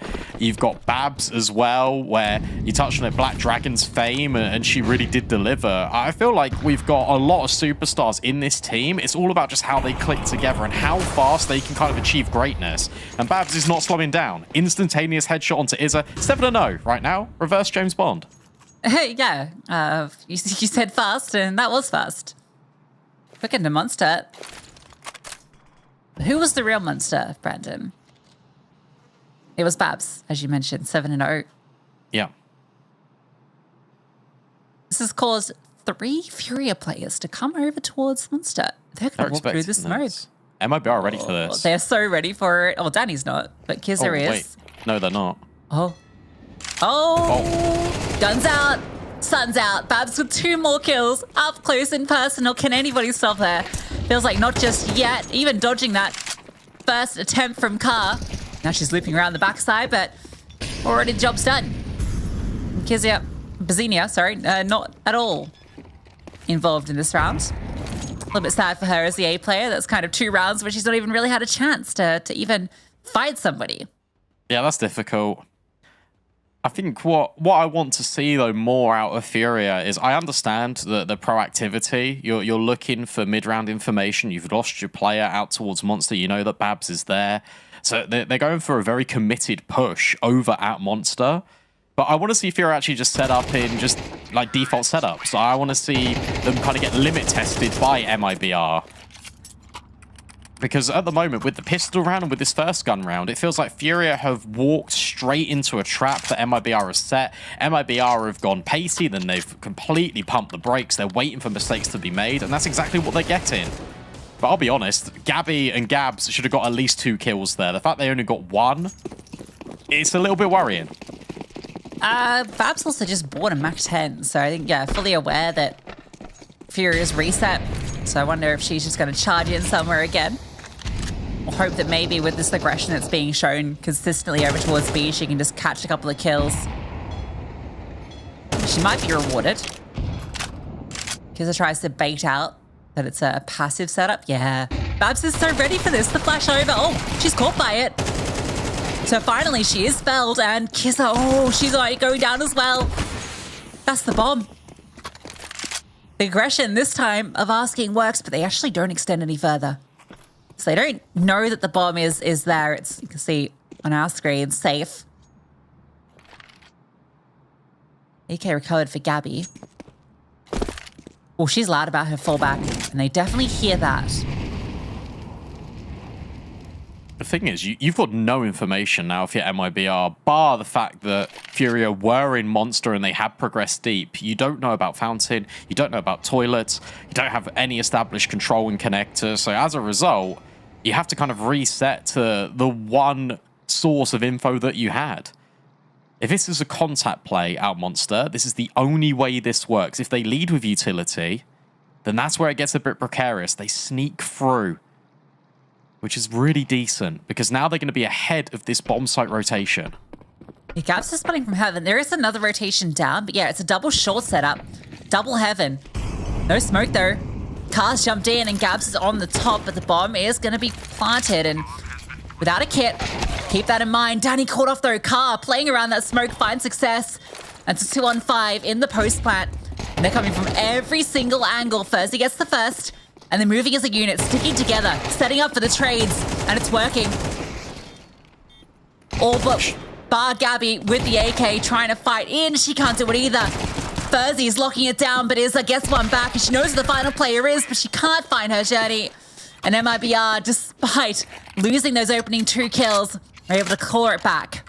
It should not have gone in that manner whatsoever. MIBR should not be winning that round. I'm sorry. The fact that Car is able to, again, eliminate an opponent without being spotted. The walls are all closing in on MIBR. There's a flank as well from Izza through Monster. Fury are just completely uncoordinated. It feels like they're slightly off in their timings. And as a result, MIBR get all of these fights in isolation again and again and again.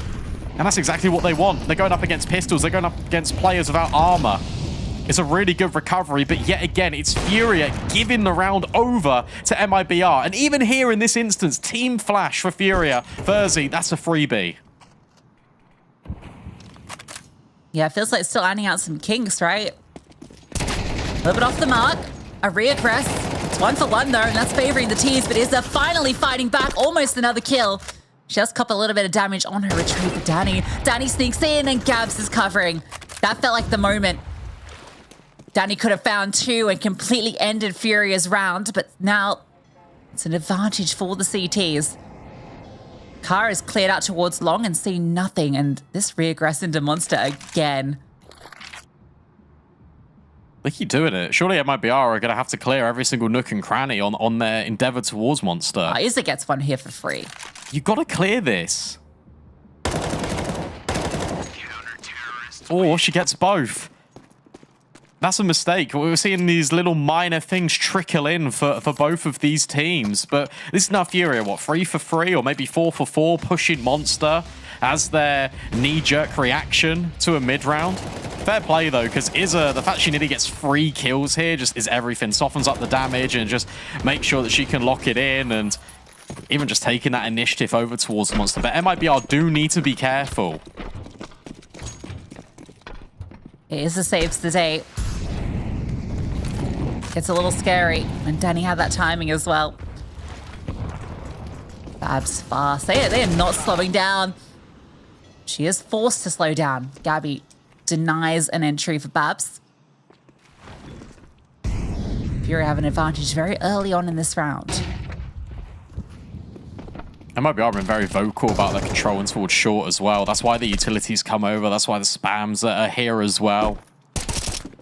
Gab's just playing with her food and trying to bait in these other players. Nades go awry over towards barrels. In fact, it's a double Monster setup yet again. This time, though, good space being taken on the default. Connector established. Party now being considered. But Bazinia, she's on this late position out long. She could be used as a late lurk if MIBR don't go clearing. With 50 seconds left, they've got more than enough time to do this, but they're a little bit tunnel visioned on the toilets.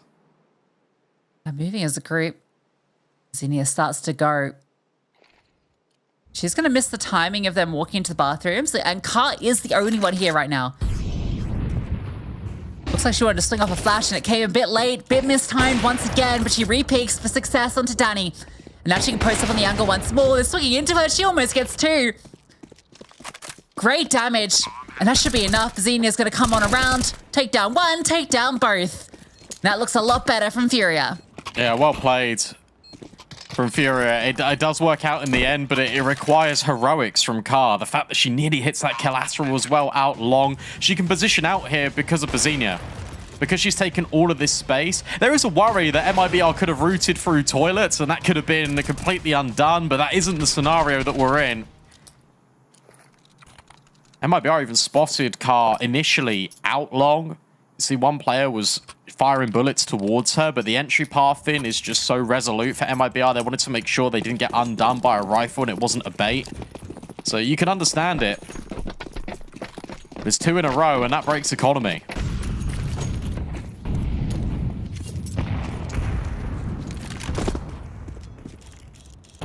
Oh, gotta be a little careful. She's gonna get overrun. Careful. Careful.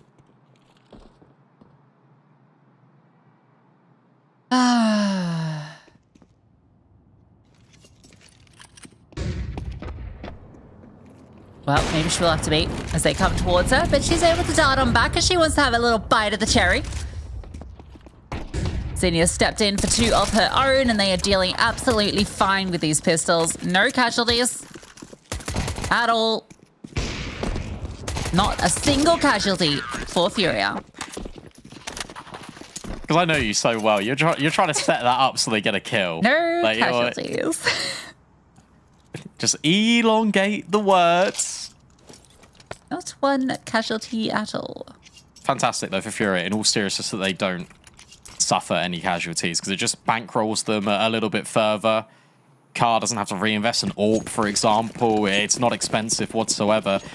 MIBR have now tried twice to go over at A, and they've been shut down at both instances, so this will probably spearhead the attack more towards short. They've been able to get that control mostly for free. Furia, when they go in to take these fights, this time an adjustment, a boost, and nearly the bomb dropped. Instead, it's Kizza with an impactful headshot onto Gabby. The first time in a while we've seen MIBR get the entry.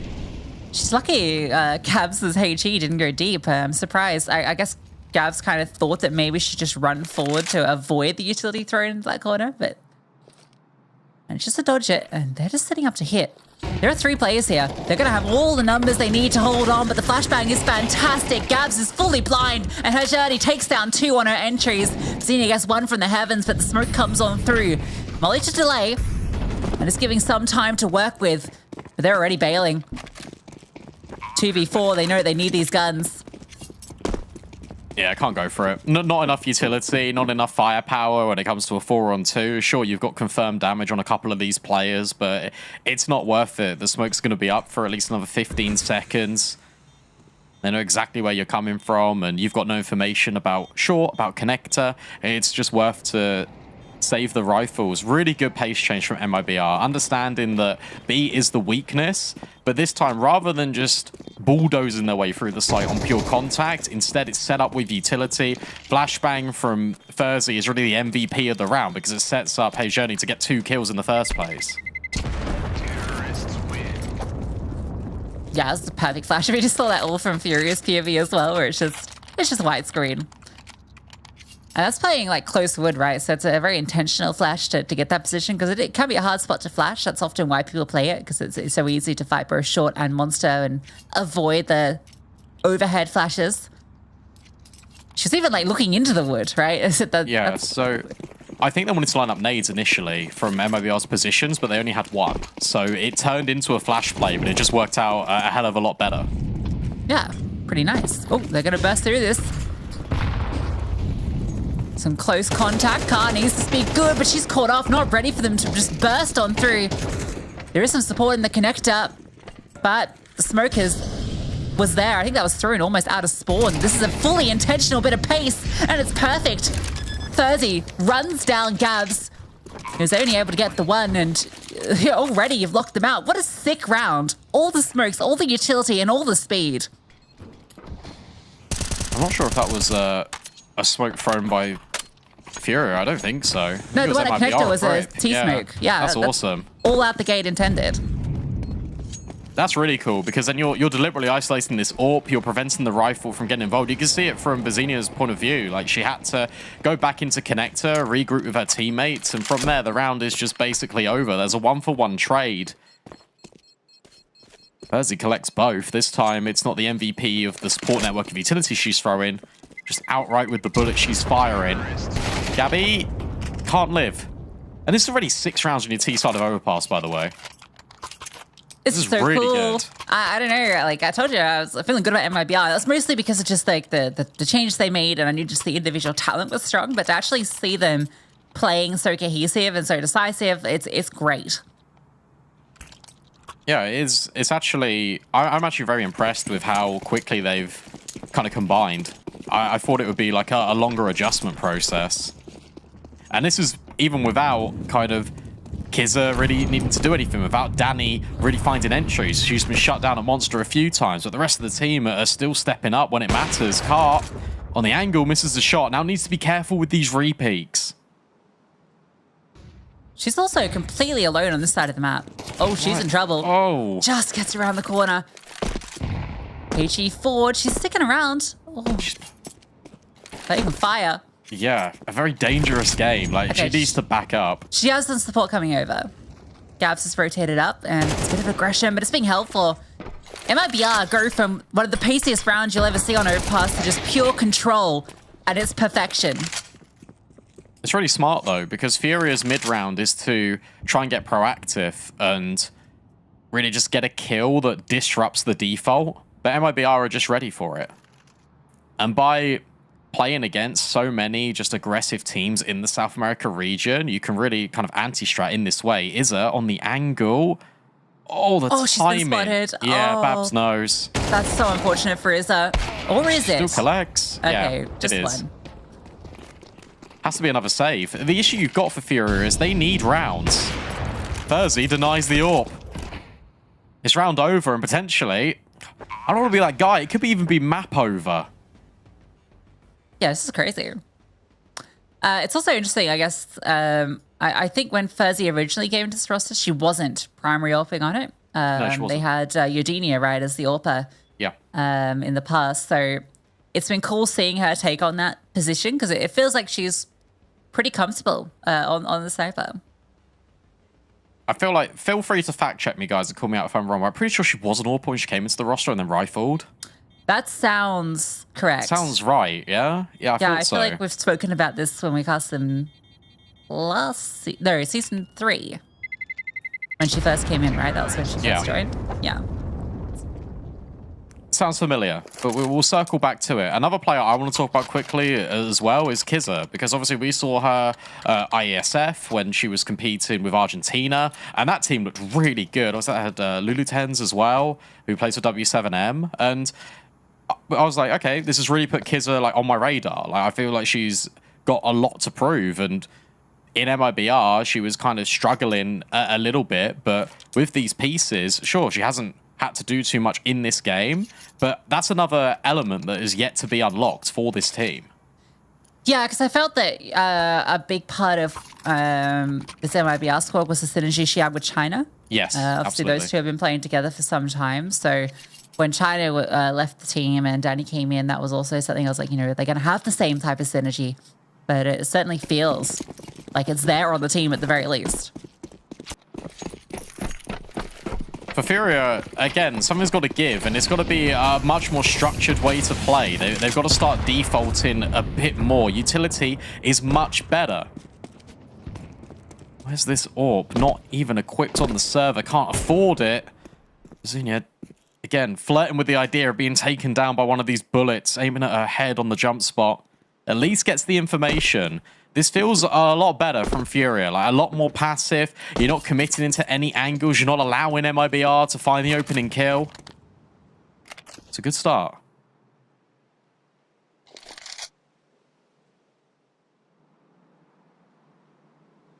I feel like Furia are still going to be pretty worried about B just because of how much MIBR have ended there. It's been almost every round except for that super pacey one. I think MIBR are hoping that that's going to be the case and maybe they can catch them off guard. This fight towards bathroom could be everything. Xenia playing a fairly common angle, but still quite powerful. The issue is she doesn't have the strong support from Car, who's jump peeking. The flashbang is being set up and a rotation comes on over. The hit's coming in though. Xenia tries to get on forward. The flashbang and Molly, they're dodging her and her journey comes around the corner, but Car from the back of truck, able to get a double, can't quite get the third, out of bullets. And that's going to give the space now for the bomb to come on through, and the rotations are taking their time. It's just Gabs in towards the bank, sitting behind a smoke. But you feel like you have to go for this retake. You need the rounds.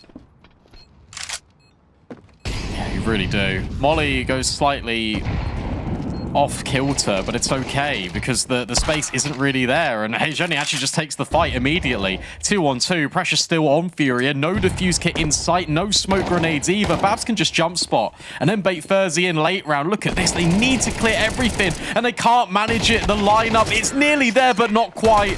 Furzy locks it in. MIB are up to 8. Yeah, Furzy. I mean, it wasn't the most beautiful way for it to end, but it felt like I feel there was a kid on site that could have been potentially picked up. It might have been on Bzinia though, which would have made it really hard, which also I think made them feel they had to fight forward there. And almost works out, but MIBR back of Furzy getting both of those. It's really been the Furzy, Babs and Hejani sort of story for this team. Because Danny just not needed because these three are finding multi-kills every round, it feels.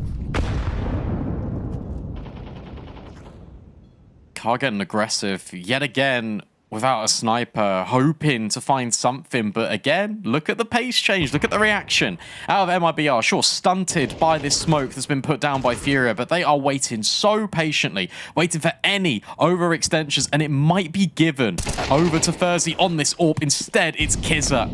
She announces herself and puts herself in the spotlight among the stars of MIBR. Another opening kill for them. Gabs wanting to respond, and she does onto the sniper. Yeah, Furzy not ready for that swing. I think off the back of that, they're going to start to make moves over towards B. A re-smoke in towards Monster is going to slow them down. Furia are loud on one of the rotations. That's been heard.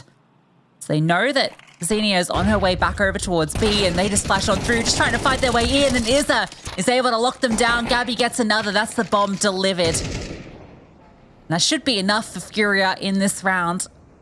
There's a bit of time left. With the bomb in the firm grasp of two players, the rotations come over. Has to be something pretty special from Kizza. The swing should be immediate from Gabby, even if she gets his first kill. Yeah, there it is. Perfect swing. It should just be a matter of time. A 1v3 with 20 seconds. Nice first kill. Don't give her an opportunity. Ajani's been hitting shots, but she will be put down by Gabby, and Furia will end the half with 4.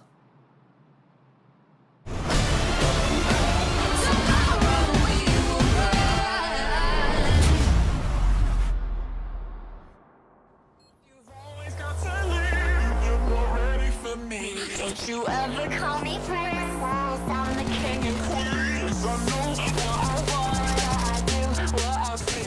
You threaten me to leave, you're not ready for me. I know that I'm blessed, but I ain't taking less, 'cause I always wanna be successful. Never second guess, you know what I expect. That ain't the way that I'ma settle. I ain't gonna stress, I'll give you what I get. So boys, you better be respectful. I ain't gonna rest, so I'ma be the best, but I don't do it to impress ya.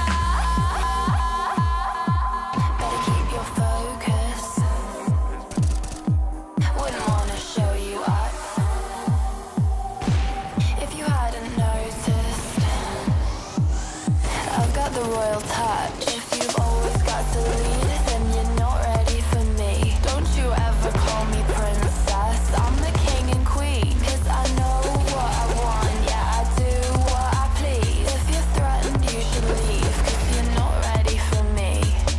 Rise above the drama, boosting up my karma. Won't fall for your genre, I'm hard to please. Gotta raise the bar now, that I'm in charge, yeah. Think you're smart, I'm smarter, you're not ready for me. I've been working harder, see me living larger, by my own damn Prada. Gotta raise the bar now, know that I'm in charge, yeah. Think you're smart, I'm smarter, you're not ready for me. If you've always got to lead, then you're not ready for me. Don't you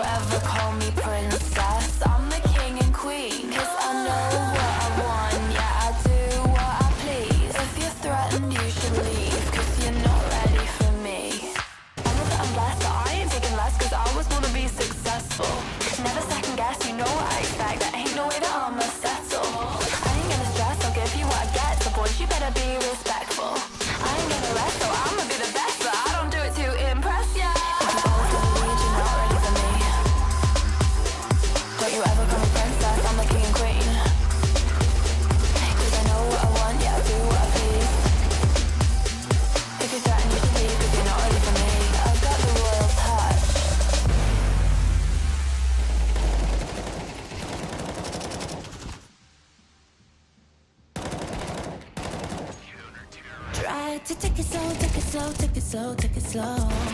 That is hard to when you know you found the one.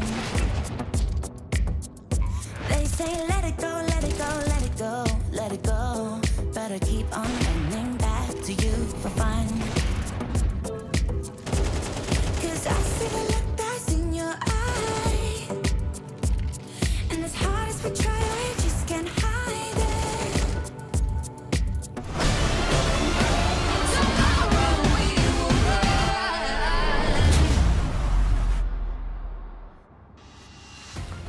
4 rounds for Furia, and I'll be honest, I'd be sat here saying that's not too bad if they were swapping over to the defense. Instead, they're now going back on the offense, and for them, they now need to try and rebuild and regain and stand on top of the little foundation that they gave themselves in this first half. For MIBR, it is just them just trying to steamroll the competition. Furia desperately need this pistol. Furia, the heavy favourites, but MIBR certainly have come in with a bang. Because I guess the open up at the trade is fast and a good gush. Oh, but Hashidi gets another still from that position. Keeps things even. Is pushed through the connector. Yeah. Danny needs to rotate up towards A. I think she's going to wait till Furzy gets info. Oh, they're so down. They're going back in. Babs has a really powerful position here, but she's going to fall back. Furzy's spotted. They're just trying to fight on towards Car, who's got all this utility that she's holding. Babs gets both of them. And they know exactly where Car is. Furzy just needs to hold the angle. I'll be honest, that's a very dangerous round for MIBR. They could have let that slip because, look, all of those fights were individual, but it's the information alone that makes it happen. What's really cool there is as soon as Furzy gets spotted, I think it was by Car over at Party, that's when Babs steps in because she knows that Furia will either have to accelerate the play through connector or through toilets to kind of get to one of these bomb sites. So she just cuts them off, stops the blood supply, and MIBR... just a hop, skip, and a jump away from taking their map pick. Full eco for Furia. They want the guns out as soon as possible. And if you're wondering why Furzy just has the USP, it's because she's saving for an AWP in the future. So she knows that it's going to be the eco from Furia. So she's relying on her teammates to do the heavy lifting here. Can pick up one of their weapons if they fall. Occasionally you do see someone just whip out the pistol and put a bit of armor behind it for that reason.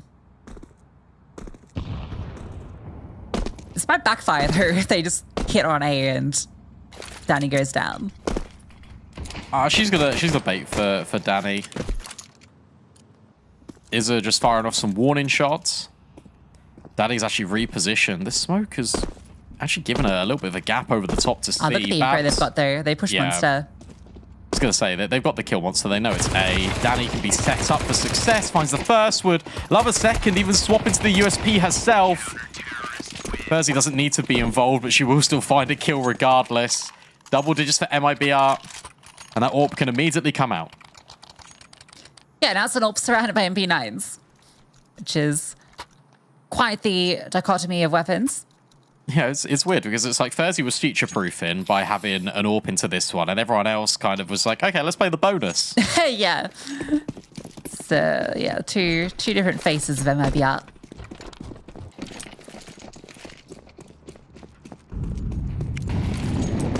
This Furia gun needed a round. facelift. Yeah, this is super vital. I feel if MIBR wins this, it's off to Ancient we go.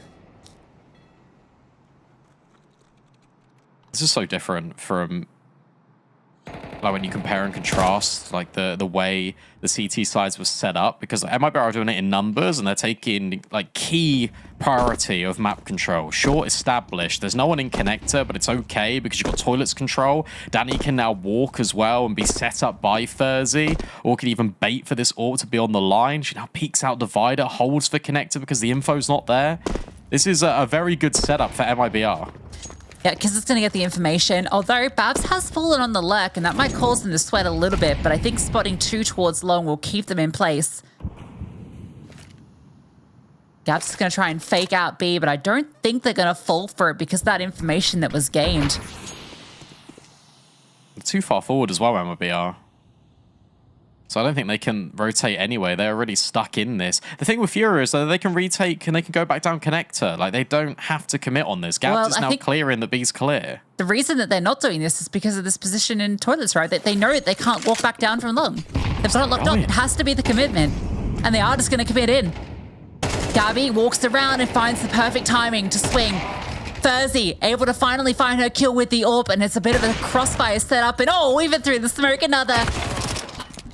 Car tries to walk through the smoke as well, and it doesn't quite work out. Gabs' flank now coming on in, but time is just not in her favor. Gets the first kill, but without the bomb, Furzy's just run away. Well, they could have reset there. I know what you're saying about the toilets and divider, but there was enough time. There was like 40 seconds. They could have rerouted all the way through spawn and made it monster. Gabs could have had extra time to come and clear. You could have even left Gabby over towards toilets to kind of be that lurk. See if they found anything to start with.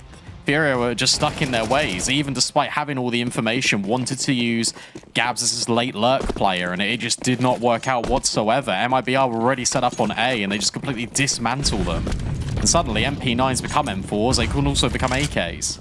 Yeah, I think Furia really assumed that MIBR were going to budge their setup, but they just never felt like they needed to. Oh, bit of pace. Furzy continues to hit her mark.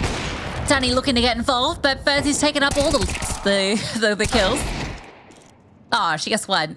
Oh, with a nice deagle. This could get scary. Furzy getting flanked on, but maybe not so scary. Is her into the site. Nice little dink on her way through, but she just loves some kills.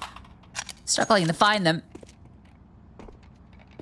Now she's stuck in the bank.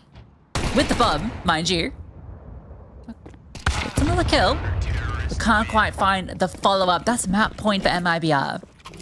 It feels like we've only just sat down to start Overpass, you know? Like, it's... I'm lost for words at this Furia just set up on Overpass. I didn't expect this whatsoever. I knew MIBR would be good, but I didn't think Furia would be looking kind of this vulnerable. If you're on my wavelength, like it just feels like at times they're already stuck in their ways about what they want to achieve, and they're not adjusting in the mid round. They're not actually really taking note of what is happening in real time and adjusting with a relevant amount of space to be able to even try and accomplish anything. This feels very flat from Furia. Yeah, uncharacteristically so. Given their history in the online seasons and just how dominant they normally are, it's rare they even drop a series throughout an entire season. And the experience, right? Like, how many times have these players been together, been on this journey? So many. And it just feels like MIBR want it more. That's what it feels like right now. Obviously, you got these young players that are hungry, they're wanting to achieve, and they are already stamping down their mark and taming Furia. Taking the bite and the sting right out of this. At least there's good map control here in this round. Furia, they've gone for a default spread. MIBR are now just relying on their setups. Furzy peeking in towards connector, not seeing anything. Now looking for players that could be out short, not find anything, and that might invoke a rotation to A. Now just going to burst up through. Gabs has found an opener onto Babs. Still two rifles here. Rotation comes through. Danny swings out for one. Couldn't quite get the multi-frag though. They were ready for her to pounce. The journey might also be considering a swing, but it's being held on the other side of the APC. Smoker's behind her, and that's actually obscured her vision. She walks around, can't quite find Car. Finally, it feels like they might have burst through. That was an opportunity for the AWP. Even with 8 rounds, a lead. Oh my god, Kizza, okay, maybe this is still on. An insane double kill is given an opportunity. Guns are juggled around. The kid is on Kizza. And now it's Furzy set up, but it's Gabby tucked in towards the flowers, gets that first kill. Gabby's just tucking, just hiding, baiting for her teammate, and it is perfect. Works out well, and Furia finally break through. Nice shots from Kizza there, but what I will say is that's MIBR. That's an example of the inexperience. They wanted to end the game early. They felt like they could take every single gunfight on this A-bomb site and just win it out. There were flashes aplenty, and they've been showing that they know how to use them in the server. Every play, it felt like on that T side was set up with utility, or there was numbers there to trade. Here, we had a lot of opportunities that MIBR thought they could exploit based on the utility landing in certain directions, and it just didn't work out. And now their money is shot. Now Furia have an opportunity to make this clean. It'd be great if they did. In towards B they go. Only an MP9 for resistance. Yeah. Well, it's gone. Furia will be able to get consecutive rounds. Key thing here is keeping it clean, building out that economy, because this comeback has a very long journey ahead. MIBR would love to inflict some damage knowing that exact same story. SP is getting ready to run rampant through the site. They're all poised, and these swingers are able to get one. So there are a couple of kills that come through in the end. Danny and Kizza both pick up one each, but that's fine. You can lose 2. 3 would have been painful. Yeah, you're only losing, what, 1 of your Mac 10s. The AK gets scooped up as a result of it. You're fine if you're Furia. I mean, not in the long term. In the short term, though, things are okay. They need 6 rounds of perfect Counter-Strike. They cannot make a single mistake, something that they've been prone to do all map long.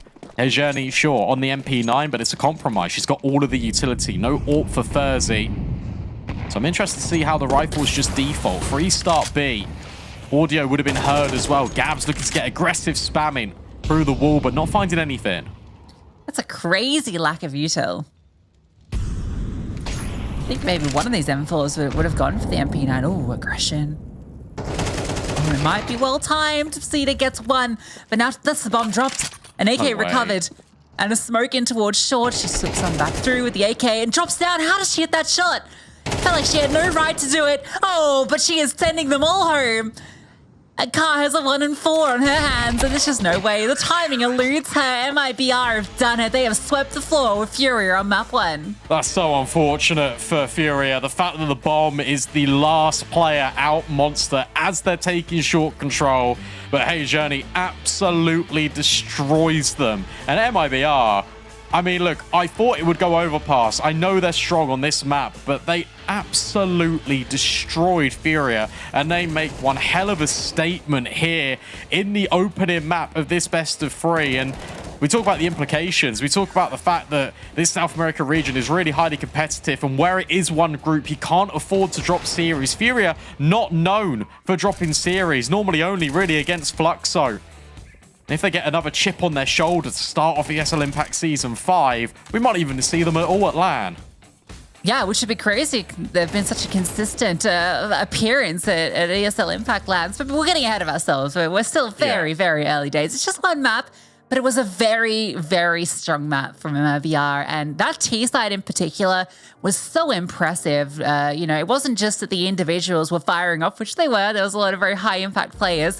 Babs was like 7-0 at one point. She was absolutely going off, but it was more just that the calling looked really solid as well. It was kind of everything coming together.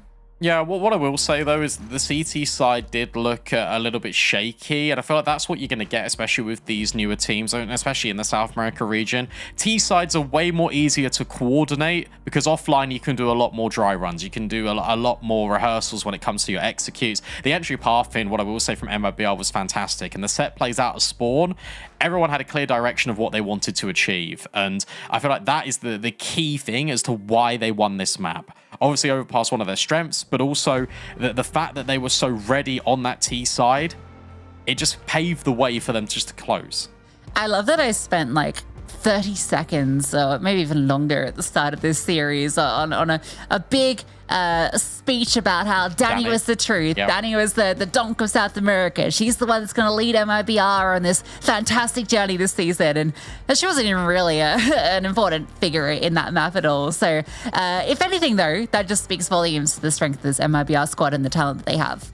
Yeah, and also, look, this could be... Danny's overpass could be Donk's vertigo. Yeah, so it could be that. We've got a head-to-head I want to bring up as well. I wanted to highlight the AWPers in this, because obviously Thursday had a fantastic showing, and I feel like Carl was a little bit unfortunate in moments, but also I felt like she wasn't being utilized properly by Furia. There were a number of opportunities where it felt like she could have gone for these aggressive peaks, but actually it was the riflers that was doing that. And I feel like Carl, in her element, she's best best at kind of having the initiative, taking fights on her tempo, on her ground. And where she didn't really do that, as a result, she got overwhelmed. And Thursday was given a lot more opportunity, and the stats speak for themselves. Yeah, City side economy definitely had an impact, but yeah, every time she had the AWP, it didn't feel like we were seeing that kind of impact. Also, that one round, I think, where she was towards long, where she got like kind of the multi-kill, which felt like, you know, a pretty big round from her that led them to picking that line up. But yeah, it's interesting because I feel like in the past, a lot of the conversation around Fury was based on the riflers, right? But I felt like we had a bit of a renaissance period for Car last year. I really felt like she was stepping up as one of the key stars on the team. And I think we've both been really impressed by the improvement in Car as an individual between 2022 and 2023. So hopefully, you know, just one little glitch on the radar and we'll see her bounce back, because Ancient's up next, Brandon, which that's Fury's pick. And we know that Fury are good at this map.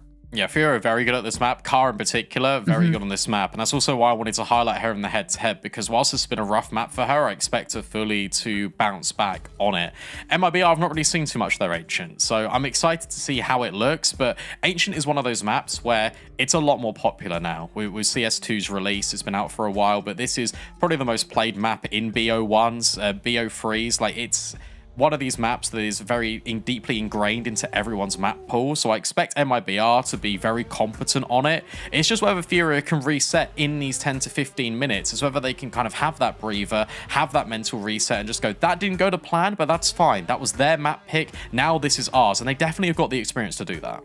Yeah, absolutely. And, you know, you kind of feel like they have to. We kind of painted the picture of how important every one of these matches are, because it's only one spot every time you drop a series that, you know, significantly can impact your chances of making it through to Dallas, given that, yeah, we've seen in the past both Fluxo and Fury are going for flawless seasons until kind of the very end in their, you know, respective runs. So there's a lot on the line for Fury, and I hope that's a bit of a conversation they're having, that, you know, it might just feel like an early season online match, but it is much more than that, because MIBR are a team to be feared, and they've already kind of shown that in map 1. Yeah, absolutely. Will it be a wake-up call for Furia, or will MIBR really just surpass all expectations? 2-0 potential on the horizon, or are Furia going to bounce back? We'll find out after this.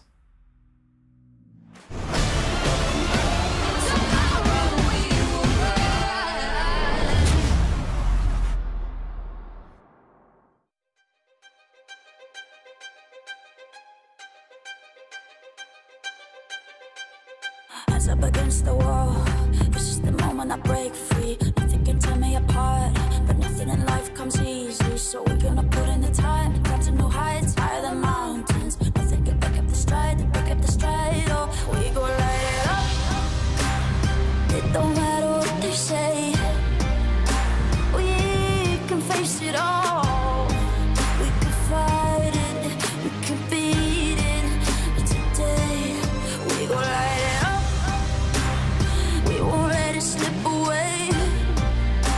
We can face it all. We can fight it, we can beat it, we can save another day.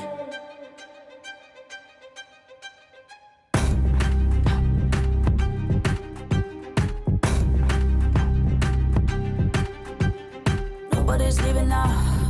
We gotta finish the last race. Nobody's stepping out. Cause how can you win if you can't see? We gotta put in the time, climb to new heights, higher than mountains. Nothing can break up the stride, to break up the stride. Oh, we gon' light it up. It don't matter what they say.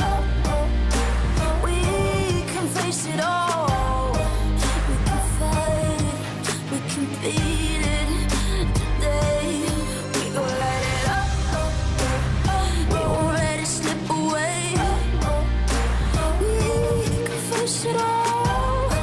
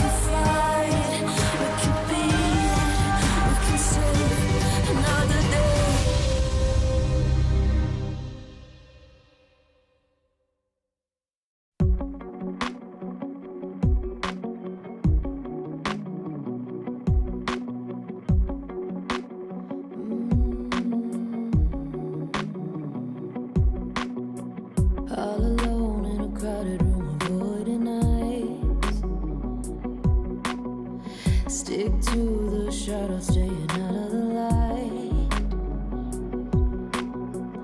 Looks like I got nothing, I got something inside me on fire. Looks like I got nothing, I got something inside me alive. I wanna shine. Just need a spark somewhere to light up the night.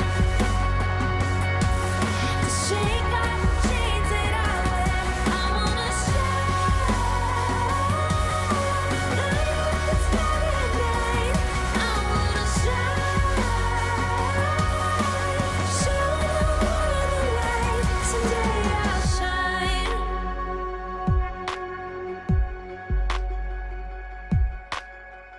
Pull the hood up over my head and I fade away.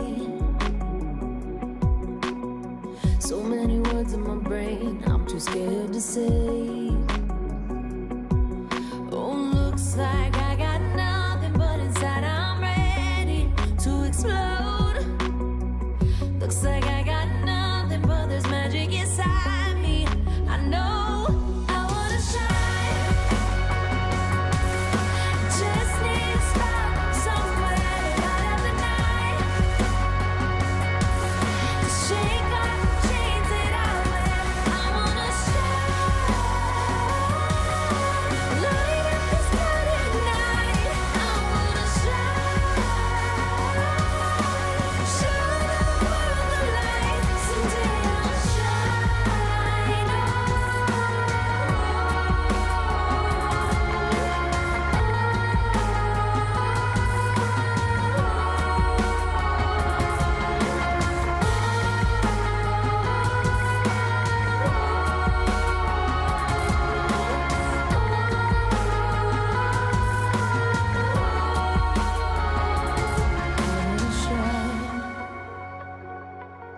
I'll just need a spark from somewhere to light up the night.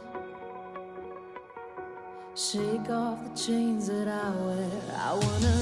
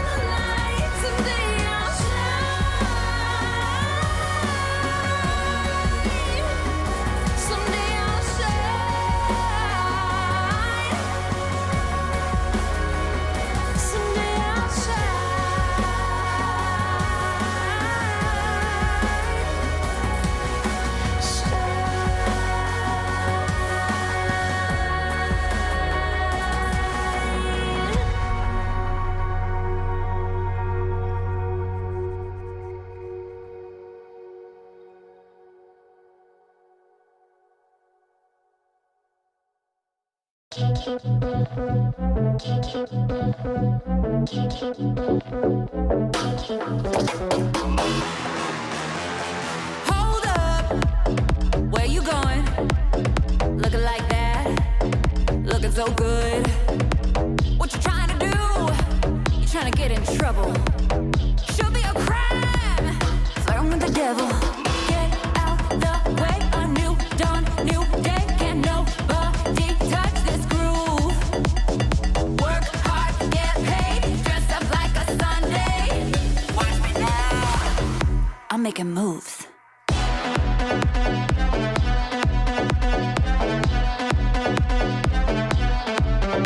I'm making moves.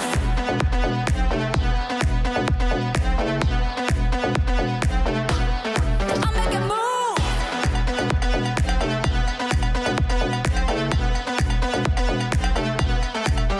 I'm making moves.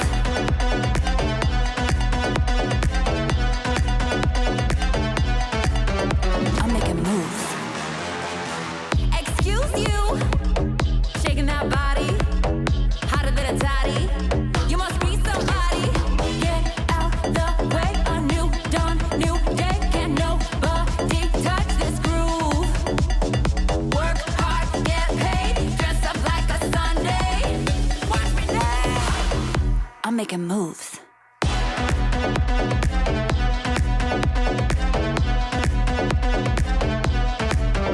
I'm making moves.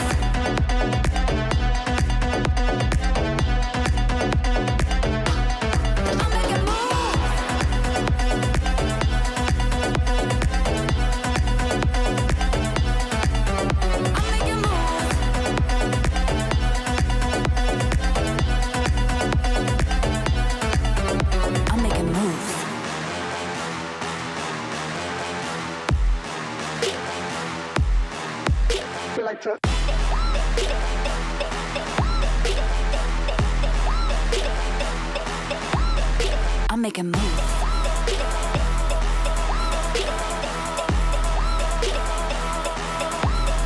We like to.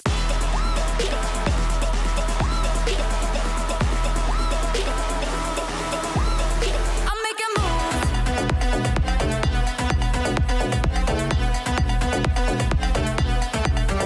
I'll make a move.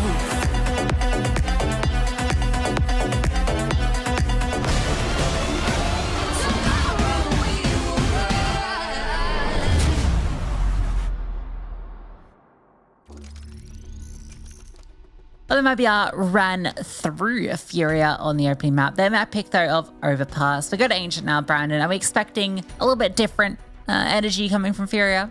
Yeah, absolutely. Look, Furia last lost Ancient in August last year. So Okay, so it's been it's been a minute. They've got some good scalps as well domestically, but also like over Na'Vi Javelins, over Shimmer in that time on land. So look, this is a much better map for Furia. It's kind of their bread and butter. So I feel like this will go differently. But if MIBR rock up with the same energy that they brought to Overpass, then we're going to be having an entirely different conversation. If they're able to win Ancient against Furia, then we can seriously start talking about them potentially just going even further in this competition, to be honest, because that is a statement piece.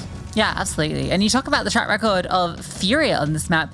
For MIBR, they haven't played it. They played it once, sorry, last week. They demolished Davina 13-3. That's the only time they've played it at all as this course. So a new map introduced into their pool. We'll see if they can repeat the success they found against Davina, or with Furia will send us to a map 3. Let's see then. Very patient out the gates. Outside of A main, already contact being found by Babs, who was prolific in that first map. Molly set by Izza at Donut as a decoy because the main hit is coming on B. MIBR are too strong over here. Yeah, Shani's going to find that no one's here, though, and I think Kiss is spotting a bit of info. Might send these CTs scrambling. Preemptive flashbang, but nothing behind it. Danny with the dualies. This is the key element to this round, and she's about to get contact. They're swinging on through. Gabby, flashbang was great, but still hits the headshot. Pre-aims the angle. Babs gets one back and another.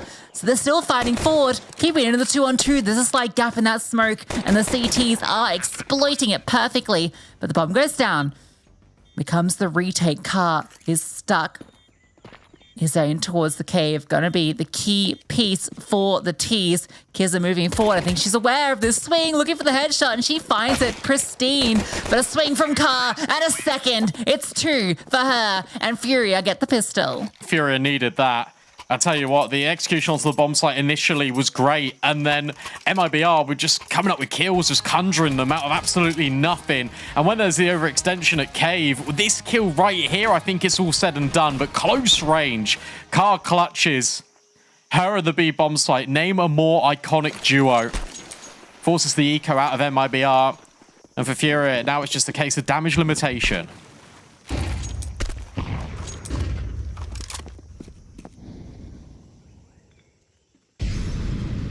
Maybe a set play in towards middle.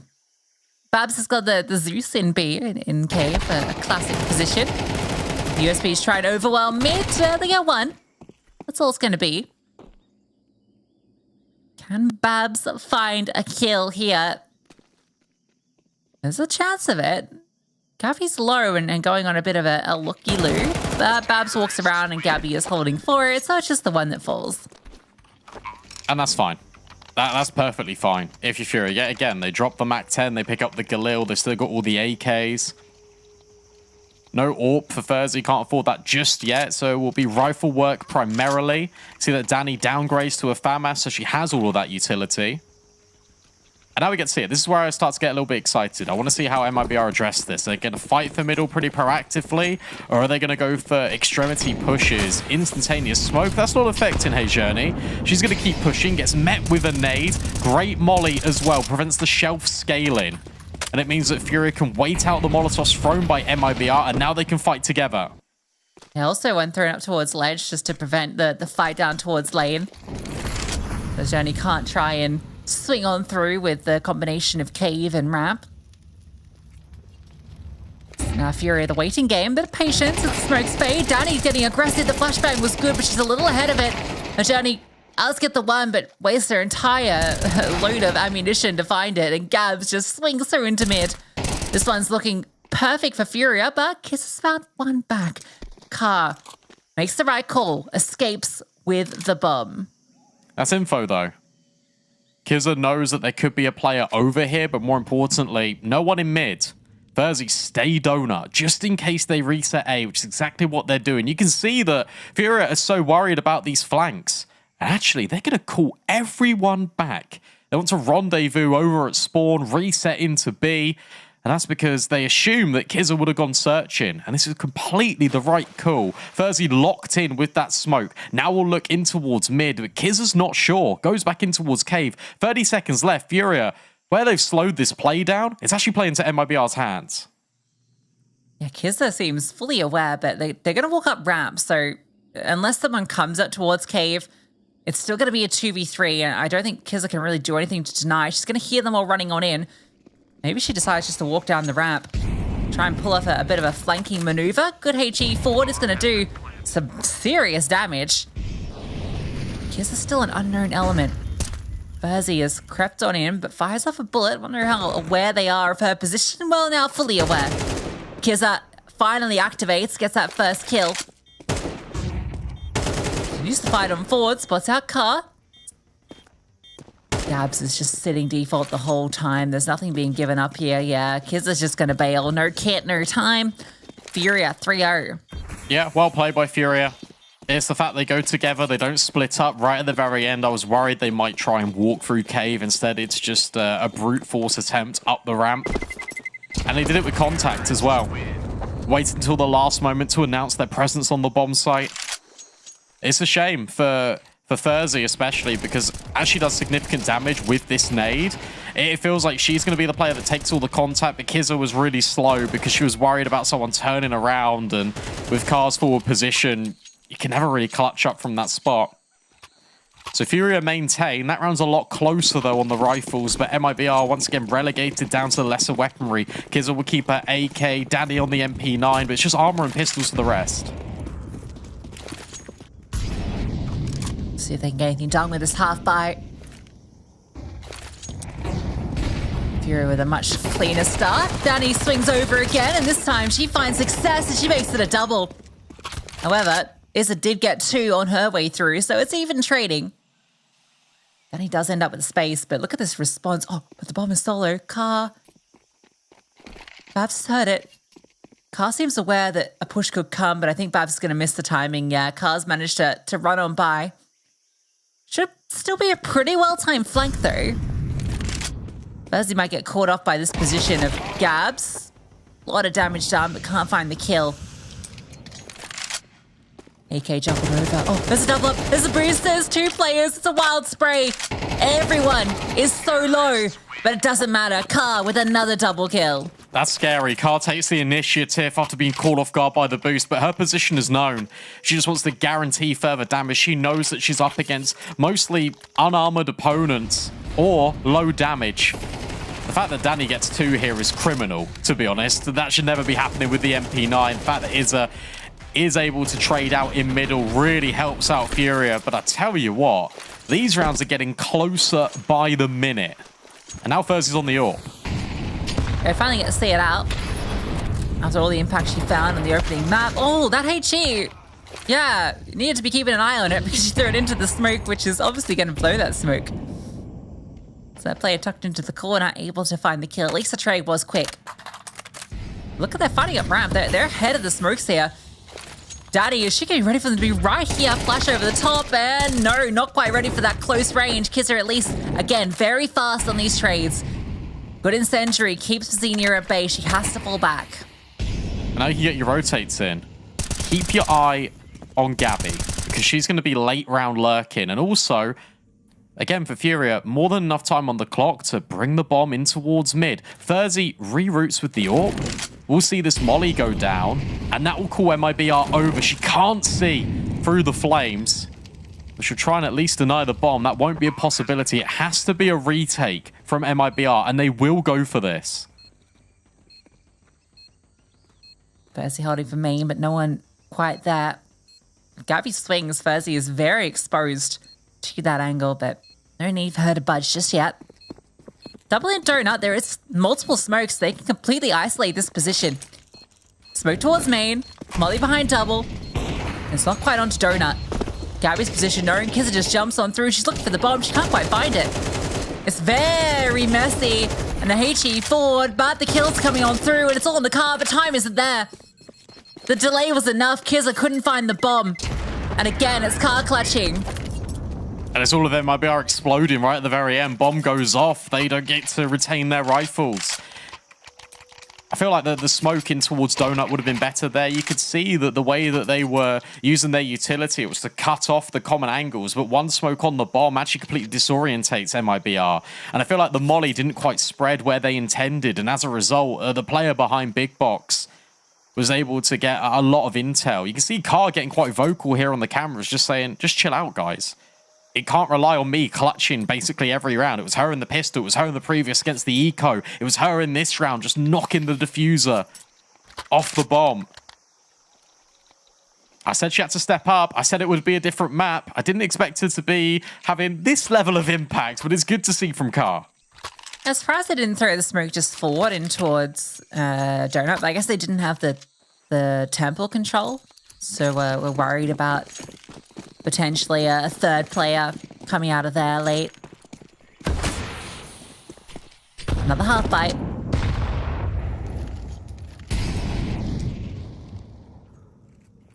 This one's a bit more leaning towards the A side of the map.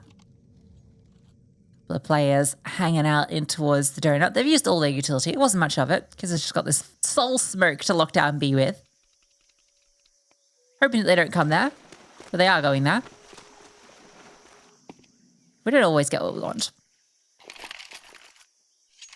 This is really nice from Furia. Just the way they've been conditioning MIBR over towards A in the last couple of rounds. You need to put prioritization on the middle of the map because Furia have been able to exploit the defense just by poking holes in it, by walking up. And Gabby just finds 2 entries. Okay, well, that was pretty decent. And the best bit is, this time around, Furia aren't going to reset. They're just going to keep going. Gabby, 1 HP, finds more, will eventually be traded out, but that's even more confirmed info for Furia. They can scale up ramp. They can re-volley all of their utility into B. Stack of smokes. It's not going to deter Furia. They know they just have the numbers. Nice try from Kizza. Does get 1. It's crazy that Gab just walks into the side on 1 HP and finds another kill. The smoke. Okay. Should be a known gap at this stage. And yeah, Xenia's covering for it. Furia having no issues against the half buy thanks to the lurk over towards A main. BR get another chance with Fuzzy on the op. You'll see these great entries from Gabby again. This one's nuts. Just walks in. Babs should have had a dead to rights, but Gabby a little bit quicker.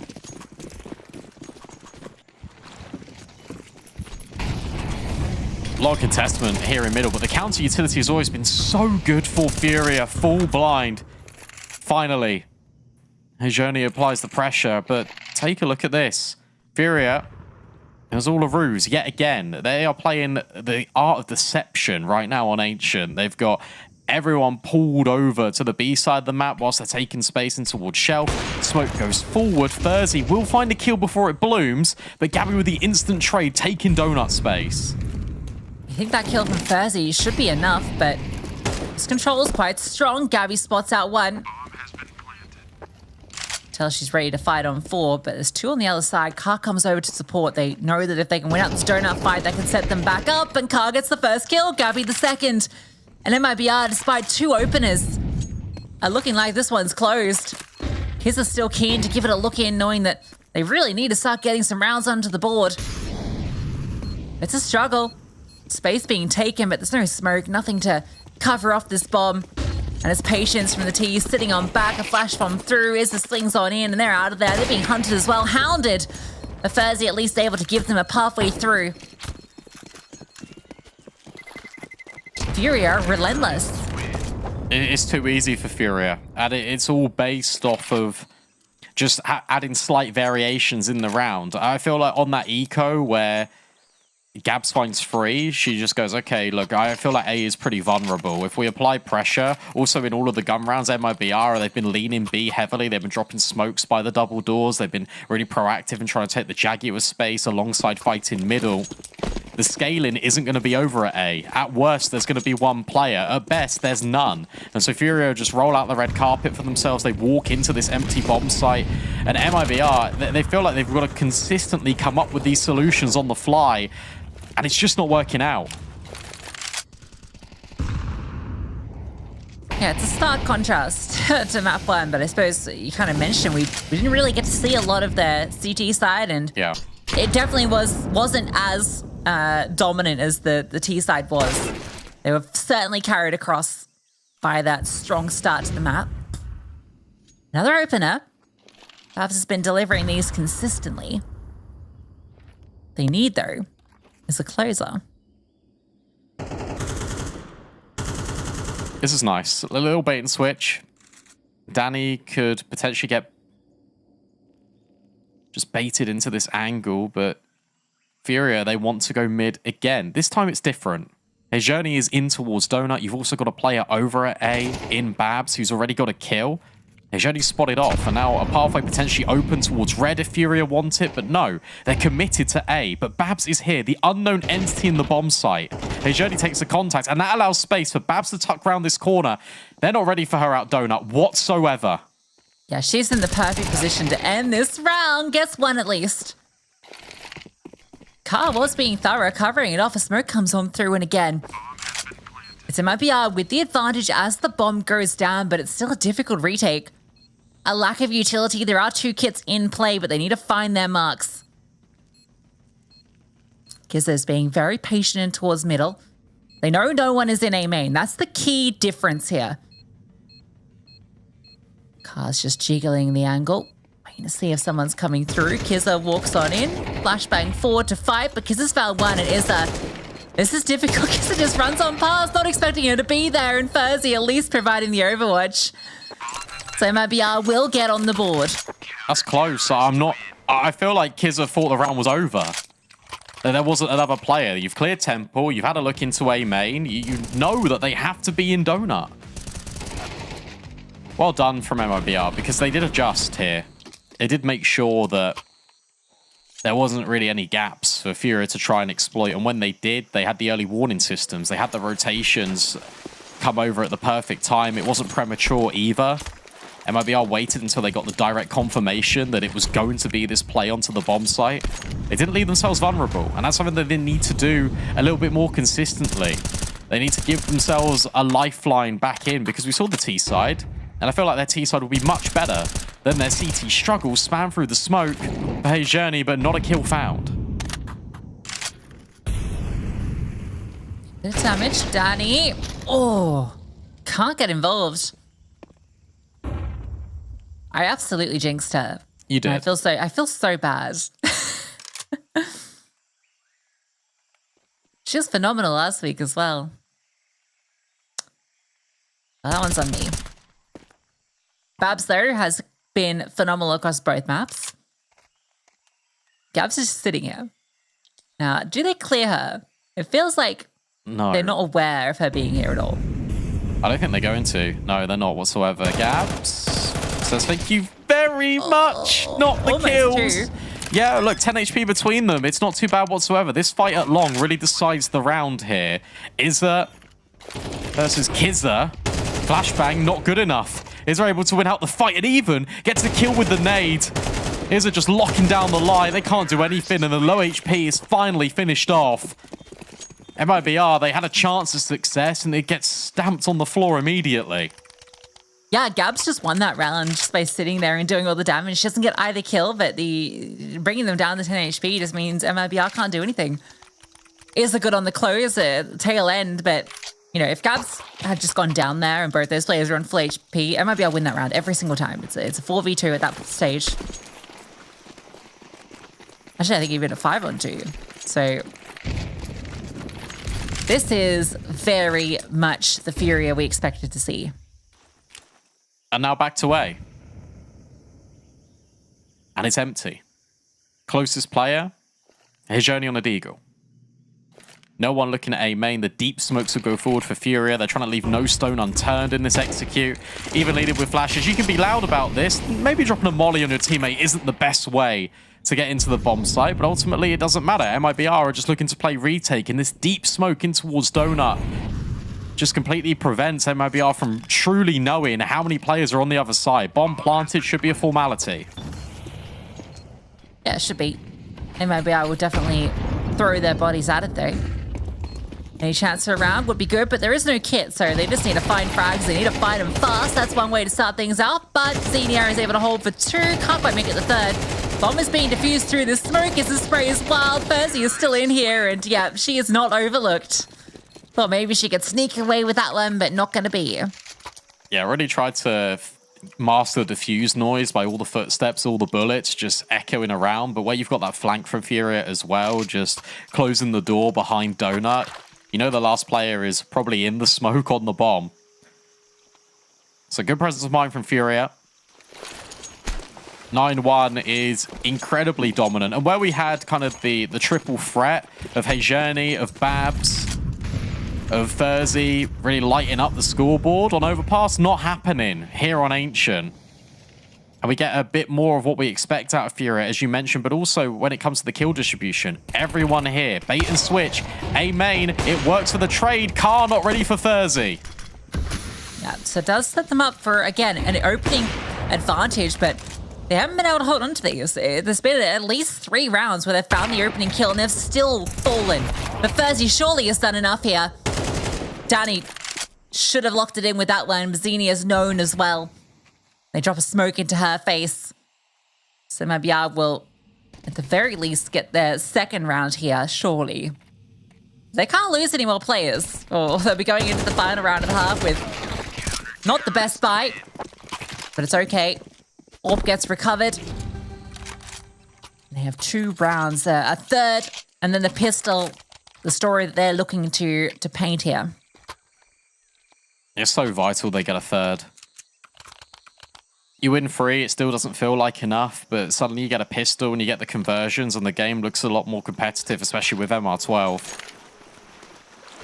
Thursday activating on the AWP finally gets put in a position where Furia aren't ready for their 2 players to be reinforcing A.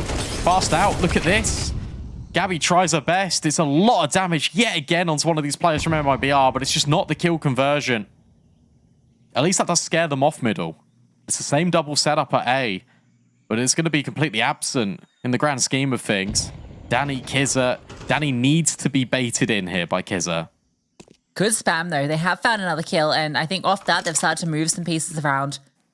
So rotation will come over to reinforce B, surely. Yeah, look at Babs. She's pushed through A main. She knows it has to be the B play. That means that Hejoni can make her way over. Danny, though, is doing everything. Low HP, doesn't matter. Couple of kills already collected.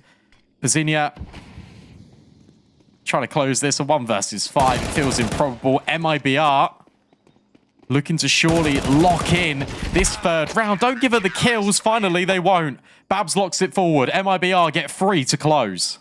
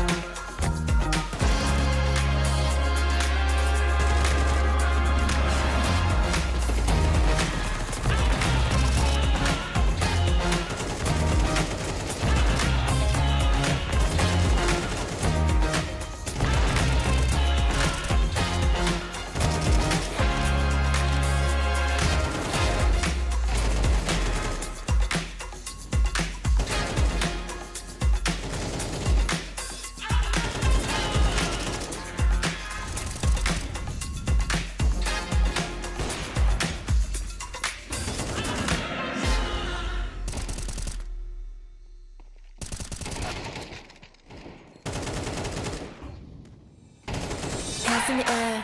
Everybody stop and stare when I walk by, no, I don't care. Ain't nobody stopping me till I get mine, no. Better get ready, ready, cause I might get it. I'm getting better every day. Best of the best. Everybody east to west will know my name. Hashtag blessed. I got the goal, yeah, I already won this game. Better get ready, ready, cause I might get it. I'm getting better every day, yeah, I got what it takes. Yeah, I got what it takes. Yeah, I got what it takes. I don't mess with nobody. Tomorrow we will rise.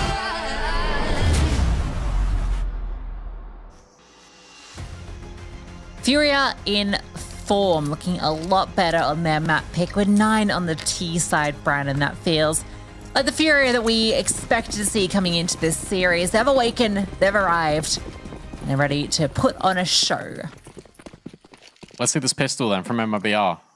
Gonna be a B exec, but take a look at mid. Furia already proactively pushing. A lot of players already in towards ledge. That's the bomb spotted, and Carr just wants to completely neutralize them before they can even get up the ramp. Only one player on this B bomb site in Bazinia. Utility comes on for Bazinia, is given a bit of an angle onto Danny and finds the kill. Kiss has walked around, but Kiss has dealt with as well. It felt like maybe they're so disconnected. Walking into the site by herself, Gabby walks over onto the bomb, and it's 2v2, but Babs is a pistol menace. She's managed to fight back with 3. Bazinia is known in the middle of the site, and they can just group up together, run her down. The USP only has so many bullets, and she's being forced off the line. Babs with a quad kill to save that for MIBR. Yeah, awesome from Babs. Really needed as well. It felt like Furia got a little bit lost in that round. They had everything. They had the scaling in towards mid. They had MIBR just cordoned off at the doors at B. And it just completely collapses. Bazinia even finds that opening kill on towards the B bomb site. Just make sure she doesn't get flanked. And from there, it's just a Babs masterclass. 17 and 10. There she is. She's been nothing short of amazing during both of these maps. So maybe I'll get back into it. Their T side was so strong earlier. You see a cool stat coming in play. I like this little boost. Peering out on over. Maybe are nice and patient though. I'm just giggling. Basically, I was a coach for a brief period of time, no longer, and my team did this exact stack. It was all 5 of them, and the other team lost the round due to time. And they just completely didn't plant the bomb. And so this stack just made me laugh because it reminded me of it. There is the stack, and it's not as potent as maybe standing still. 4 kills immediately. MIBR were always going to win this round. So I just thought I'd throw in a nice little knowledge tidbit. Yeah, that's quite funny. Love when a plan comes together. Watch the demo back. They had all of A site, and then the bomb didn't commit until it was like 16 seconds left, and it went from T spawn. I was like, oh, okay. Oh, thanks. Yeah. Well, MIBR don't have that problem. They just run into the stack and clean it up. So now Furia will have the guns out. 3 Famuses litter the field for Furia. Family of Fami.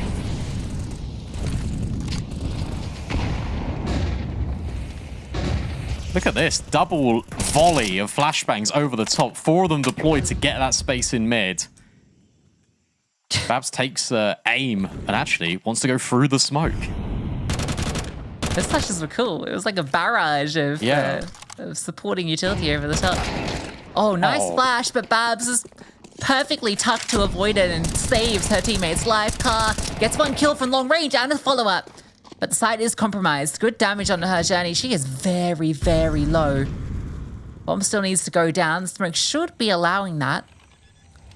There's Kit on Bazinia. Keep that in mind. They've got smoke as well. Managed to take some good control. Babs is going to redeploy some of this utility. Yeah, she's going to smoke off CT, which will keep that a bit covered. Great Molotov. That could not have come at a more perfect time. Information gathered. You know Temple. It's definitely an ambition for Furia. Babs needs to be careful, though. As soon as this contact comes through, surely there's going to be a swing coming onto her from in towards middle. There it is. And it leaves it all onto Kizza in towards main. They know she's here. But the bomb needs to be defused. It's being ticked on down. Need to find the kill. But no, Kizza can't connect. And so Furia will win it out. That's so unfortunate. The donut player there should be looking at middle. But where it was so delayed from Izza, she plays that to perfection. Also, side note here, Babs spotted Car jumping into Temple there, communicated it. So I was watching the player cams really intently, and yet they still line up. They don't actually drop any of the early utility into Temple to kind of cordon her off. They allow that double kill to come through. That's a slight stumble that would have maybe prevented that round from even being a possibility for Furia. Fighting into mid, and Gabby and Izza get a kill apiece. This time around, MIBR's attempt to breach that part of the map falls flat. Actually, I think one of those kills is just burning in the flames at the ledge. So that's a bit unlucky. Continue to progress in towards middle, so they do regain this ground that they sought to seek earlier. Sought to seek. So they just sought it. They want to sort it. Yeah. Get their plan in motion. There you go. Take it back. Smoke drops. And Fury are going to go on a bit of a reconnaissance mission down ramp to find out what's going on at B. And it's not a lot, is what they're going to quickly clock onto, which is going to allow the rotations to come on through. The smoke is really causing an issue for MIBR. They would have loved to accelerate through. So it's Izza that drops behind. Gabby walking over the top. She sees a foot. So knows that Danny is in the neighborhood. And they've just got them locked in. There's just no way into the side for MIBR. Really nice timing for Fury in that mid round. 50 seconds left on the clock. You need information. Push B with numbers. Immediately, it just means your rotation from mid can come over to A, and that means the donut smoke can be deployed in the first place. MIBR try and molly Car out of position over towards Temple, but it didn't happen. She was actually ahead of it. So she was already on site. The player close to the default box just didn't notice them. She can just tuck in, play off the contact. It was really well layered by Furia. And now MIBR, it looks like they're going to potentially go out of this map with a whimper. It looked good on the pistol, looked great on the follow-up, but the gun rounds are here and Furia are in control. Okay. Yep. Very in control. That one is over before it begins. Furia have 7 map points to work with. Xenia doing a hell of a job. Both her and Babs kind of on the opposing side. It's these new additions to each team that are doing a lot of heavy lifting. Difference in MIBR is it feels like it's not quite the same network around. Yeah, kind of need Thursday. Feel like she's been a bit absent, especially with like the lack of AWP because of the finances on that CT side. Cool molly thrown as well. By MIBR, that goes into the middle portion to try and catch timings when Furia try and progress through Jaguar. That one's come into fashion a little bit more. But take a look at this. Furia mid-round, they went B. Early round, they've gone A. They've got all the space. They've got all the info. They know it's going to be a B execute, so they need the rotations over. They're not coming yet, though, so... Okay, a re-smoke in towards ramp. Car does start to run on over. She's got a full belt of utility she can bring over to reinforce as well. MIBR looking to commit flashbang, good, but Izza is up close and personal and just sprays one down out of ammunition, and Babs able to capitalize. But a double up towards long and a boost over for Bazinia. She spots out so many players, able to get one, but Babs again finding these kills. Long just planted. Oh, Thursday finding Gabs as well. That's critical. There is a very late flank coming from Gabby, who's going to be pushing through T-spawn. I feel like Fury are going to give this one a look in. They could just try and end it right here, right now, but a kill not being given up. Babs is so incredibly low and now presented with the chance. Bazinia was pushing for so long and both these T's players are so low. And that might just be it. Thursday has to do it all. Gabby's just sticking the bomb and it can't be stopped. It can't be stopped. Furia looking ferocious on Ancient. What a clutch. Retake coming in as well from Furia. I honestly thought that they were going to save, but Bazinia said, hang on, I reckon I can do something here. Waited. Drew so much attention away that Gabs was able to progress up that ramp and a flank. It was completely capitalized upon. And that's the Furia I expected to see on Overpass. Instead, we get it on Ancient. They continue their map winning streak. And the stark contrast between Furia in this map and the last is this one felt like home. They knew exactly what they wanted to do. It felt like they had a really good understanding of where each other was on this map. T side really laid the framework, and then they shut things down on the CT side. Sets us up really nicely for map 3. Mirage, which again, a Furia staple. Yeah, and I think this was also kind of on the other side of things, a clear example of a map that MIBR haven't quite found their footing on yet. I mentioned that they had a very strong map against Davina last week, which might have, been an incentive for them to let it through into the pool, because, it's not one that they've played really at all in the past. They've never played it with an ESL Impact all of last year, so I was surprised to see it allowed through against Furia, and well, you can see why, because Furia, very, very good on Ancient. Yeah, no, absolutely. And I feel like you got to give a lot of credit to Furia as well, because we said coming into that map, they had to reset that, say, look, that was MIBR's map pick. Now we go on to ours and we're going to be dominant. And they were. And that sets us up really nicely for Mirage as well, because it's a pretty, again, a home map. You mentioned it before we even went live with this series. Furia made a name for themselves on this map. Sure, it was with Olga, but still the pieces still that were around her are still here. They still know how to play this map really comfortably, and it's a scary sight now for MIBR, and this is where the experience might prevail for Furia. Yeah, we'll see. Still a bit of journey ahead for them. We can see that Babs is continuing her fantastic form that she's shown across both these maps, but as mentioned, yeah, Furzy a little bit absent, and on some level, you can't blame her too much because we didn't see the AWP out. It was kind of a similar story to Kara map 1, right, where just didn't get enabled in the same way that she was on Overpass, so it was really just Babs kind of trying to drag them through that one, whereas it was much more of a team effort, it felt like, for Furia. Yeah, it was. And shout out to Bazinia as well. 20 kills, our new addition to Furia. Revenge against MIBR, we kind of had that storyline kind of plotted in throughout this series. And she delivers a huge amount of impact as well. I mean, a number of those rounds where it felt like she would deliver, she does. A huge multi-kill. But for player of the map, I had to give it to Car, just simply based on the fact that early round, MIBR were definitely in this. They were definitely kind of in this situation where they could have got these rounds, but it wasn't for Car clutching round after round. I think she had 4 clutches in the first half. I had to say that she was definitely the player of the map, and it kind of ties in nicely with the previous graphic when we came out of Overpass, where I said she needs to be that player to step up, and she certainly was. Yeah, and, considering, I know it was a pretty one-sided scoreline in the end, 13-5, but yeah.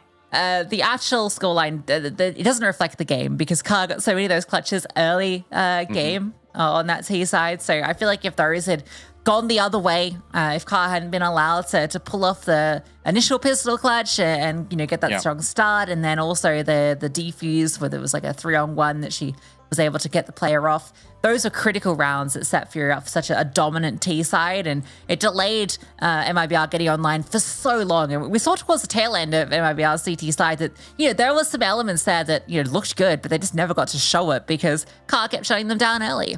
Yeah, the scoreline looks so lopsided because of Car's impact. I think that's the key takeaway. And now we look ahead to Mirage, and I guess I'm gonna kind of throw you under the bus a bit, Lucy, before we kind of throw to a break. Like, what do we expect here for MIBR? Because obviously Ancient are not a map they play too much. Mirage, one they certainly do. Yeah, it's one that they're a lot more comfortable on. I mean, to be fair, they got wiped out by by Fury last time they matched up. But I think now that they've got Danny into the lineup, that's the key difference here. I think also, with Babs playing the form she is, that's going to be a big impact. But Furzy's the big talking point, I feel, right? If she's showing what she showed on Overpass on a map like Mirage, which is such a strong AWPing map, that's going to be key. So I'm hoping they get a CT side so we get to see maybe that AWP on the defense early. But yeah, I think that's really where I'm looking towards is Furzy doing her thing. Yeah, okay. I kind of agree. I feel like there's a really interesting conversation point about South America snipers that we can definitely dive into, but I'm going to hold my breath. We're going to send it to a break. When we come back, it's all things MIBR and Furia on the final battleground of Mirage.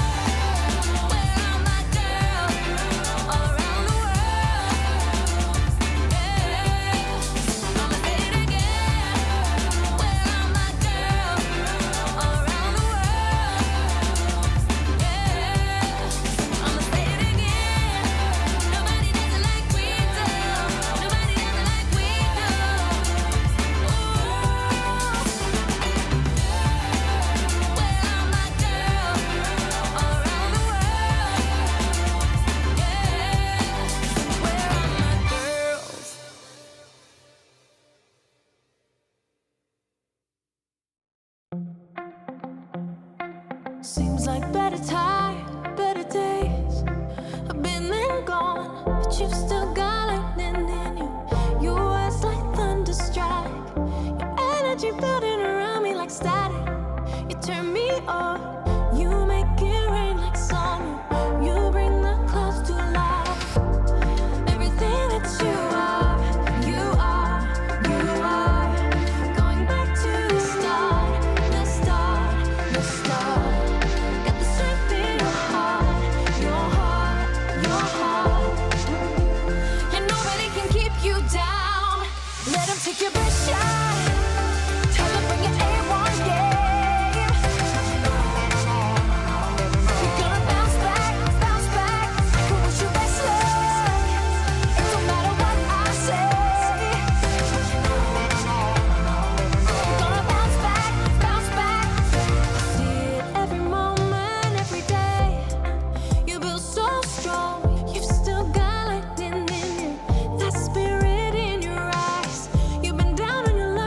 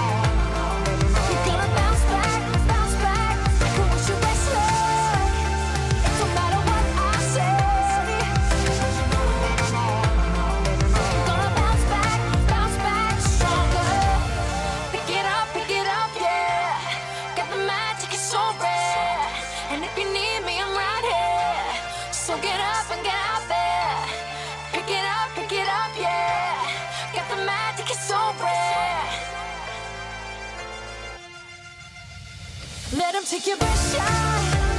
Tell him bring your A1 game. You're gonna bounce back like it was your best luck. It don't matter what I say. You're gonna bounce back stronger.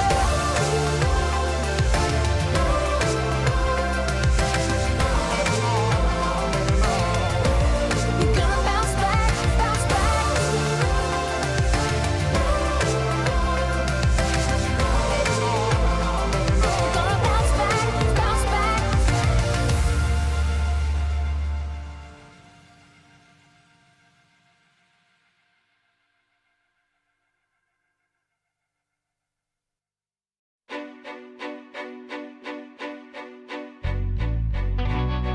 Every time I look at you, ooh, there can be no mistake. I've got my ways out of time. Where you gonna run? 'Cause you love the games that I play. I'll be so cold. I'll lead you into the fire.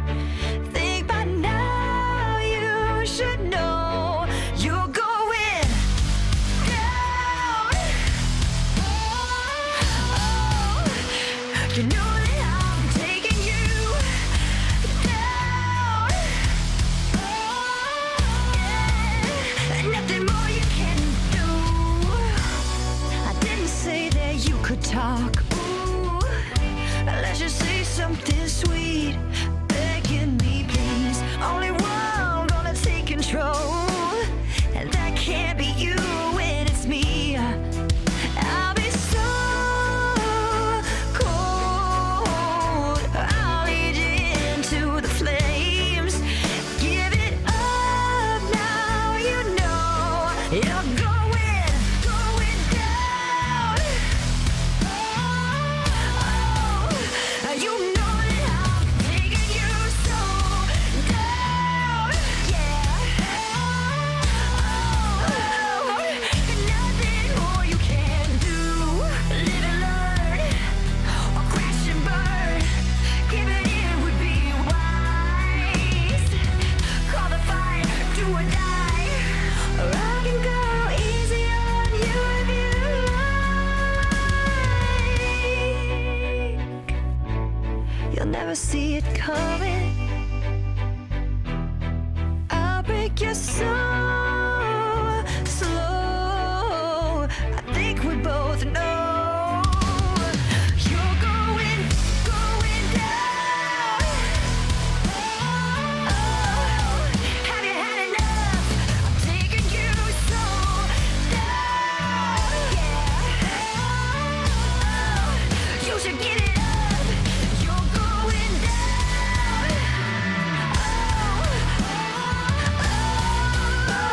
You know that I'm taking you so down. Yeah. I'll never stop. You know you're going down.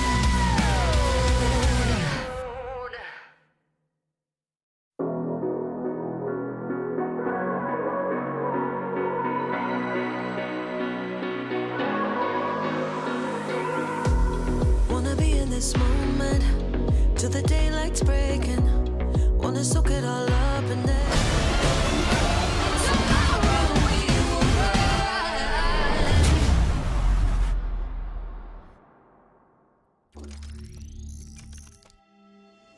Well, Mirage, our deciding map, Brandon. And I feel like, with the way both these opening maps went, how they were kind of both one-sided affairs, more or less, despite some back and forth that went on kind of towards the tail end of each. It kind of did really feel like it was one-way traffic for each team. I feel like Mirage is going to be an absolute brawl. It's going to be the opposite. I think we're going to have a real nail-biter. It's the common cliche, isn't it? When there's a blowout on like map picks, then normally the decider is a lot more closely contested. I do expect that here. I'm still confident in Furia, though. I feel like the fact that they were able to reset in that map and everyone was kind of coming online, I've been really impressed just kind of with Xenia, Izza in particular. The fact that Izza is leading from the front as well, in-game leader for this team, and is still driving up the numbers is something that MIBR currently don't have, to be honest, because Kizza, while she is calling the shots, she really relies a lot on the individuals to step up, and that's now what we need out of MIBR. It's not just a couple of players here and there, it needs to be the whole host of faces really stepping up and rising to the occasion, and Danny has definitely got to be included in that conversation. Yeah, absolutely. I really painted the picture at the start of the series that she was the one to be looking out for, but she's had a bit of a slow one so far. I feel like Mirage is definitely a map where she can come alive, and this is a map that's no stranger to these two teams whenever they play. I feel like it's often in the mix either as a pick or as a decider, and I think Furia have the edge on MIBR 3 out of 4 of the most recent times they've matched up on Mirage. But they've always been close, except the most recent. Let's just ignore the 13-1 that happened in December. That was, I think, there was a stand-in situation going on. Just completely write that one off. All the other ones have been very close. Yeah, sure. Do you know what? That's a like outlier. I'll rule it out. Yeah. I was going to say anomaly, and then I stumbled it, and now I've recovered it, so it's fine. Mirage in particular, look, I kind of wanted to bring up a conversation about AWPing, because that's kind of been the narrative throughout this series so far. South American teams typically, especially on Mirage, they will have their AWPer not actually be as dynamic. And I feel like we need to see that kind of mold break for both Car and for Thursday. I want to see Thursday get a lot more involved in the action. I want to see her kind of having the initiative to go for these peaks. Normally, you're going to see the AWPers set up on CT side Mirage by ticket booth. That's kind of where they're going to lie and wait. And I want the mold to be broken. I don't want there to be too many AWPs in too many rounds by ticket booth. Have the mid fights, go for B apartments peaks. I think Car's actually very good at doing that, but it's only recently that she's actually started to adapt into that. So I don't know whether she's ahead of the curve when it comes to MIBR on the sniping department. Yeah, I feel like that's been the conversation we had with Car. I mentioned it earlier that, you know, I think when we first saw Furia kind of on the main stages and during the initial online seasons, that she was never the kind of star of the show, but Car has come into her own in the last year, and we'll see if she can continue the form she showed on Ancient as we go into Mirage, the deciding map between MIBR and Furia. And whilst obviously we've had all this action going on, community streams been going live. Davina versus KG. Davina win 2-0 in that series. Close fair on the first map. Second one, 13-4. So cool to see that. And for Danny, now she's going to have the support of Davina watching on as they hope that MIBR can overcome Furia. Very passive pistol from MIBR. Looking to all group up towards A eventually. Bit of a split in through mid. 2 players round through connector. It comes over, and that's caused Gabs to run forward and jump on over straight into 2 Ts, and no one's hitting their shots. 1-for-1. Danny with the bomb fighting Car, but Car's dual Berettas absolutely destroyed, but it's Babs on the pistol who's been everything for them. She only finds one as well, and Babs, how is she so good with the Glock? It just feels like she just wins every fight she takes on these pistol rounds, and it's left to Car to clutch again. And it's not going to be the ace if she pulls it off. They know she's here. Kiss is rounding around through T-spawn to provide a backstab, but the fight's coming forward. Car is sensing something. She senses Babs, but Babs is on another level on these pistols. I'm easily going to just go out and say on a limb, from the 3 maps I've seen, that Babs is the best pistol player in South America. I'm just going to lay down that law, and I'm going to apply it, and hopefully it reigns true for the rest of the season. But how many multi-kills does she get in these pistol rounds? It is absolutely ridiculous. I'll be honest, Gabs really oversteps the mark there, and it's a shame because that's a really common pistol round to run. You throw a smoke top connector, you get 2 players that walk underpass, try and take the mid space, and try and catch that exact timing. If you don't see anything, and then you see that connector smoke fly in at the top, you know there's going to be players underpass. So that is a slight oversight, but ultimately, Car dropping the bomb, Furia scrambling to rotate over in time, they just get met with devastation all at the hands of Babs. A great maneuver from Car to pushing towards Rabbit, and even finding the bomb by itself definitely could have got out of hand. Car thought she had a good position, and it was, until it was set on fire. He's going to jump into the stack and get herself a couple of kills with the Mac, but only a couple. At the back of that, they're going to go to A. Xena is still here. If she can find herself a cheeky little kill. No, Danny's going to run on through. She's going to keep on running.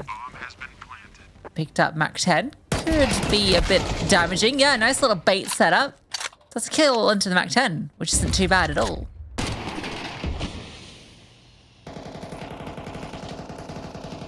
That's a small little consolation prize. Good utility from MIBR again. And even throwing the gun out the map. Just caretaker duties for Babs. She even cleans up Izza right at the very end. Just making sure there's definitely no upgrades available. And good just posturing from MIBR in that round. Just recognizing that they're going to be on an Eco Furia. They want to get the guns in as soon as possible. So you send the Mach 10 in, set up with a flashbang. You find out, hey, guess what? There is a stack on B. So now you just immediately reset and you avoid it entirely.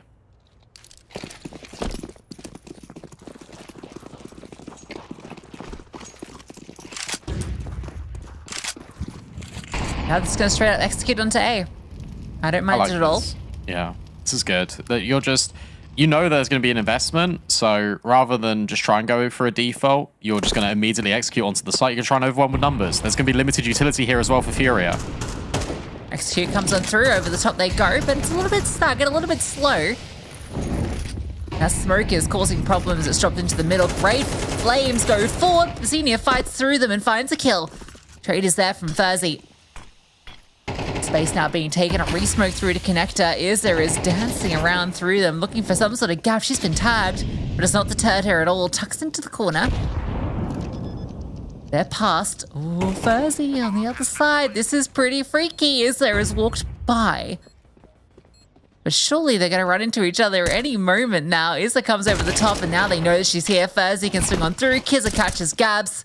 And Car up over the top of the ticket, can't find anything.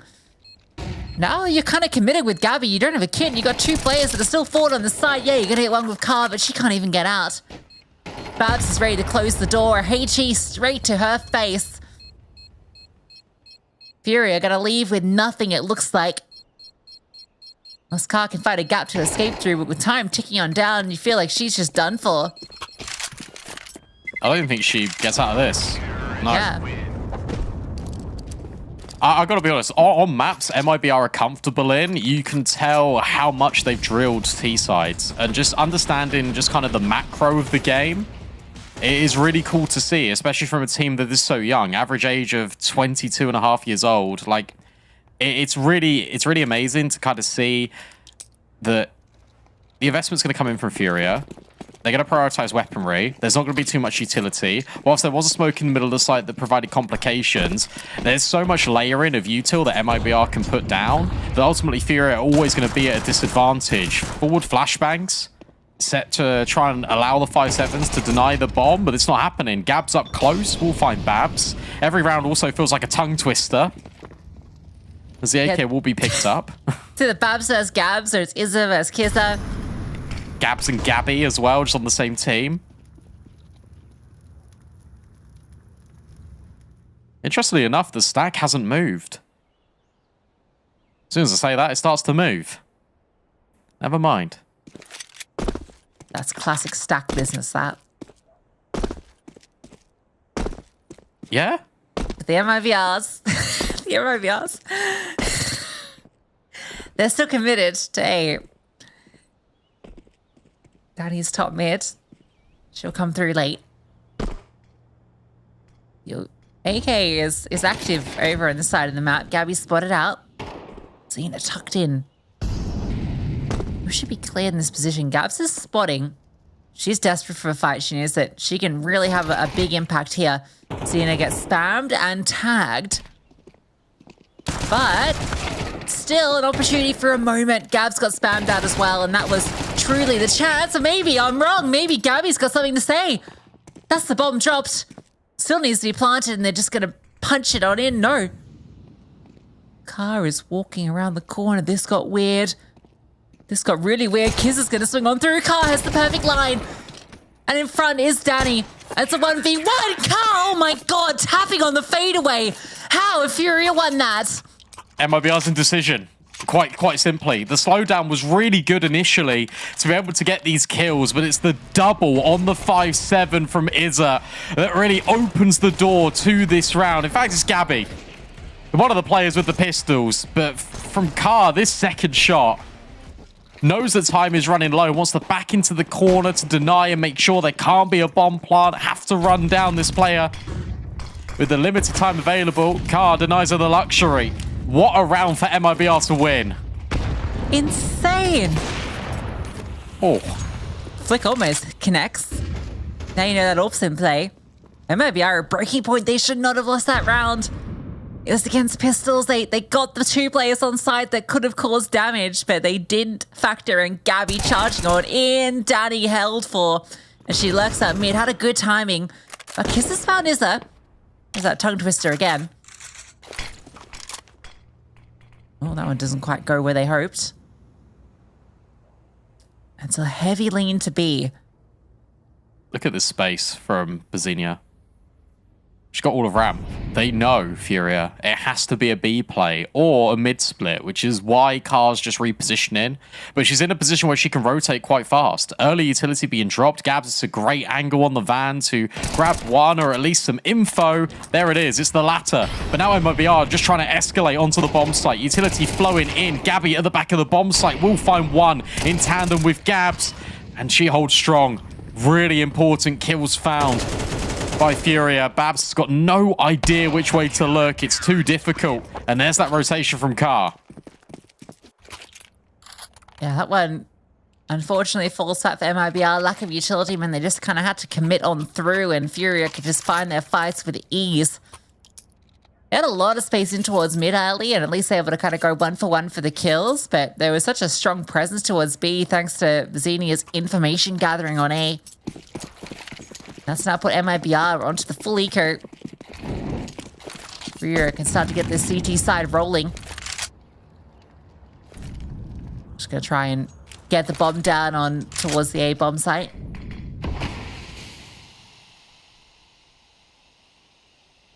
There's also that missed smoke, right, in underpass, because it completely just blocked them from actually taking mid.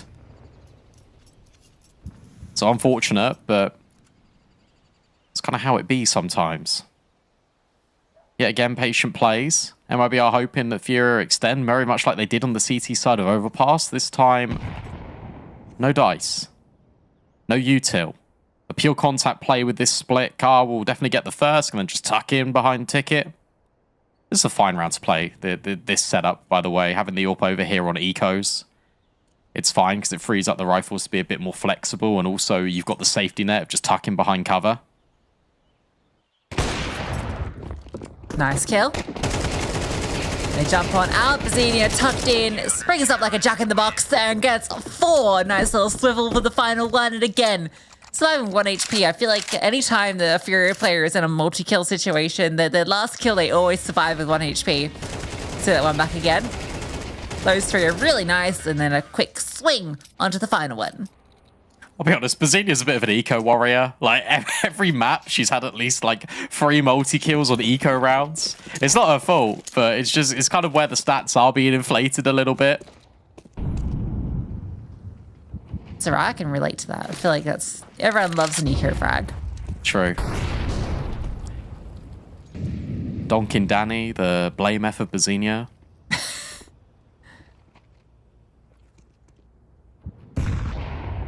Kisses walk down mid free. Furia are happy to give this space up early. That's very apparent. Oh, that's an interesting smoke drop for Gabs, because that means you have to go in towards window if you want to utilize it. Great counter utility, by the way, being thrown and supported by jungle. Bazinia full blind, and MIBR are going to be given the grace of the bomb site. It's going to have to be a retake effort from Furia. Tika's still fighting forward, drops her a smoke to even get further aggressive if she wants to. And another smoke thrown in towards Palace, and Bazinia's found the gap, but only good for 1. Good damage onto Danny. Gab's able to finish the job. Now Gabby's just going to slip in. Maybe deny the bomb. No, Fuzzy is able to plant it, and Gabby sneaks around, finds her kill. Car gets one as well. They know where Babs is. This one's Furia's round. She knows she can't contest it. Just hold onto the AK, something into the next. That's the main thing.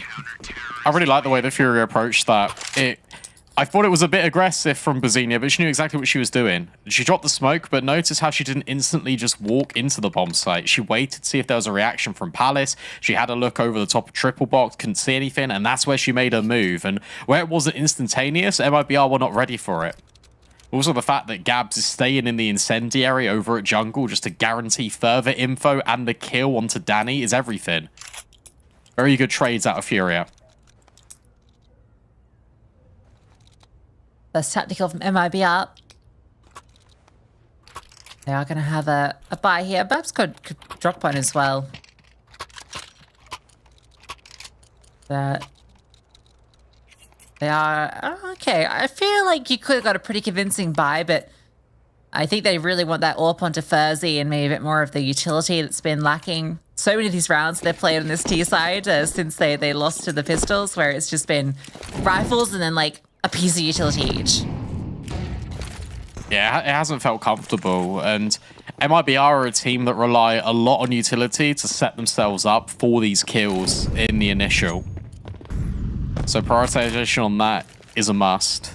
And you're right, Furzy kind of being reacquainted with the AWP would be a good sign and a good feeling for MIBR. They do take middle. Yet again, it's another element of where Furia concede the space. MIBR are allowed to feel like they're comfortable, but it's just what they can do with it off the back of it. A boost in towards the window. Kizza drops off the utility, jumps in with the Tech 9. Izza has to be aware because Gabs can't cover this. Furzy's going to walk around and Furzy domes Gabs. Babs finds Gabby as well. Kizza is actually dealt with by Izza eventually, and Car on the site still keeping control on B as he finds another. Car is coming alive, and Izza from long range, 1-for-1. Puts it now into a 1 versus 1, and Furzy groups around and is aware, but Bazina wins out the fight. That one felt like MIBR were going to find a way to make those pistols work, but couldn't quite close. Car too strong. Bazinia there for the killing blow. As soon as you see Car elevated at the apartments, there should be like a fanning out of short for MIBR. Instead, they go 1-for-1. These are really good entries. It's just such a shame they can't capitalize off the back of it. They know that Bazinia's that A player, dedicated to anchoring down the bomb site, so rotations will come from middle or deep from CT. Good heads-up play from MIBR, but they're just not able to win out these gunfights. There's Furzy, announcing her presence. She's got the sniper in play, fires off a shot towards B apartments, but no kill found.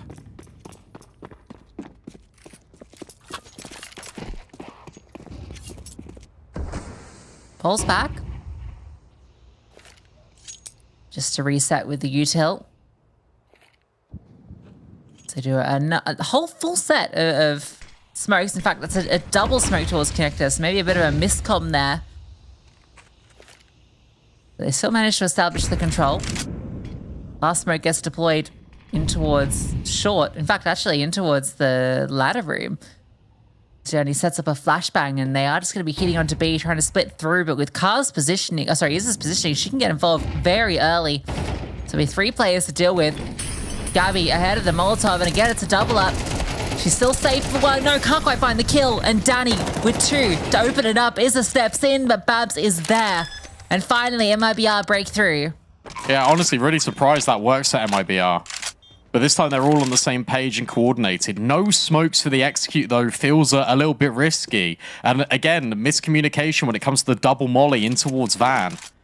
Could have been a different piece of utility. Could have been a flashbang out the window, but it still works because they've got good trade spacing. And they've even left Journey in towards mids to kind of cut off rotations. Bazinia just left wanting. Has to hold on to this sniper. MIBR are keeping it competitive.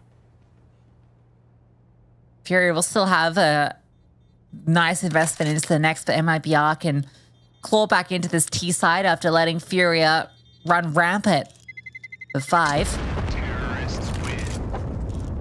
And yeah, the decision just to wait an extra round to get all the utility out. Despite a couple of missed pieces, well, the double smoke, the double molly, as you mentioned, it still helps substantially with the actual execute. You can see the confidence in their scaling was apparent. Double up for Furia, in fact. Okay.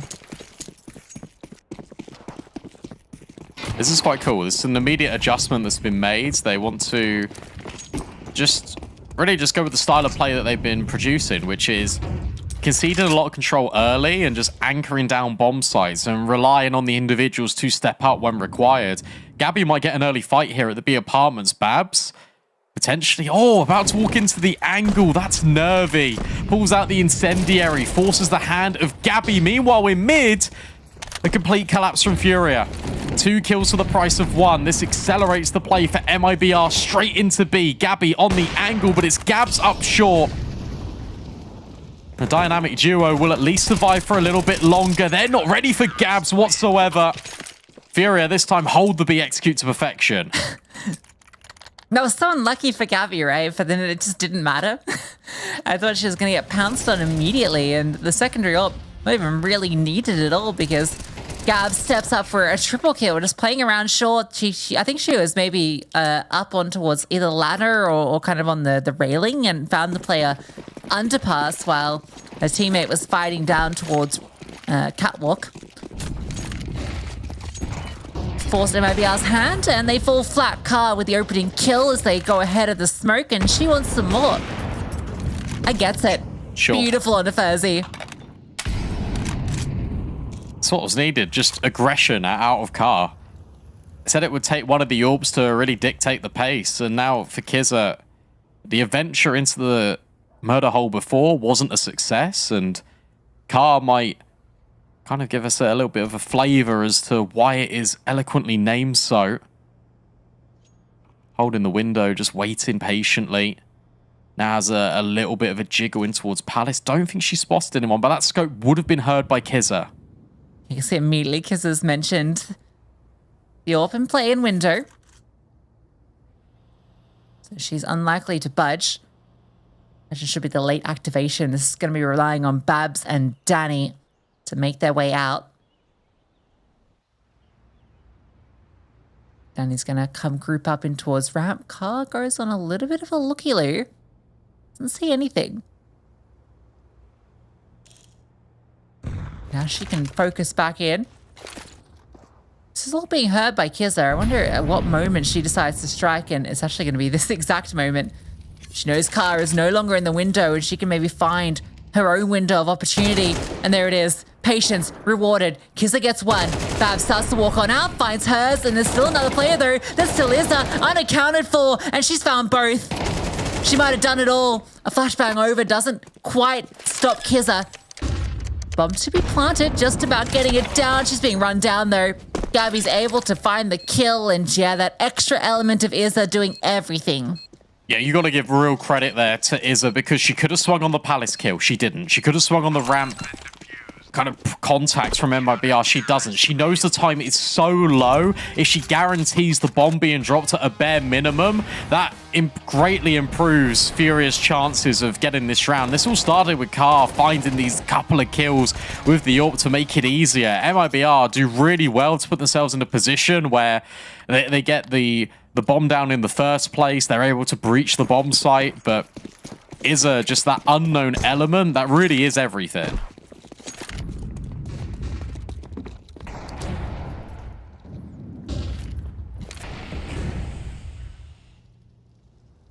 Fairly painful half for MIBR. Considering how it started and how it might end. Good trade.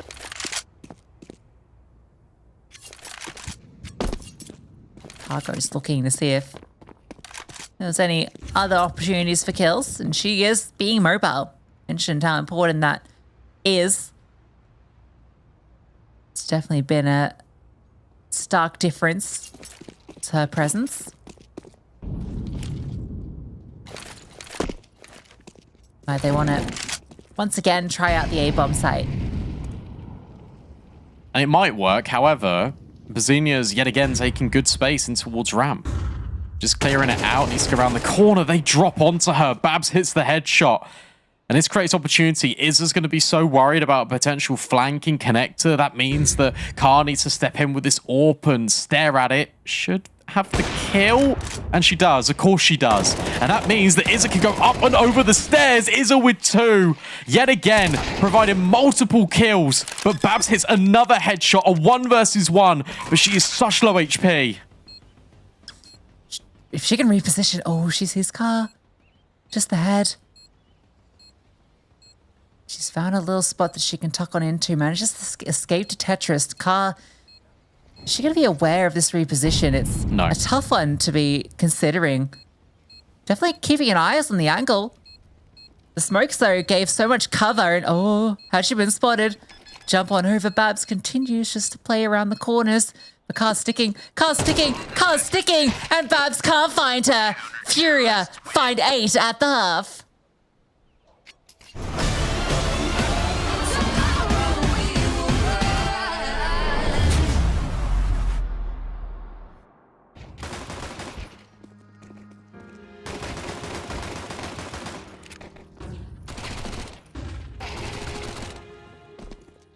When you see that someone else is hurting, and you're thinking, what if that was you?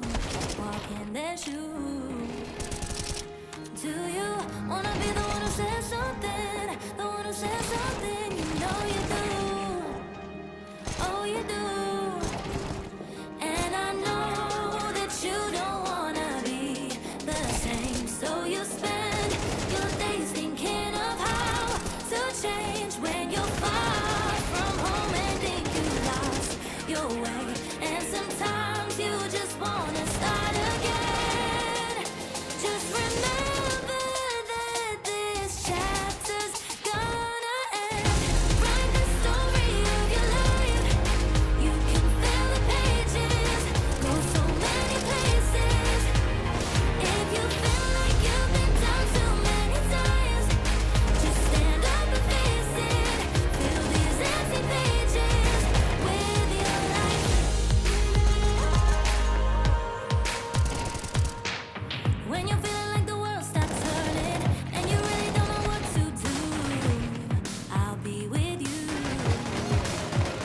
You don't wanna be the one that says nothing. Say something for you. Oh,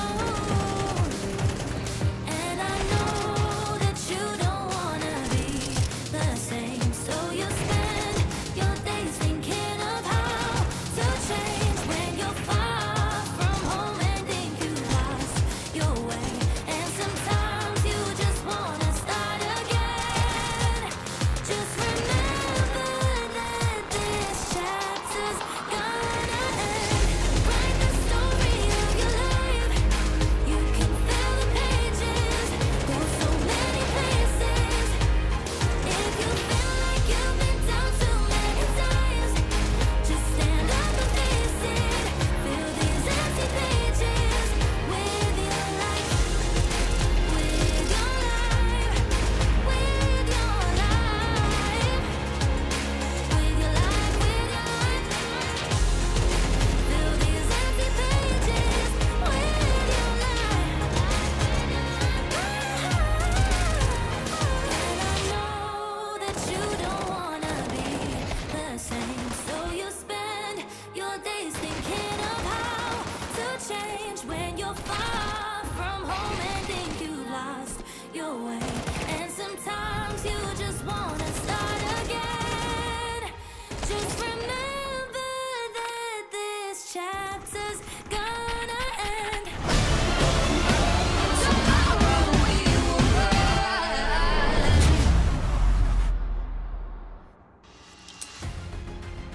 Experience just outclassing MIBR at the moment. Impactful multi-kills from Izza right at the tail end of the half.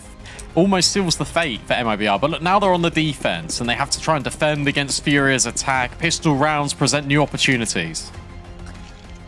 Babs is a bit of a pistol player, you know? True. I've seen some pretty cool stuff from her so far. So expecting further cool stuff. We're big fans of cool stuff here. They're onto the A-bomb site. Babs, cool stuff, gets a kill. Oh, and more. How does she keep doing it? Every single time. She's insane. And now it's Gabs, who's known and is so disconnected from the bomb and from everything. Need a stat after the game. Oh, nice shot. Okay, hang on. Hold your horses. Put your Babs back in the basket. 1 on 2. Right now for Gabs. She spots the thirst. But she's been very vocal. They know exactly where she is. They can just pin and lock her out. Being whittled down consistently by all this damage. And of course, who else? Who else but Babs? Another headshot. Right, no. Not for this series, because there's going to be a little bit of pressure on you to find that. But I want to know, by the end of ESL Impact, the regular season, how many pistol kills Babs is going to get. Because it is at least like a multi-kill every pistol.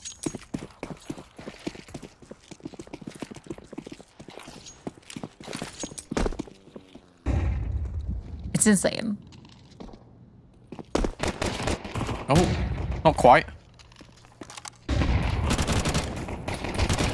Oh. Blind as well. Should just be a cleanup. Should be fine. All good. No stress at all. Bomb bound. Oh, nice. Okay. Well, hey, it's the classic bomb goes through Palace and everyone else goes somewhere else. So you know what? That's a dub. Yeah, huge dub. That's more money. That's more pieces of utility. That's potentially an AWP armor for Car if she wants it. And let's be honest, she probably does. No, okay.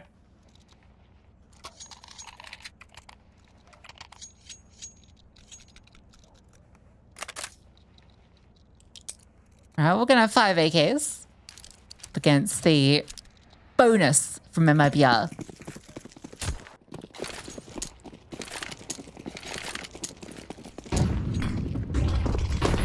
They're getting aggressive. The MP9, the FAMAS, and I like this. Very early on, it's 4 players over here. They need to rotate someone quickly. Furzy, someone needs to go. Well, they're playing retake. Babs is the only one over this side of the map. That's crazy smoke they threw. It missed. It was supposed to land a little bit more shallower and towards top mid. But Danny still finds the kill onto Gabs. Bomb site overwhelmed for Furia. But it's a little bit of a difficult ask for them to hold on to the off plant. Look at how quickly MIBR has scaled back. They got the utility as well. Bazinia on the edge of this smoke can potentially deal with Furzy, but she is playing with death. One player guaranteed locked in. The spam, but the headshot prevails for Bazinia. Yeah, spam does damage. Danny's sitting on the other side. Bazinia's just playing around the edge of it. Danny's going to walk on through. Bazinia ducks back. Oh, and Danny spots out one in the Palace. The defuse just coming through. It's just being stuck. And I think that damage... Oh, no, it's not quite enough. Another kill for Kizza. Needs to find the bomb. She just walks straight on through. She taps it, and she's sticking it this time, too. Izza surely should just be able to spam her. Oh, no way. The ninja diffusers go both ways. Kizza able to steal that one away. Even the grenade landing on the smoke, blowing it open, but Kizza drops a flashbang at around the 2.5 second mark. It completely explodes in the face. Furia cannot find the bomb diffuser, so she steals the round right under their nose. That was always the intention for MIBR. Rejani was always there trying to lock it in. Furia knocked off the bomb diffuser at the first time of asking, but couldn't prevail on the second. That's a big robbery for MIBR to pick up. By the way, where Izza's currently standing, as she just moved, that's where that smoke should have landed in the previous round.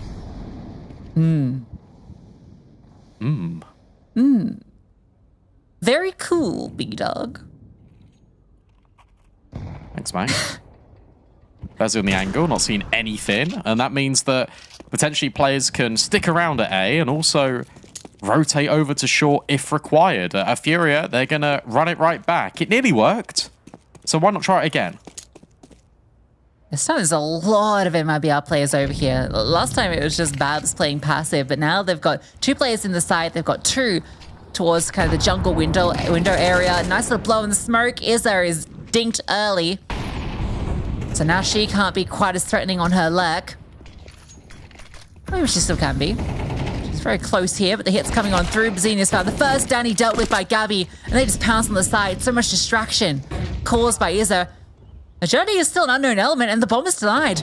Furzy finds a line to hit with the AWP. Kissa gets one as well, and you've still got a player in the back lines, but Furzy is hitting shots, and the AWP is doing everything. Finally, her Journey gets to strike. Mazinia has to clutch up good, nice little taps on through, but she has to reload, and the swing is perfect. Even crossing to the bomb is going to be so difficult, and she can't quite get it done. Yeah, I'll be honest, that blow on the smoke was really risky for MIBR with Danny swinging that, because sure, MIBR gained the intel that Iz is in connector, but it goes both ways. Fury are able to try and extract themselves kind of out of ramp onto that bomb site. They find the opening kills, but also it's a double-edged sword because they don't know about Herjani.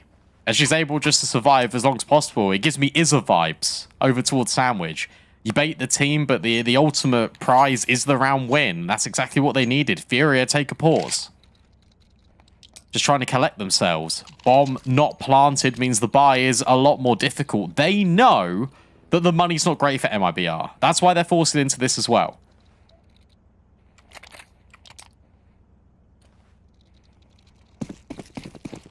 Can get a little spooky, but yeah, I mean, it's only like a halfie, right? So yeah, it's not that bad, and Furia could definitely steal something away with this. Again, they're going to be trying out A. They're relentless with this A bomb site. To be fair, it has been working. It just feels like a couple of pieces are just slightly missing, but it's not really kind of their fault. This smoke's cool, but Danny on the angle will confirm one kill, but Gabby overwhelms her and Babs. Suddenly, this bomb site is open, and at the third time of asking, it might be third time's the charm. How did Gabby get both those kills straight after each other? They were completely opposite angles. Oh! Hang on. Oh, nearly. Well, the kill does come through. 3v3, this is definitely on, but they're all retaking from the same position, so this setup from Furia feels strong in the post plant. Well, the Gabs just has the MP9. She's kind of stuck at the moment over towards the stairs. Up towards Tetris she goes. Kisa coming on over, is able to find her. So it's this double up. Journey just sticking on the bomb, just tapping it, just defusing it, but Gabby able to find her through the smoke over the top car, just spamming, and she's running out of bullets. Coming on through with the knife, looking for the kill, and it's again an into defuse. Furzy getting away with it, and even with her life. This has got to be so frustrating for Furia. Like, mentally, this is taxing. And now MIBR take 30 seconds, and they let Furia sit in it. They let them ponder what is going wrong. Every single time there's an opportunity to defuse, MIBR are taking it.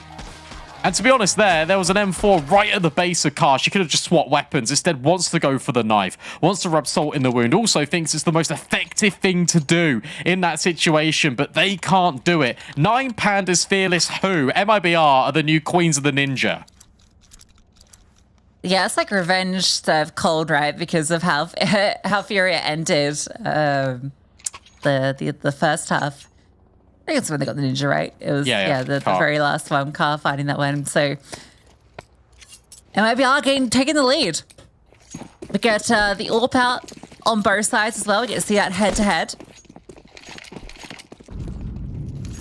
So we didn't really see Furzy get it at all on the T side.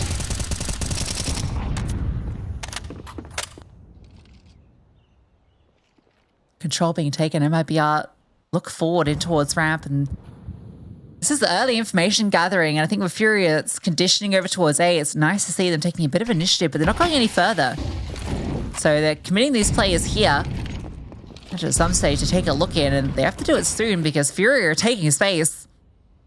Really good call by Furia, by the way. They've been kind of conditioning MIBR into this A hit. Hey, we're going to go A. We're going to keep doing it and doing it and doing it. And this time, when it matters most, when MIBR just stack 3 players on the bomb site, it's a complete role reversal. Kizza staying alive is massive here. Swinging the corner. Hejani comes in with 2 massive kills. That's so essential. Hejani just keeps on going. 3 in the back of the bomb site for her, and she is not done yet. It's so uncomfortable for Furia to plant the bomb. Finally, Mazinia tries to alleviate the pressure, but it's stabbed back down on the neck by Danny. And Gabby thrown into this clutch. A 1 versus 3. A kill immediately found. Remember, bomb still not down. Burden still on her. 35 seconds left. Needs to try and piece this one together. Both of MIBR have rotated through the market. Gabby closing the gap. Gabby round the corner. Nice shot. And even spots the second, but Danny's there to clean up. It's close, but not quite yet again for Furia. Nice attempt from Gabby, though. That first kill was clean onto Furzy and then straight into the marketplace. Feels like the opportunity is there. She sees the back of Danny, but a difficult kill. But this round was all her journey. What a sick 3K. Absolutely bails out her teammate. I think it was Babs. Oh, no, not Babs. Sorry. It was... It doesn't matter. She bailed her out. It was sick. Oh, that one could have broken MIBR's back. But instead, they again managed to just scrape through with one. 6 rounds in a row for MIBR. Furia have not been able to put a blemish on that record on the T side. And whilst it is unfortunate, MIBR are just completely playing their own game. Furia have been unsuccessful in a lot of these afterplants. When it comes to the executes, it always feels like a case of nearly but not quite. And MIBR will have this all day long. Economy still very vulnerable for both teams. Lost bonus built up enough for Furia to go in again, but Furzy, the AWP is uncontested and she's getting active. Very forward position. She's going to get information. They are definitely going to be poking on through here. Ooh. Ooh. Oh, there it is. Car jumps up and Furzy happily takes that one.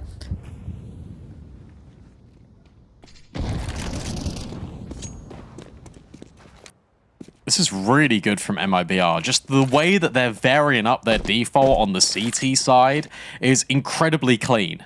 And it keeps Furia guessing. Here we've had Furzy this time being aggressive in towards mid, and she's completely given this space. Now she's rotating over towards A, and once again, it frees up your riflers to get a little bit more proactive. This setup is quite pivotal here on this B bomb site. Furia about to hit in. Are they ready for Kizza on the balcony? She's ready for the fight. Not Flash. Tries to find the first. Oh, she's missing her shots, so a dink comes through, but it's not the kill. And her journey again needs to step up, but this time Bazinia comes around the corner. And immediately they just have to disconnect. Yep. The B bomb site hole crumbles to Furia. Now it's with Furzy finding the opening kill too. 2 players are so tantalizing low, so I don't know, they're kind of interested. Furzy even swaps to the AK. Yeah, they are going for this. She has the kit. A flashbang forward. They want to fight this. They want to find their way in. They don't want to give Furia something. They don't want to give them anything. Danny and Gabby go 1 for 1.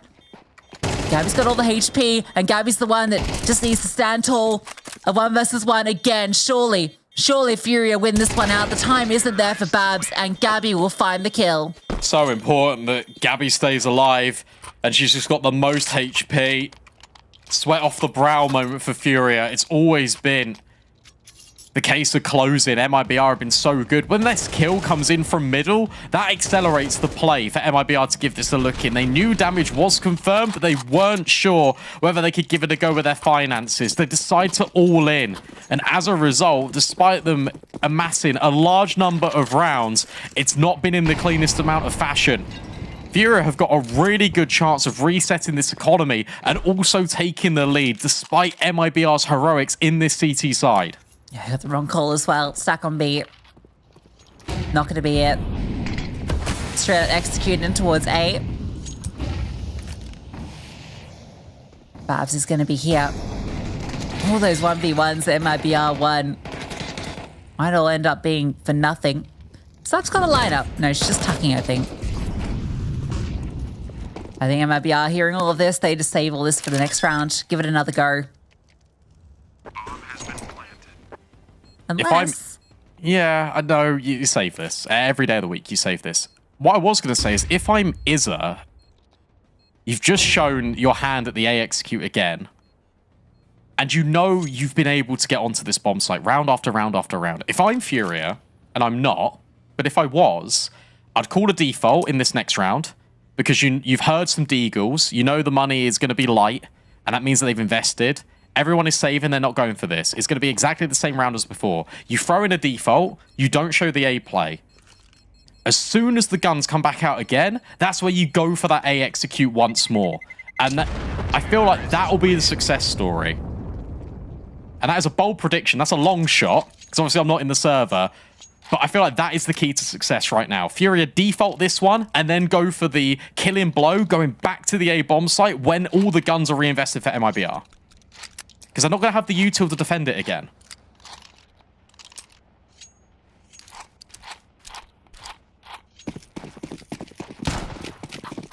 MIBR just going to go for the same setup, it looked like. Oh no, they are going to do it slightly different. And Furia, no, they're just going to hit A. No default for them. A is the answer. I'm telling you, A is the secret source to Furia winning this series. Certainly seem to recognize it. This time there's a few players here at least. Little tag on Taser is good, and a follow-up one, but players dropping. Babs is considering playing around the smoke, but she's removed. Has to slide all the way back into connector. I wouldn't mind MIBR just stacking a site this round, given the propensity for Furia just to hit the site. But it looks like Furia are going to take the lead. Find their 11th. This is after MIBR, what, got 6 in a row? Yeah, 6 in a row. But because of the casualties just amounting to it, the amount of like 1v-X's that MIBR won, the amount of ninjas that they were sticking, that's been the killing blow and almost the coup de grace of Furia. Kids are hoping to maybe make some money, not happening. So shield back up, Furia back in the lead, something they're used to. And now for MIBR, you've made this journey one step at a time. You've closed the gap. Equalize the scoreline, and now for them is once again just regaining the composure. If I'm Kizza, I drop the Mac 10 and I just buy a rifle. It's not worth keeping this. Yeah, there we go.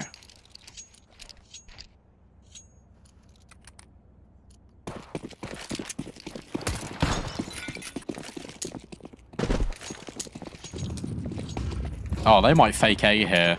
It looks like they're going to fake A with a util. Oh, MIBR, will they bite on it? They're very spread out this time. With rifles. Yeah, you can see that the fake out about to be established and they're just going to hit onto B. Oh, Kizza has to do so much here. Look at them. They're biting on it like nothing else, but there's no commitment. No commitment. Oh, Kizza's even rotated. It's perfect from Furia. But Danny is going to catch the rotation. Now they know. That's everything. Kizza can try and get ahead of it, but she doesn't fight forward. They've got the advantage. Doesn't want to give up that kill early. So at least they know. There's a very late flank from Gabby over on A, so that's also something to consider. Whether that's helpful by Furzy. How patient is she? She's not going to find it. Danny gets Bazina. Gabby's late flank might not even be needed, or might not be getting here in time. Gabs is low on the side, still finds the kill onto Danny. And Izza tucked in towards the truck, a powerful position. Now that flank is going to be strong. Gabs falls, Izza still alive, still kicking. And Gabby finds her kill. Now she's known, jumps on through the window. She's found another. The bomb tapped. Kizza runs on forward and hits her with the pistol. And MIBR will equalize. Furia just took way too long on that. All the rotates were there. The call. The ingenious behind Izza to condition A and then fake it out with the util. MIBR bit down so hard, but you got to give full credit to Danny because this kill unravels everything and even finds a follow-up onto Bazina. But the kill completely gives up the ghost. MIBR can rotate back away, and the flank from Gabby, whilst it was a good attempt at the end, she was so disconnected from the entire pack. And you can see that even delayed the bomb plant on the site. They wanted Gabby to be a little bit closer. Despite MIBR winning almost every round this half, Fury have the better buy and they have the entry. Gabby gets success at ramp. She spotted 2 as well, so that's information. Guess they're not budging this time. Deep molly, well timed. Even a boost coming on through. Cars that are holding the angle if Kizza goes forward. Oh, it doesn't matter. Leg actually does come through, but she has a lot of damage. See the HE being dumped on through, the Molotov to follow, but no kill being found. And they're splitting on through short. Gabby's found another opening kill. Izza now accelerating in, but Kizza able to find the kill. Xena dropped, Kizza had to reload, and it's all onto Danny. She can't get involved. Damage done onto 2, but it's not enough. Furia to find map point. What a shame. Honestly, what a shame for MIBR. Danny yet again being proactive, taking space in ramp. Calls MIBR over to B. Nothing's there. The fact that Kizza even confirms intel is still not enough.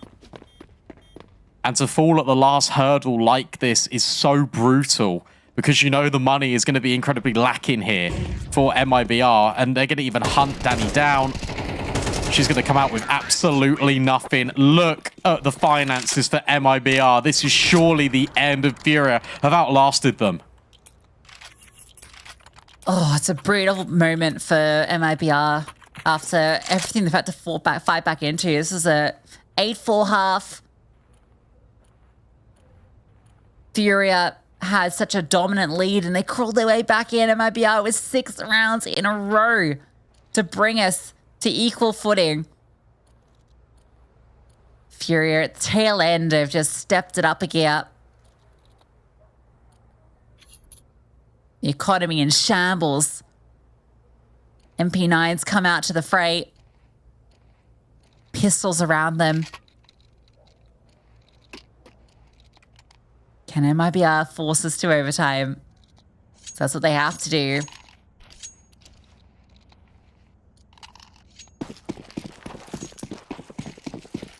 They haven't got a kit either, so no ninja shenanigans. And Furia are just gonna run it into a default this time. Hejani underpass. This is the only line of defense on B. Look at the stack in towards A. MIBR are so concerned, and that does damage and also gives info. Yeah, Gabs wants to fight it. Going forward, and it's clean. Another easy entry. This is so smart, by the way. Look at how passive Furia are playing. MIBR make your move because the pressure is on them, but as soon as I say that, you got to be careful if the bomb does reroute over towards A because the stack is in place and it is not moving. I mean, it's the right move from MIBR. They know that they have no space over towards B. They can't afford to rotate at this stage. Uh-oh. Time and time again, it's come to A. And it's going to come to A again. Izza can still be the undoer on her leg. But not if they don't make it through. Kiss is spotted. She can take first contact, then Babs can switch in. Nice flash, but they can't find the kill. Gabs has found another double kill. 3 in the round. Gabby comes over the top. And Danny falls. Furia bursts through A, outlast MIBR, and take the series. It really was a war of attrition, wasn't it? But you want to give full credit to MIBR. The fact they're able to recover on that CT side, the fact they're able to steal so many rounds away from Furia, it looks incredibly competitive, but ultimately it is that experience. That's what it boils down to. Izza at the mastermind of it all, just orchestrating these fake plays. MIBR are constantly being pushed and pulled out of position, and despite their best efforts, it's just not enough. But it is a fantastic showing from them, and it is definitely a team to watch out for here in the region. Yeah, it's really sad for MIBR. Yeah. This map felt like it should have been theirs. The half should have been a lot cleaner on their T side. I think that was the big issue right there. As soon as they lost to the Pistols, and then there was the 1v1, I feel terrible having just witnessed it. I can't imagine how they feel. Like, that must be so crushing because it felt like it was their map. You know, they had such a good CT comeback, and then at the tail end, as you mentioned, the experience prevails for Furia, and I feel so bad for MIBR. I really wanted to be right about them just coming through and you know, I wanted to feel good and win the prediction against you, but, you know, it is what it is. MIBR, though, what a great showing overall from the individuals. I think Babs, massive across all 3 maps. Even when they lost, she was phenomenal, and this team is going places for sure. It is. I mean, look, this is positive as well. Danny had a great map 3. 4 entry kills as well. I mean, I think that the issue you've got is that the rounds that MIBR won on the CT side weren't clean. Despite getting so many in a row, they were ninja diffuses. It didn't really feel like they were in control. How many times were Furia able to get on that A-bomb site, I think is the ultimate question. And it was one time too many, unfortunately. And the sweet irony of it all is the fact that they walk into that stack on A, and that's when they completely dismantle things. But you're right. Look, at MIBR, they are definitely one to watch out for. I think that is proven with this series. But unfortunately for them, they just need a little bit more time to gel, and that's completely fine. That's kind of what we expect from this team. But running Furia so close, potentially blowing them out the water on Mirage, it's a good sign of things to come.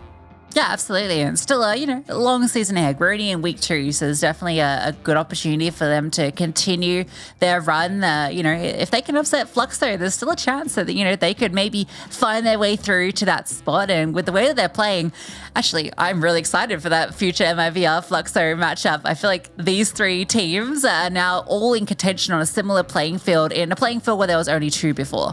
Yeah, for sure. Player of the match is here as well. And for the series in general, it's got to be Bazinia, especially from Furia, making obviously her debut here for Furia in Impact Season 5, going up against her old team. What I was really impressed with in this map is the fact that in these late rounds, where it's running very deep and where Furia need to kind of be on this comeback, she was opening up these bomb sites with multi-kills. She always felt like a really reliable pair of hands, and really was the driving factor in Furia's success, because she was implementing the plans that were completely laid out by Izza.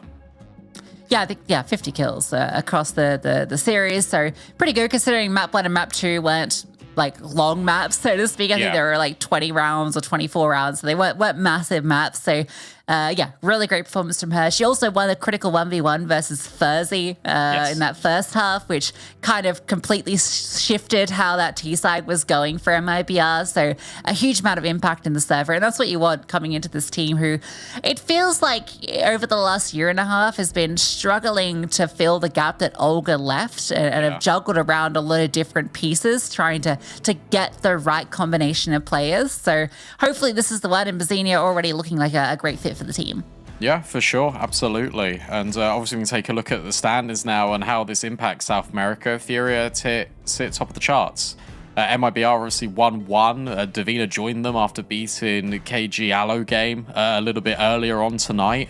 And so I'm excited. Look, there's a lot of competition here. I'm watching for Atrix as well. I think 0-1 doesn't do them justice.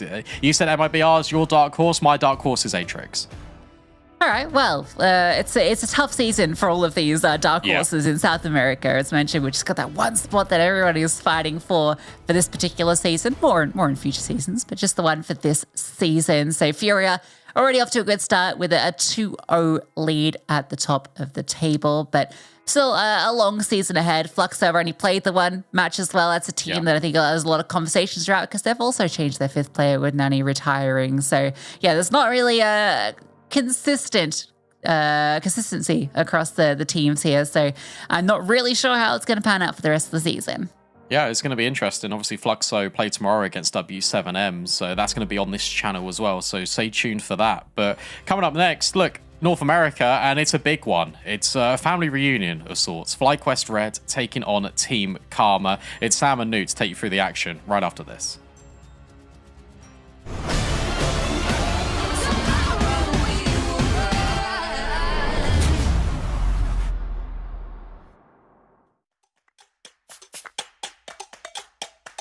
Boys make empty promises that they can never fill, so I don't rely on them, and no, I never will. I just do it for myself, I don't need no one else. And they say I'm sick, but I don't do this for my health. I love the woman I become. She ain't ever, ever, ever looking back. She knows exactly what she wants, and if you're wondering, she wears a dress and pants. It's all about me, all about me. I could walk in your shoes, but it's not about you. It's all about me, all about me. I'm out here paying my dues. I still win if I lose. When the whole wide world's a mess, I look and into the mirror. No, it's not blurry now. Oh, I can see it clear. I am my own champion, so make no mistake. Baby, not all superheroes come wearing a cape. I love the woman I become. She ain't ever, ever, ever looking back. She knows exactly what she wants. And if you're wondering, she wears a dress and pants. It's all about me, all about me. I could walk in your shoes, but it's not about you. It's all about me, all about me. I'm out here paying my dues. I still win if I lose. I don't need you now because, baby, I give me that rush. Tell me, who do you love? Cause I love me. Get back up and wipe the dust. I am where I put my trust. Tell me, who do you love? Cause I love me. I don't need you now because, baby, I give me that rush. Tell me, who do you love? Cause I love me. Get back up and wipe the dust. I am where I put my trust. Tell me, who do you love? Cause I love me. It's all about me, all about me. I can walk in your shoes, but it's not about you. It's all about me, all about me. I'm out here paying my dues. I still win if I lose. I don't need you now because, baby, I give me that rush. Tell me, who do you love? Cause I love me. It's all about me, all about me. I'm out here paying my dues. I still win if I lose. It's all about me.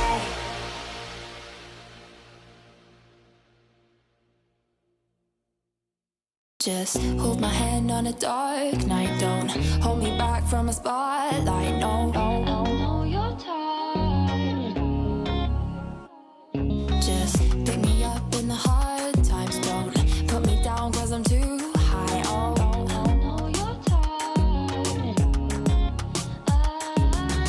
You want someone weak so you can feel strong. You've got to be right, so I must be wrong. That's how I know that you're not the one. You can't even handle a little competition. Yeah, always number one.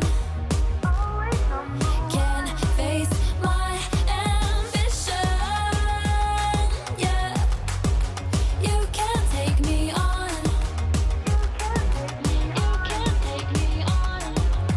See a girl who's falling, it's like it turns you on and you run. Yeah, hear a damsel calling, all dressed up in a storm for you. Run. You want someone weak so you can feel strong. You can't even handle a little competition. Yeah, always number one. Can't face my ambition. Yeah, you can't take me on. Just hold my hand on a dark night. You can't even handle. Don't hold me back from a spotlight. No, little competition. Just hold my hand on a dark night. Always number one. Always number one. You can't even handle a little competition.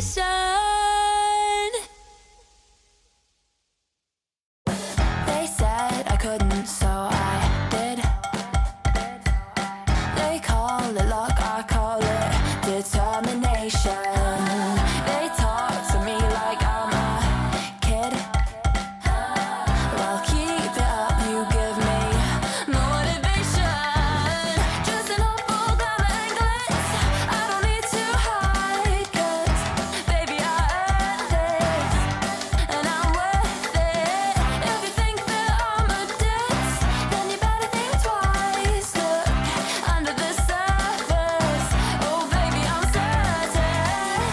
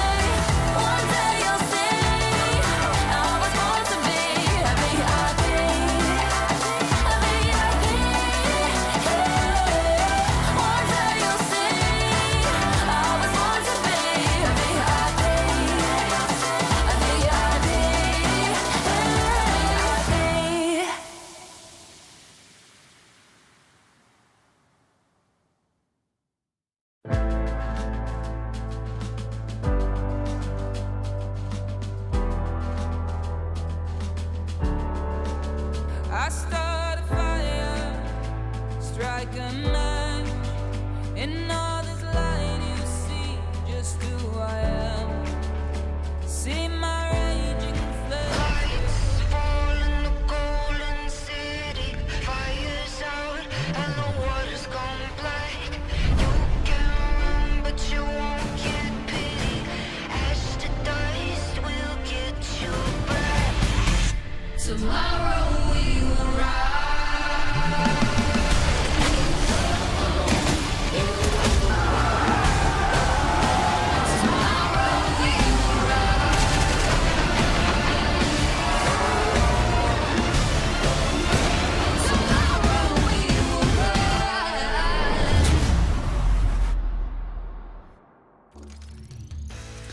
Hello everybody and welcome back to ESL Impact, and man does that video get me so hyped every single time I see it. I'm Nari, I'm going to be one of your casters today, and I am joined by the wonderful Newt, who's been doing all of the stats behind the scene, and I'm going to ask you, Newt, to take us through the schedule because you've been here all day.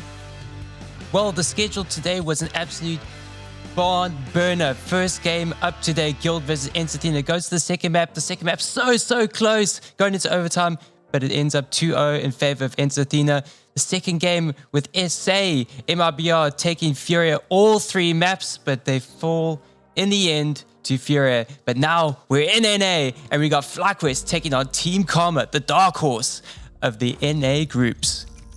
Oh, yes, I'm very much looking forward to that matchup today. But here are your groups. For those of you that are unaware of what's happening, we are only in week 2, so if you've only just tuned in, we can forgive you for now. And we have got some incredibly strong teams across the board, across the regions that are fighting it out for a chance to compete in Dallas, to go to that LAN and to bring home the crown and take down the ex-Nigma Galaxy roster.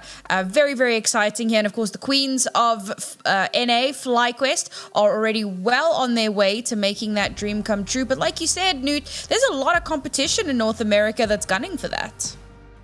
Oh, precisely. We opened up the NA groups last week with FlyQuest versus Shimmer. That's the tightly contested spots going in for the finals. It's Shimmer and FlyQuest. And I think Team Karma are coming in for the kill here. Already, FlyQuest take down Shimmer. It did take all three maps. So this is going to be a true test. If Team Karma are able to best FlyQuest here, I would say that's a guaranteed spot into the finals. But it's everything to play for going into this map. So it's going to be very interesting indeed. Yeah, I mean, the last time they came up against one another, it wasn't a terribly close affair, but things have changed since then. But Twitch chat, why don't you tell us how you feel? Who do you think is going to walk away with the victory? Hashtag Fly in the chat, type it in. Don't just do the little prediction with your channel points, all right? Hashtag Fly or hashtag TK. Let us know who you think is walking away with the victory today. And in the meantime, we can kind of get down to the nitty gritty about this matchup and about these two teams and just how exciting it is. Because, you know, we talk about the history in NA here and just in terms of FlyQuest themselves and how much history they have and how dominant they have been. But there's a lot of history, you know, with Karma as well, which I believe we'll get into in a minute because it seems we've already got our veto, Newt. Yeah, we already got the veto coming in, and instantly Team Karma ban out Mirage. Mirage is not their forte, but it is actually FlyQuest Red's forte. If they're not picking Overpass, they're picking into Mirage a lot of the time, and that's just like the strong shoot map. But Ancient for FlyQuest is a dead giveaway. They're going to ban it straight away. They are not comfortable on it. On the other hand, Team Karma are very confident on Ancient, so that's an instant ban from them, so it's looking good there. And look at this. No Overpass pick. I did have this kind of predictor going into the series because FlyQuest, they did lose to their Overpass pick against Shimmer, and they've played it so many times. But the thing is, Team Karma are not confident on Overpass, so I'm surprised it wasn't actually Team Karma coming in first with that Overpass ban. So instead, Team Karma allowed to pick Anubis, and FlyQuest bringing in Vertigo, because they're actually pretty good on Vertigo, and we close it off on Inferno. Every series ends on Inferno, and it's an absolute mind melter if it's going to end on Inferno. Yeah, I found recently decider maps are either Inferno or Ancient. This just seems to be where we're going these days. But with FlyQuest not picking into Overpass themselves, that left it open for Karma's second ban. So I think that was definitely the right call to make. Get that out of contention as quickly as humanly possible. Now, we can get into what I was talking about a little bit earlier on. The history of FlyQuest being dominant, but the history of Karma as well, which is so inexplicably intertwined with Goose Breeder. It's quite interesting. So we have a reunion, the South African reunion on the casting marks, and we have a reunion on the server. It's the quartet of Artstar, Emilite, Goose Breeder, and Rain. They were the core four for Team Karma in 2015 to 2016. They even moved together onto Selfless FE, and then finally they ended in Dignitas FE, where the little gosling Goose Breeder finally got her wings and she decided to fly out the nest and join CLG Red. So they got a lot of history going into this matchup. So possibly they may know a few things that we don't going into this matchup. So maybe Emily's trying to play a bit of mind games here. Well, I just want to let everyone know, if you do see some, tactical crouching or, mist sprays onto, players that are already dead, don't be alarmed. Obviously, these ladies have a lot of history. There's a lot of friendship. And those connections run deep. So it is all just fun and banter. But it's not fun and banter when the game actually begins and when the rounds are live and full of action, because both of these teams have so much to play for here. FlyQuest, of course, looking to assert their dominance in North America once more. And I think coming off of a fairly shaky start to the season. Yes, Shimmer have been hot on their heels for some time, and both teams had some roster swaps recently, so you're definitely looking to see how that synergy is looking and how that work is coming together for them. But for Karma, they haven't really had that. They've stayed relatively stable, Newton. Do you think that that's going to be a bit of a boon for them? It definitely is going to be a bit of a boon, and you said it a bit earlier as well. Going into that first map, that first game for FlyQuest, it was very, very shaky. But then for Team Karma, their first match was an absolute breeze. Quick little 2-0, and it was just easy comings, easy goings for them. So, and they're consistent core, no changes. So they know everybody right now. They know how to mesh well. And there's still also a lot of changes, like even we mentioned last week, Kaede taking up the role of RGL and Goose taking a bit back and focusing more on her fragging prowess. Yeah, the AWP IGL is becoming more and more of a trend recently, and I'm curious to see, just how that's going to shape up. Personally, I think that it can be a very, very difficult role, or two difficult roles to try and synergize with one another, but I also understand why they did it. Goose likes to be that lurky turkey, or lurky goosey. Doesn't rhyme as well, but there you go.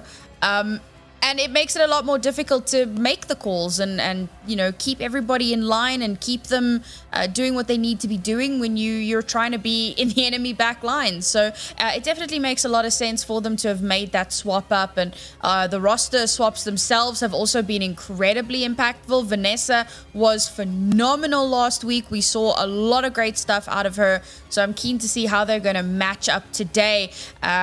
And again, we're taking a look at that veto that came through, and I think that it's going to be interesting to see how these particular maps are going to happen. We're going to be heading in onto our first map very, very shortly. So, Newt, what are we kind of expecting from it today? Well, we're going to be expecting a bit of an exchange of hands here. I'm not quite too sure what to make of it, because going into Anubis is going to be very, very interesting for Team Karma, because their T-sides are absolutely amazing. So we're going to have to see how it goes into there. But first, we got to do our predictions. So Sam, tell me, who are you predicting for this best of 3? Now, I love the Karma ladies, but it must be said, I still think that FlyQuest have got this one in the bag. They've looked too dominant for too long. They're such a strong roster. But let me say that I hope I'm wrong, because I live for the spice. Oof. What about I live you? for the spice too. But I do fear a bit of bad karma coming my way for the rest of the week if I don't pick Team Karma. But I think I'm going to bite the bullet here. I'm going to go for FlyQuest Red as well. I think they're going to go for flawless season once again. Maybe they do it, maybe they do it. They already lost one map, so that's just a map, but it's not a series. So going into this series, I think they're going to close it out with a victory over their heads. And look at that, it's 50-50, surprisingly, for the Twitch chat. So there's a lot of, I'm sure there's a lot of pot friends in chat. So a lot of everybody behind the Team Karma side and then on the FlyQuest side. People are sensible. They know what they like. They know who to bet on to win. Yeah, I think it's always a tough call because you know that Karma has got so much of that veteran CS talent coming back into the pool here and reforming and trying to make some waves for themselves, coming up against, you know, taking a run at the queens of the region. But we're going to be hopping into our first map here, ladies and gentlemen. It is going to be Anubis, and I'm so looking forward to seeing how things kick off now. FlyQuest Red versus Team Karma here in North America. And of course, you got FlyQuest Red started off on the T side, the more favorable side on Anubis. So let's see if they can get the ball rolling and get cooking, because it's going to be a 3-player stack in towards Bridge. But the hit is going towards B, and there's only one person here. Rain needs to lay down the rain. She does find one, but she has to defend off the side, and she's all alone now. Coyote just doing some funny business. Just keeping everybody else preoccupied. Does get one, but falls instantly. And it's a 2v3, and the retake is on. No kid available, so Karma are going to have to be super quick on the draw here. They do have the numbers advantage, but that bomb is slowly ticking away. FlyQuest do so well to keep them distracted for such a long time, and now realizing there is absolutely no time to get it done. So the most that they can do, get some of those exit frags where possible. Unfortunately, seems neither one is going to be able to take out their adversaries. Yeah, 2 players left to survive into the next round. But it's a quick and clean FlyQuest first round to kick us off here tonight. BBR was trying to get into that top 5 plays of the day by getting a 360, maybe a 720 headshot kill with the USP, but Olia thinks better of it. It runs away, scurries away. It's a great little opening kill there from Coyote. BBR just spinning on a dime. Gets to, makes the 3 in the end to close out the pistol. And FlyQuest Red start hot on the trot. Karma not falling into the trap of forcing up after losing that first pistol round. Want to save that money into the next round, particularly because Anubis does still skew a little bit more in favor of the T's. So making sure that you've got extra cash to fall back on is going to make a huge difference. Gamble stack over towards B. FlyQuest actually angling themselves over towards A here. There is one pivot point over towards A in Emilite, and she's obviously going to make the call when she realizes that it is going to be the A hit, and now it's going to be a full retake attempt. Emily taking a ton of damage, forced instantly off of the angle, and now they have to wait for the bomb plant and reaggress. It's a conga line of Team Karma pushing through mid. It's just so funny to see it on the mini map. They're just like all lined up behind each other like a little worming back onto site, but they're kind of locked out here. As Vanessa just cleaning up with that Mac 10. The Big Mac special makes it a 4K. The Big Mac's got 2 patties, but this patty's got 4. Oh my god, Newt. You can tell I'm a bit hungry. You know what? I appreciate you. You're also now making me hungry, I'll have you know. And while we are casting the NA game right now, maybe a lot of our viewers are having a nice evening meal. It's like 2:30 a.m. for Newt and I, so food is it's on the brain. But for Team Karma, I think it's revenge on the brain as we head into the 3rd round. Guns on board. A family of Famai, as I heard B-Dog say a little bit earlier today, and I think I'm going to yoink that for the rest of my life. And it's a heavily bunkered down B side as well. Some solid control here. Great util to try and force them off angles, but Ellie, clean 3K from her. Locks down this side. She is the anchor that her team needs, but her teammates are falling around her. She needs to try and keep herself alive. How is she still alive? How is she getting yet another kill? 1 player left for FlyQuest. Can she get this last one? Spots the head. So close to HP, but she is denied from getting that last kill. But Artstar is there to back her up. What a round from Ellie. I wanted that ace so badly. That was a perfectly placed crossfire. Even though Rain got mollied out of that position, that crossfire was still holding strong. Ellie was just absolutely laying waste to everybody coming out of dark. It was just swiveling around, watching on to B main, swinging around pillar. Perfection.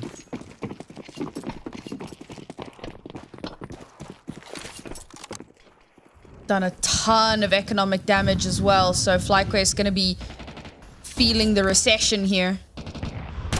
Still putting quite a big spend into this. They know after this round they're going to be back down onto pistols. So trying to make the most out of this round is going to be incredibly important for them. And of course, Karma are going to be super happy. Managed to keep most of their... Well, they kept some of their guns. Not all of them. It's also quite an expensive one for them as well. So for both teams, winning out this round could put them on a really great streak for the rest. So FlyQuest going to chill here. Wait to see if Karma push out. Wait to see if they make some mistakes. Try to capitalize on that. Little bit of a default, little bit of an exploratory mission over towards A. The bomb for now, just chilling out in mid. I like this play from Team Karma. They played it very, very well on Inferno on the first day of ESL Impact.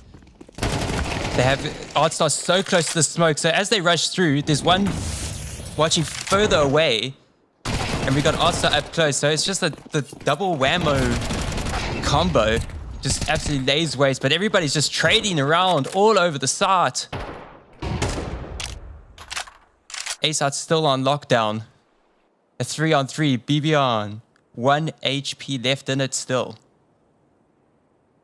This has been great from Karma, just to keep those lines shut down.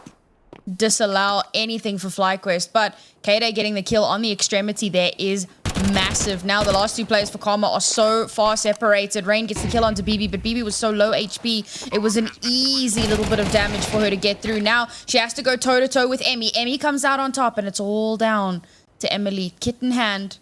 But it's a 1 versus 2. And there's so much that she needs to get done. The swing around the corner brings her down to a lowly 4 HP. But can she clean it up? The kill comes through. One last player left alive. Emily has no idea. Finally realizes where she is, but knows that there isn't much time. She's going to try to stick this. Is Kade going to let her do it? Oh, man, it was so close. A great swing from Kade. And that will confirm another round for FlyQuest. I think Kade said on the mic, that was not really a good plant because it just allowed Emily to just hide behind the obelisk. So she had to get really, really wide on the swing and push really close in order to confirm the kill. So it came down to the wire, literally.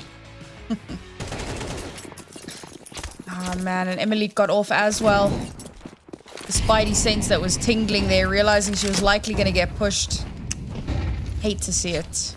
But we go into the next round here, and unfortunately, Karma, with no money to speak of, gonna have to come into this with just a couple of upgraded pistols. Not too much more to work with. Rain now playing quite an advanced position for Anchor. A lot of util from FlyQuest as well. Ridiculous amounts, but it gets them the information that they need. First few kills come through, and it's such an easy crack open towards B. The funny thing is that the bomb's over towards A. So the last two Karma players, oh, they actually do spot them out in mid. Not that it makes a difference. Clean and easy round for FlyQuest, and I don't think we expected too much more pushback.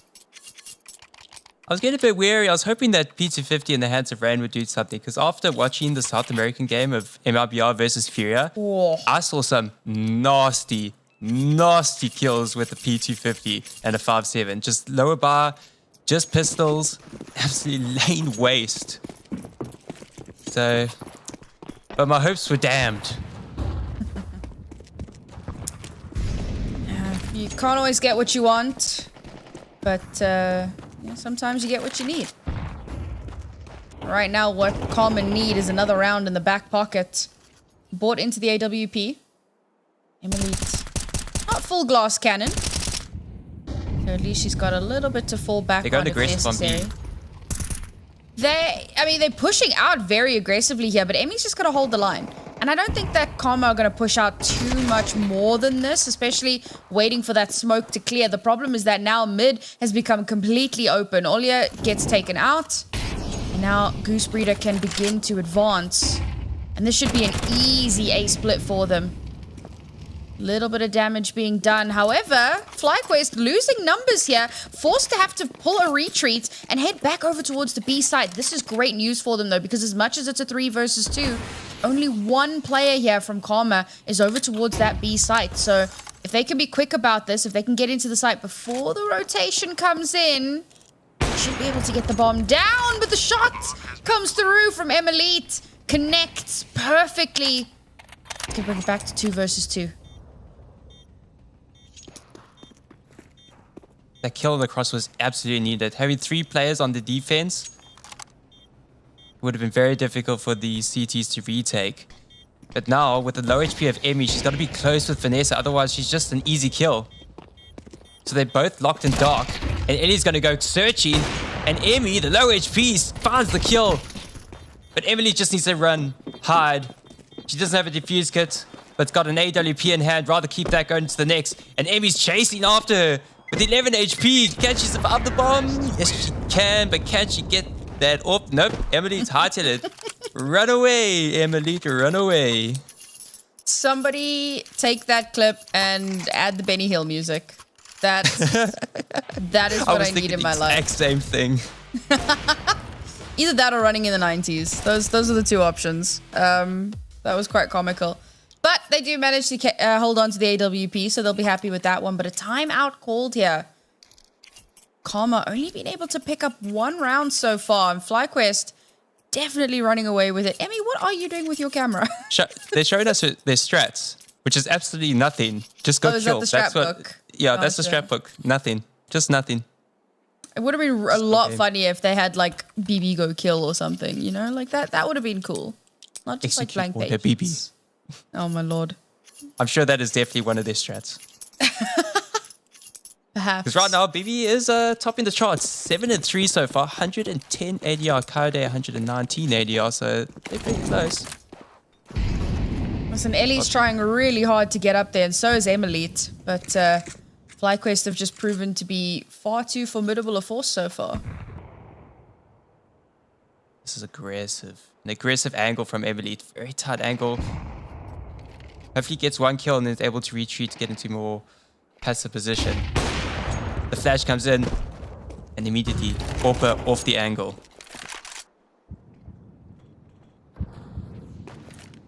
That makes a lot of space here, but Karma almost expecting a rotation? They've completely fallen off the site. And the bomb's still there. That's a bit of a weird one. They might have to go for full retake here. Emily's the only one still watching A, and to be fair, she's got an AWP in hand. But if 5 players suddenly rush through, she could be in danger. Keep your eyes on the flank, though. Olya getting ready to get in behind them as Emily is already pushed off of her position. Now they're in trouble. Retaking A site can be incredibly difficult, and with just pistols in hand, damn near impossible. Nothing connects. FlyQuest literally flying around, trying to make themselves difficult to hit. And Emily just can't quite connect either, and the AWP is lost. Also hearing so many footsteps. But needs to play a bit more passive because she's been held. Emmy knows. Ellie falls, Artstar falls, everybody alarmed for FlyQuest. A clean round. All of that initial flash, and they instantly scaled. Once that flash was thrown onto Emily, Emily had to rotate away, and instantly BB was on it. Ready throwing the utility, pushing up all the way into A main. And there's just nothing they could do. Yeah, the quick rotate away from A is kind of what got to me. Maybe the conditioning just got to a point where they thought, nah, there's no way they're actually going to push this. But I suppose also the fact that they're on pistols, you want to pull off, you want to, you know, death ball your way back into it. Ooh, Kade, risky. Risky. Gonna risk it for the biscuit, though. See if somebody peeks into her crosshairs. It's not against pistols this time. Karma have a little bit to work with, so have to be a little bit more cautious about how you take this. Kade down towards water, doesn't connect the shot. Somehow escaping just with her life there, Rain. And just to reposition. FlyQuest with a heavy default here. Nothing committed just yet. Looking to see where they can find themselves an opening. Well, that's where they find it. Ellie, absolutely cheeky with the aggressive push out into B. Gets 2 for herself and for her team. It will get traded out, however, but this is a huge advantage for Karma. How was that flash from Rain? just sends out the heavens. Ellie with a quick little 2K from outside of B main. Just sublime, that little pop flash. Ooh. That just turned the round on its head. So Nessa goes searching. Because they still want to end off on B. Tries to get that B main player. It's a bit messy, but does get the kill. Ren here trying to find something from Ninja, and BB is just going absolutely BB things. Feels like Artstar is so often one of the last ones left alive. She's all the way on the other side of the map. Has to pull out a miracle here. FlyQuest winning this round will take them over the halfway mark. Karma are definitely going to feel that into the next round and those thereafter. And this felt like it was such a recoverable round, but FlyQuest, I mean, they're looking so clean here today. It looked a little bit shaky against Shimmer, but well, the season has started and they've definitely pulled themselves towards themselves a little bit.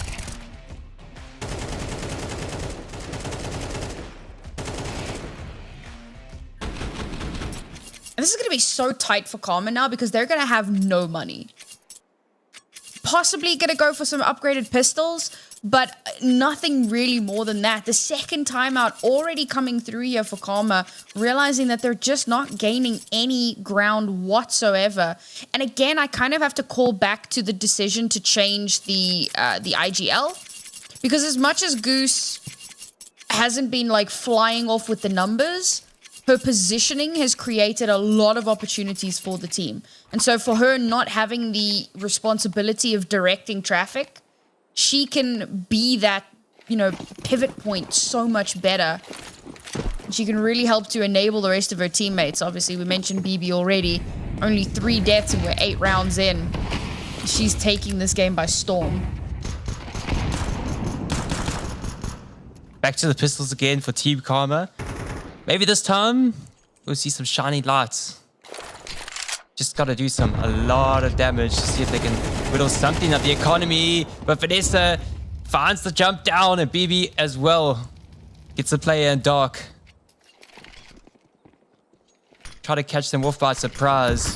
But surprise, FlyQuest was ready for it. And nothing connects. BB's so low, not even a single bullet lands for Emilite. But Eddie just sitting in Ninja, finds 2, but that is all. Oh, not too much, unfortunately, can be garnered from that round. 2 kills. 3 might have been the most that they could have hoped for. Eco round.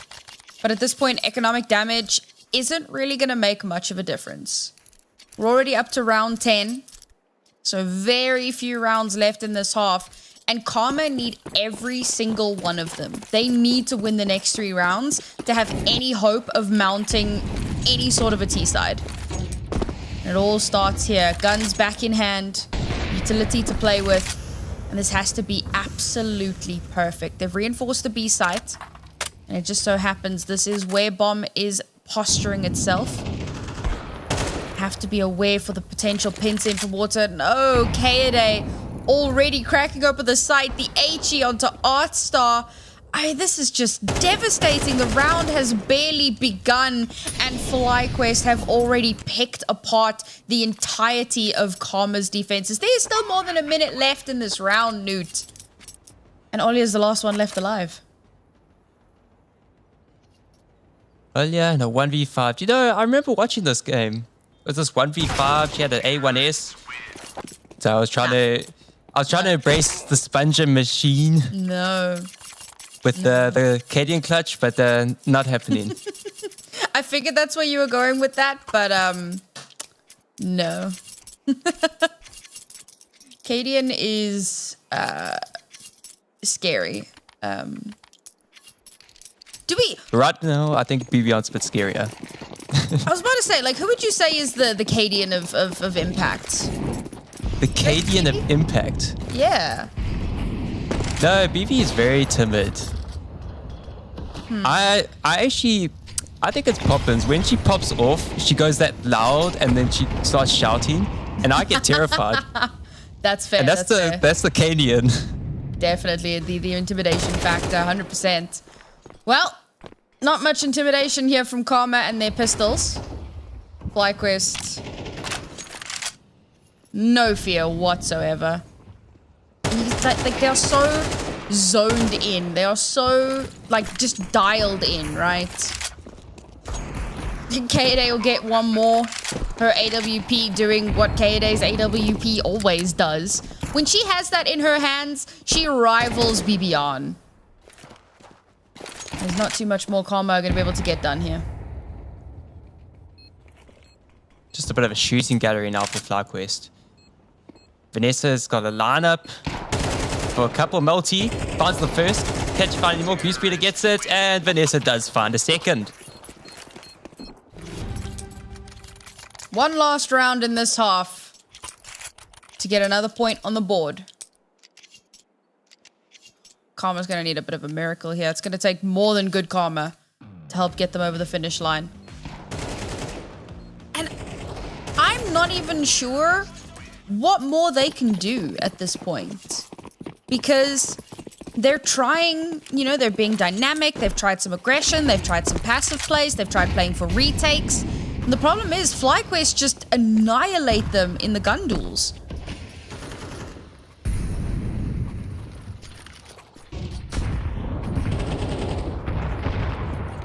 Bit of space taken in towards mid. Ollie again with an aggressive peek. That is huge. Taking Kaede right off the board, and Goose has already taken a ton of damage as well. And this might be the exact springboard that they need to get them that second round. But is it too little, too late? FlyQuest now start making their way in towards this B site. Util comes down. Gives them a little bit of room to work with. Execute hasn't come through just yet. Great shots coming through from Rain there. Emmy is off board. And finally, it looks like Karma might just have themselves another round in the bag. But it's not over just yet. There is still a potential. Pincer, Rain spots the cross. She's only good for one. And Bibi and Vanessa will bring the numbers to something slightly more favorable. But now it's just Goosebreeder left alive. With 7 HP versus the world. One from behind, one ahead of her. 42 seconds left. She retrieves the bomb. She can hightail it over towards A, but she's going to have to be incredibly fast, Jen. It looks like that's exactly what she's going to do. Knife out, and we head towards the other side of the map. Karma has read into this, though. Look at Emilite. She's slowly inching her way over. Careful of the potential of the rotation through mid. But she knows something's fishy. Something's up. Bomb is going to get planted. Goose picked up the AWP. She's going to have to lock this down. And you know what? If anyone can do it, it's going to be Goose. Goose has a lot of time to reposition into a favorite angle, but she's a bit too she doesn't quite know where to go. So now she's a bit out in the open, misses the first shot. 2 shots left, 2 players left. Finds the first, needs to rotate. Retreat, rotate, swings up for the next, but can't quite get it as Artstar holds. And Team Karma find their second as you'll head into the second half with Team Karma trailing by 8 on their map pick. They head onto the T side. Let's see what they can do.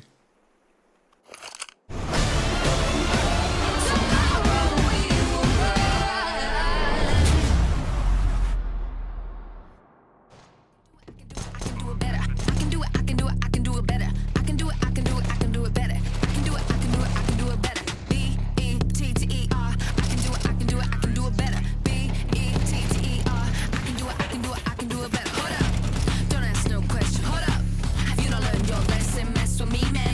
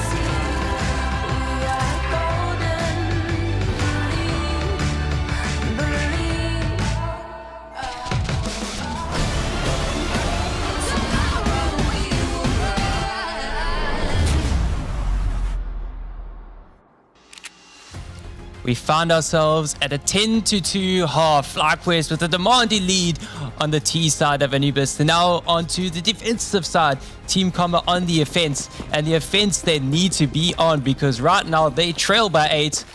All hope looks lost, but they're hoping for some good karma going into this half. Oh, FlyQuest truly on a quest of their own here to stamp their dominance. We said it a little bit earlier on.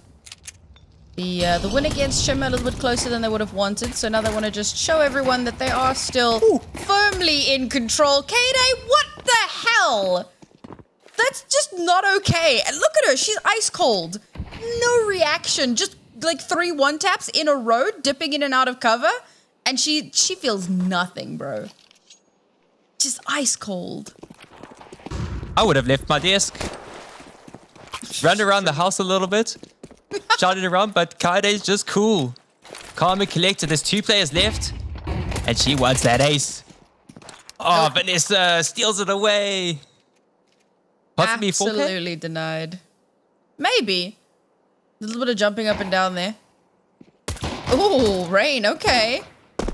They're trying to bait her out so that Kaede can get this 4th kill.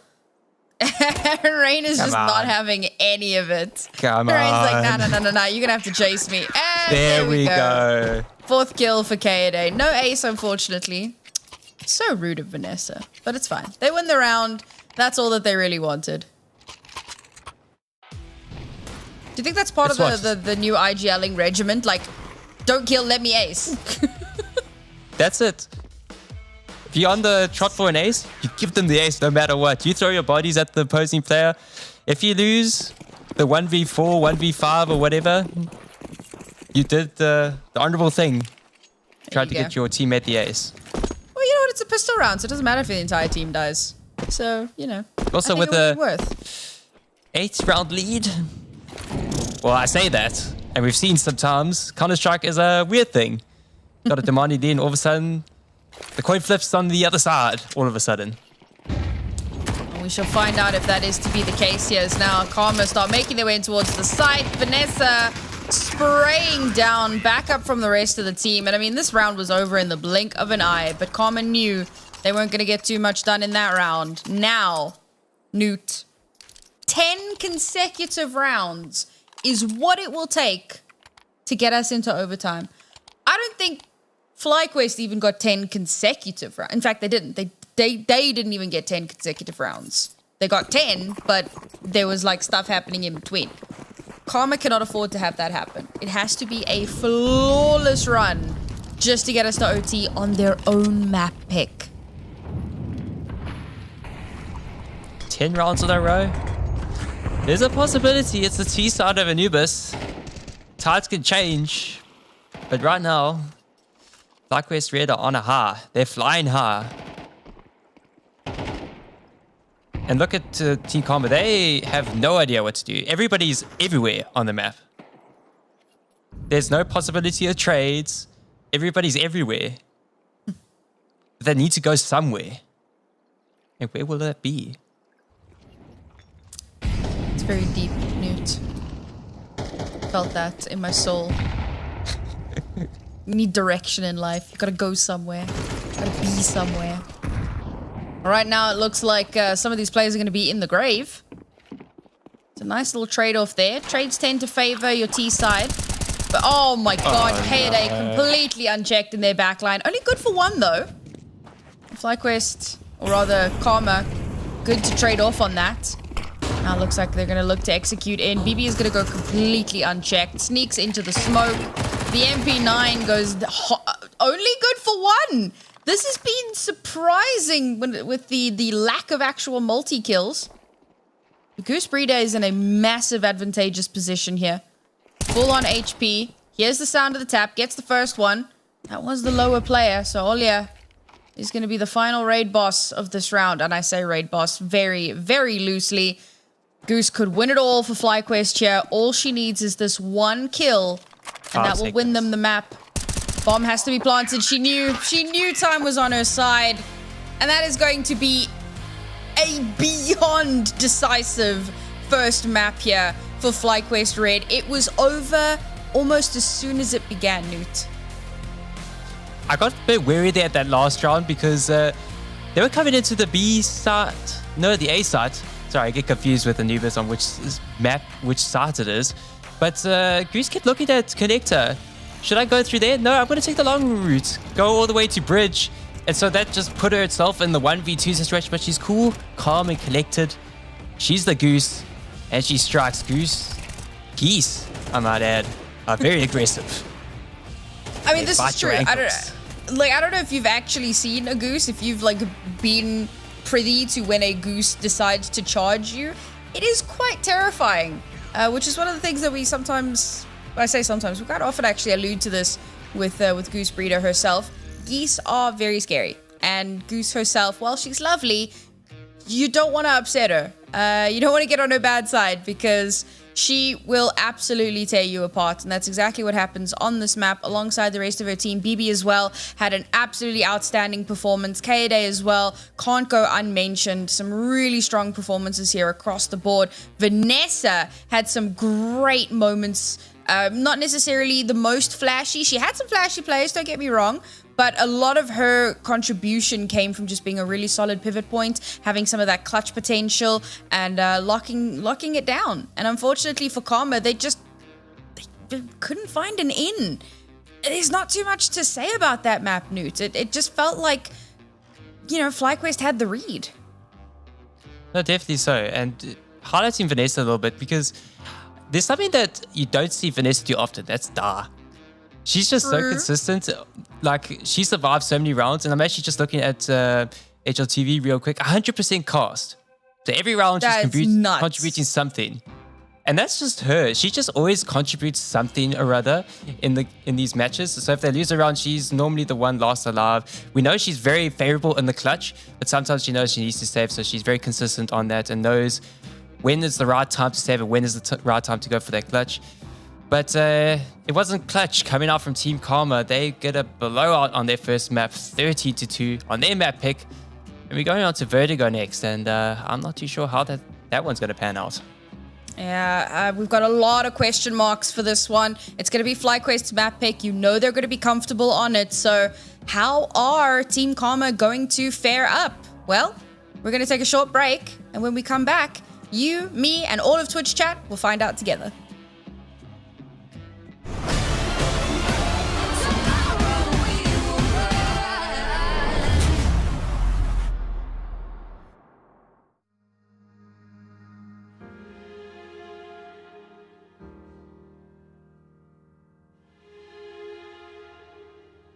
When you see that someone else is hurting, and you're thinking, what if that was you? Walk in their shoes. Do you wanna be the one who says something? The one who says something, you know you do. Oh, you do. And I know that you don't wanna be the same. So you spend your days thinking of how to change when you're far from home and think you lost your way. And sometimes you just wanna start again. Just remember that this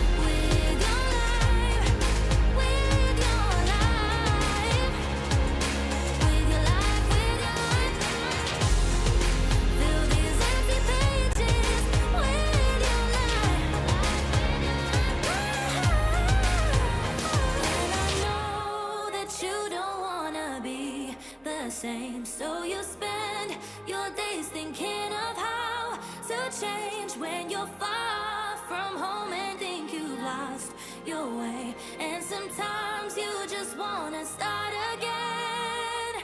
Just remember that this chapter's gonna end. Gonna end. Write the story of your life. You can fill the pages. Go so many places. If you feel like you've been down so many times, just stand up and face it. Fill these empty pages with your life. Fill these empty pages with your life. Go so many places. You can write your story of your life. There's so many places with your life.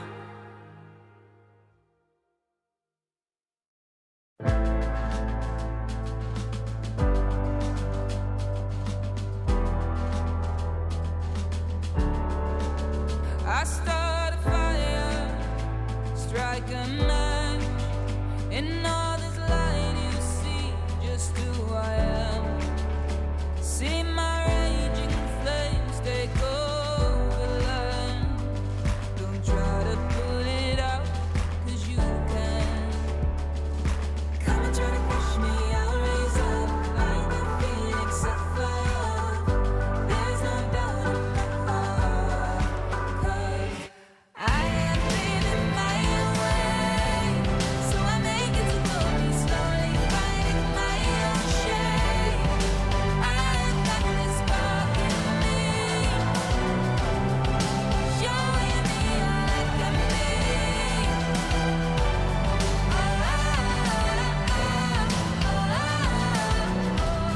Don't make it glory, don't make it glory. Look in the mirror, what do you see? I hope someone that you like to meet. I watch my image grow every day. I'm reaching for the galaxy. Come and try to push me, I'll raise up like a phoenix of fire. There's no doubt in my heart, 'cause I am living my own way. So I make it to glory, slowly finding my own shape. I've got this spark in me, showing me all I can be.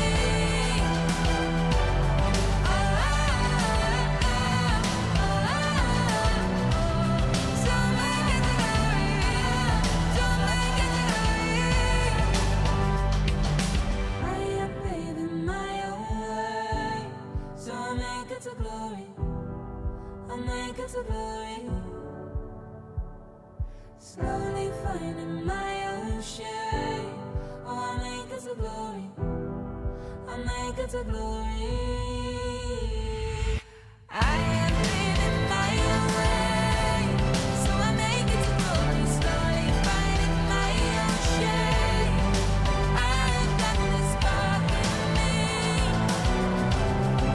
showing me all I can be.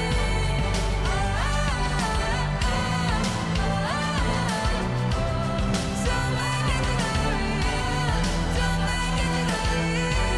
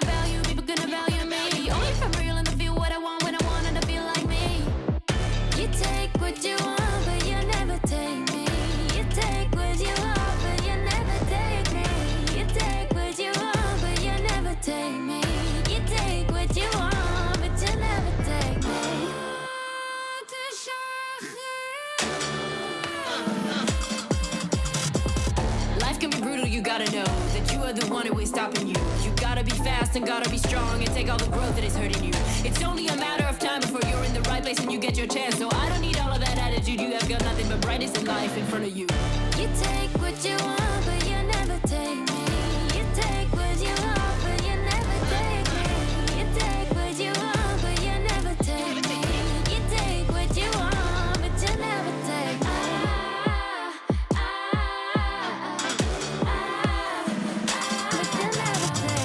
Knock off the act, are you wondering if I'll ever fall or start tumbling? No matter the weather, I'm thunder and lightning. The darkest of clouds ain't stopping me from bringing it all onto you and turning you around to face the truth. It's gotta be hard to be so good, but it's only your lies that are good to you. You take what you want, but you never take me. You take what you want, but you never take me. You take what you want, but you never take me. You take what you want, but you never take me. It's only a matter of time before you get your chance. Don't need all that attitude, you only got life in front of you. You take what you want, but you never take me. You take what you want, but you never take me. You take what you want, but you never take me. You take what you want, but you never take me.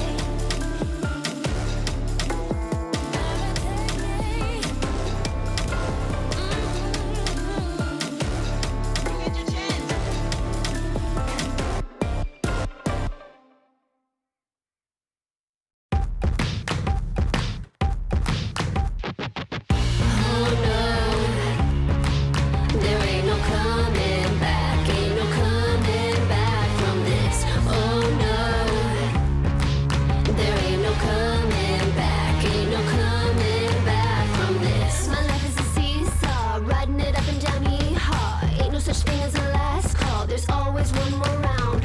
So let's take the night for another spin. We're all the losers that always win. We ain't got time for what might have been, there's only now. So line 'em up and throw 'em back. Reality just makes me mad. Grab a hand, go round and round, we all fall down. So line 'em up and throw 'em back. Reality just makes me mad. Grab a hand, round and round, so choose your side. I'm your love, I'm your hate, I'm your pride and I'm your shame. I'm your dream, I'm your fate, I'm the bullet with your name. Oh no, there ain't no coming back, ain't no coming back from this. Oh no, there ain't no coming back, ain't no coming back from this. Take a dive over all the lines, burn all the bridges we leave behind. Make a clean slate for a brand new life of hide and seek. I'm just a ghost that you think you saw, dragging my chains through all your halls. Ain't no one there for the curtain call, come take a peek. So line 'em up and throw 'em back. Reality just makes me mad. Grab a hand, go round and round, we all fall down. So line 'em up and throw 'em back. Reality just makes me mad. Grab a hand, round and round, so choose your side. I'm your love, I'm your hate, I'm your pride and I'm your shame. I'm your dream,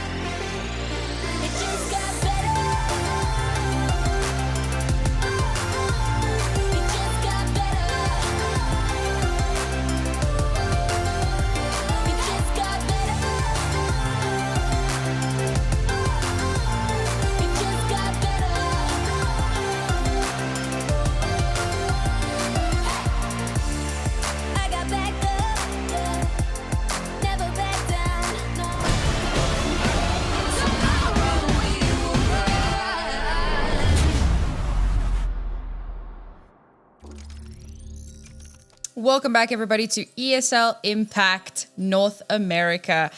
I am here joined by Newt. We have just had our first map of the series, and it was decisive, to say the very least. And unfortunately for Karma, it was their map pick, and they came up second best. No, they definitely did. And FlyQuest made a statement on Anubis. And we go into Vertigo. And in the past 3 months, we got Team Karma playing Vertigo once. They did win it, but that's going up against FlyQuest. They're now pretty much veterans on it in the last 3 months as well. 10 maps played. Won 8, lost 2. So they've got a lot more refs on Vertigo. So let's see what Vertigo has in store. They do. Vertigo might just be the new overpass for FlyQuest. We'll see how that goes. FlyQuest definitely developing a very, very deep map pool. For now, we'll kick things off and see which one of these two teams can kick off with a nice little start to the round here. Emmy, cheeky little hidey hole there, will get themselves the first kill of the round. It does get traded out, however, but such a free bomb plant, completely uncontested. Karma have just allowed it to happen. Now they're going to have to play a retake. 1 kit on board. Emily's going to have to play relatively safe here. She's the only one who can save the day. Artstar is in a good position to backstab. The timing is going to have to be perfect. Nope. Just absolutely nothing doing. Emily, it's good for 1. That was a wild shot. A second to come through as well, but unfortunately, there's still another player unchecked. That collapse just absolutely bewildered me. I don't know if that was the second bullet going off out of that the Julies. I think that was all one bullet. And then you also got Emily as well. She also had a bit of flair. That flick shot does find 2, but can't quite find the closer. So FlyQuest Red continue their hot streak on the pistols. Another one for them to bank for themselves, and of course, a ton of money to bank as well. But you know, when you're feeling a little flush, you know what you do? You go shopping. FlyQuest come into this with so much to play with. BB on with a nasty spray at ramp. Karma just cannot get away. Only 2 players left alive here. And all that's left to do is just let the round run away. Maybe you can get an exit. Maybe you can do a little bit of economic damage. There you go. Emily, good for 1. Rain's so close to getting a second, but will be denied. It's a second round on board for FlyQuest. Though those 3 players lined up on ramp, I'm sure they were just asking BB, hey, come on, join our conga line. Come on, you could be the front, you could be the train, you could be the conductor. But alas, BB decides against it and just sprays them all down in one fell swoop. Practicing that aim, that recoil. Ah. But that goes to the goose. The goose is the caboose. The goose caboose? The goose caboose? Rain going to be forced off of her position here pretty damn quickly. Ellie's there to back her up, however. But not much doing just yet. Little bit of damage to come through. Oh, the missed molly is massive. And it's going to give Karma a little bit of a stay of execution here. Bit of wasted util. Bomb not planted just yet, but there you go. It does finally go down. Vanessa on a flanking mission gets caught out and shut down. Numbers advantage, Team Karma. No real flank to speak of.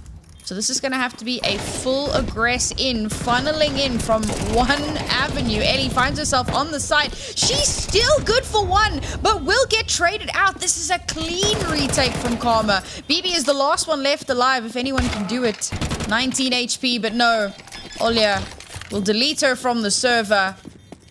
Oh, it's so close. It's so deliciously close. Does she have it?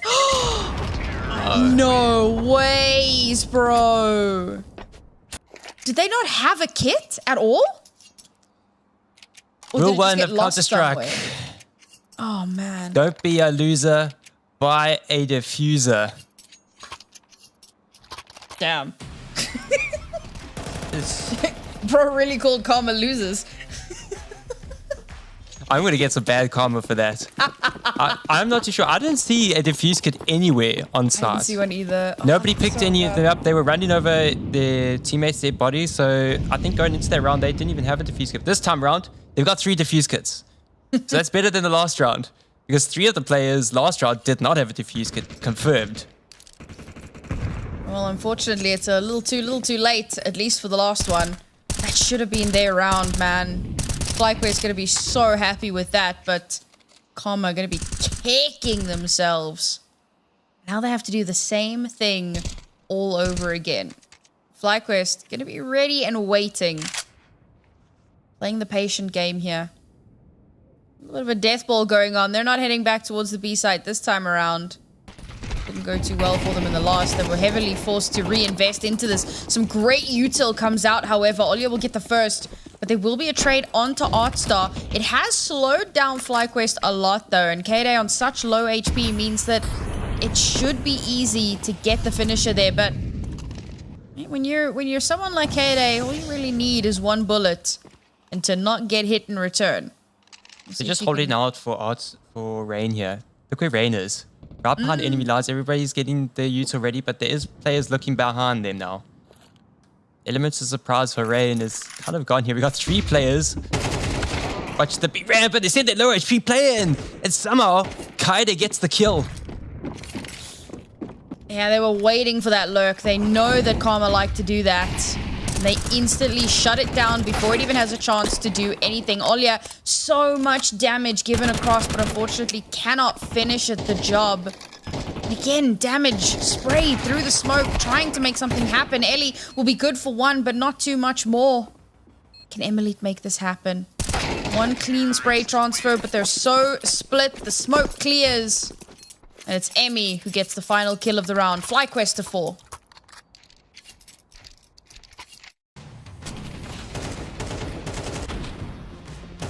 With Olya being up on boost there, she was set up for success. Just couldn't find anything on the top of that smoke. She could see a lot of heads running about, just nothing quite connected. So she was just a sitting duck up there, a sitting goose. And her goose got cooked. And it's just going to be fast now. It's fast from FlyQuest. They're ready up the ramp and they just meet. It's the face of Rain. She takes down 1, traded out by Emmy. It's a veritable firing squad here. Karma just cannot keep the tide back. 3 versus 4, though. There is a world. There is a world.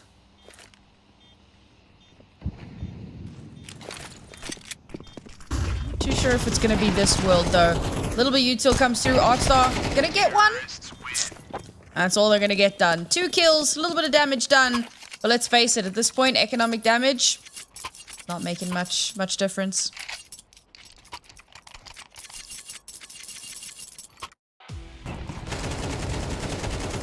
These entries from Emmy. She just scales on for more, gets Ellie through the smoke. She knows that Ellie likes to sit on top of Guardian, trying to pepper her away at anybody crossing.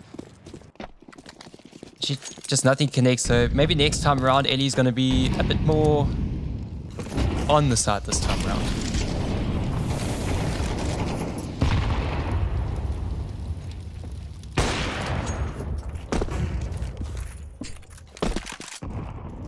Nice to see the AWP in play here.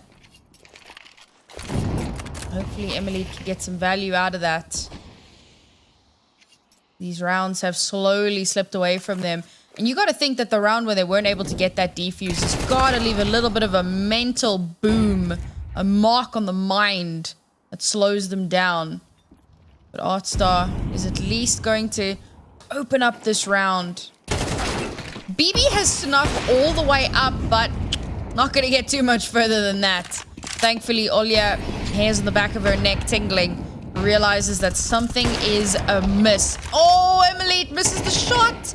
She's still able to reposition, though. Ellie has her back. Only 2 players left for FlyQuest. There you go. This is what we needed to see from Karma. A much stronger round from them. K-Day unfortunately does a ton of economic damage, however, and and will get that bomb planted. So not as clean as Karma would have liked. And if they keep giving her 1v1s, it's not going to be clean at all. We're looking for a 1, 2, 3 swing. Gets both. What? That was not the 1, 2, 3 swing I was looking for. They line up for her and she just sprays through the blind. Now narrowly misses out Emilite, and Emilite knows she's running out of time. She's got a kit, but Kaede just spams away through the smoke. Emilite cannot find an opening. She's not willing to spray back. She's not willing to be found. She's not on it. There's no time. Kaede's still alive. I mean, this is just turning into a nightmare, Newt. And closes it off with a knife. An ace clutch for the captain. Kaede sends a message to Team Karma. You will not win a round. Bro, Ludicrous. That spray. I'm literally just saying they need to 1, 2, 3 swing. They can't, give her those 1v1s for free. And they just line up after flashing her, and she just holds M1. Even the rest of FlyQuest, they took a timeout because they needed to calm themselves down. Maybe that's not entirely true. Maybe that round just got a little too close for comfort. But there is no shot that Kaede gets away with that. 5 kills. She does get that 1 kill when they were in a 2v5 situation. Then it comes down to the 1v4.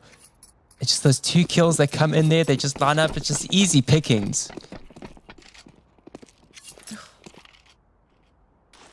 I mean, Goosebreed is having a tough map right now, but when Kaede is having rounds like that, it literally does not matter.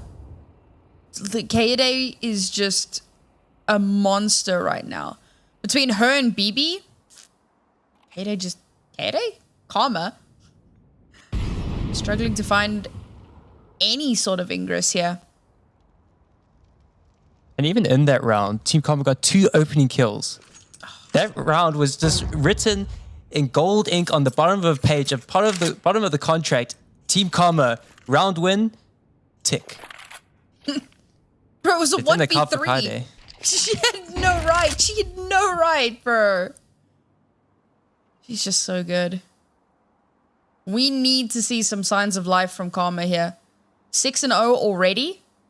Halfway through the first half. Karma are struggling. They are riding the struggle bus hard here. But masters across the board. Very limited cash to work with. This is where the results need to happen. You got a family of Fami versus a family of AKs. I wonder who's going to be winning out this duel. And so far, the AKs open up first. Artstar with the trade. Nah, Rain. They have your number, girl. Like, this lurk is not working anymore. I say anymore. It's just not working. They know that you're there. They know that you're coming for them. And they are going to hold the line for you. However, bomb going down here. All of the spray. Ellie's still on full HP. Do they just save at this point? You've got, like, no HP left. You have no money. The round is slowly slipping away. And there you go. Back off. Live to fight another day with some sort of weaponry available. Another round for Karma that slips through their fingers. 7 on the trot. 7 in a row. But you're right, they need to save. They need to save these rifles. They just haven't found anything. And going into this round, they're still not going to have a bar, like a complete bar. So they're still going to have the lesser rifles. It's still messy. The CC side economy, if you can't get it going, it just can't get going. Wise words from Newt. Yeah. I'm speaking facts. I mean, honestly, straight facts, no printer. If you got no money in the bank to buy a weapon, you got no money in the bank. It's just facts. Yeah, I mean, he's not wrong, chat. He's not wrong. But if we're on overpass, there is a bank. You could rob the bank. Change the objective. Don't plant the bomb, just rob the bank. I'm not quite sure that's how that works. We'll ponder that in a moment as Goosebreeder. What? Bro! The reposition to get right behind Rain and just, like, mow her down. And this is just unfair. Oh, Goosebreeder's in on the site, making an absolute ruckus here. Karma have not been able to stem the tide, but now they will flood in towards the site. They will do a ton of damage here. Kaede with the pistol out, realizing in these close range battles, there's not too much more. And it's brought down to a 1 versus 1. Bibian on the other side of the map has to make her way back in towards site. This could be it. This could be where Karma finally get themselves around on the board, but let me not jinx it just yet. The last player alive for FlyQuest is Bibian. Olia knows where the bomb is. She's holding for it. She's holding that smoke, waiting for BB to cross the corner. And of course, it was BB. BB does what BB do. BB win. BB go burr. Just because the rest of the team couldn't get any info, everybody was on that B side, so they didn't have any information where Bibian was. They didn't realize that she was on the lurk. She was so far away to even assist on Vanessa and Kaede. So Olia gets that final kill and gets a bit confused. Where is Bibian? I don't know if she's coming B stairs, she's coming from CT, she's coming from Guardian. No idea. And just plays into Bibian's hands.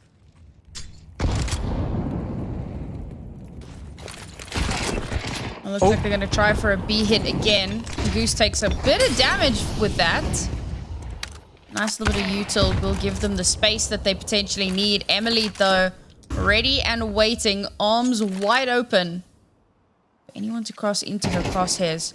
And B is a dangerous one here. It's one of the sites where FlyQuest has had the least amount of success, but they are going to fix that right here, right now. Bomb planted.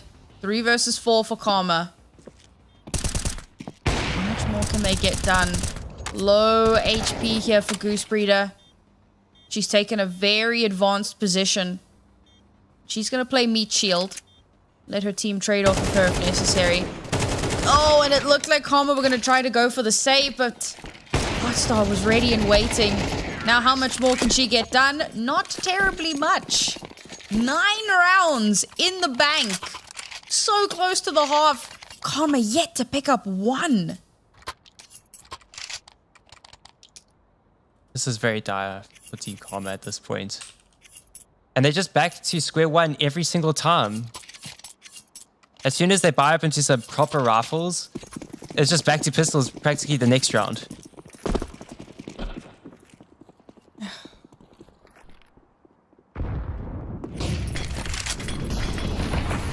Let's see if these pistols can do some damage here. But they're all disconnected. They're nowhere near anybody. They do find Emmy trying to go up the ladder. Emmy does find one though. On the retreat with low HP. Bit of a smirk on her face. She escaped death right there. Ellie is able to find one with the P250. God, the HE kill onto Emily. So much chip damage onto every single player on Karma. Only been good for 1 kill so far this round. Let's try this again. Olia 1v4 with a 5-7. I remember this clutch very vividly. Maybe I should just stop there because you should definitely stop. Okay, there's no AWP on play here Possible ninja? for Olia.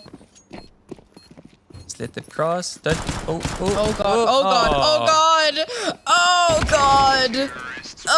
Oh, that was unfortunate. Was that the clutch you remembered, Newt? No, I remember her staying there, not moving, letting her walk by, and she goes for the ninja defuse with 5 seconds remaining. Ah, right. You must have misremembered. Yeah, I did. I misremembered.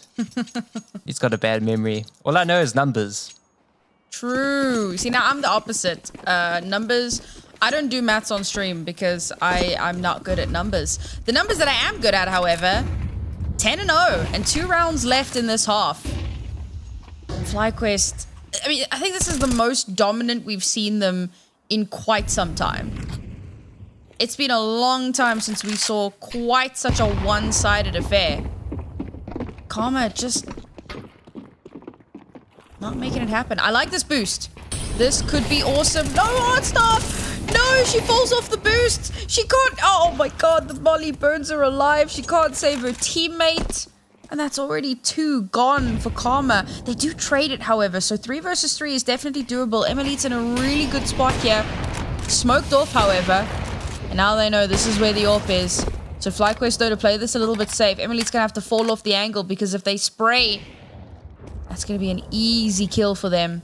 How does she maintain the control here? The boosted up position does get traded out. I say traded out. Ellie is able to react.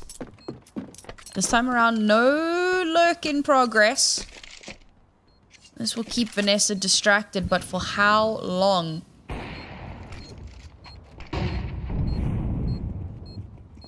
Two-on-three situation. Team Karma in a favorable position for winning the start. And Ellie finds BB. And Emily finds another. Team Karma find their first.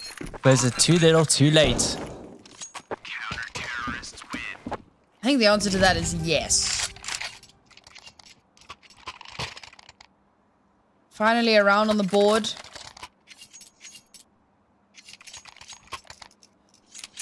I was really hoping that Karma would have a little something up their sleeve for us.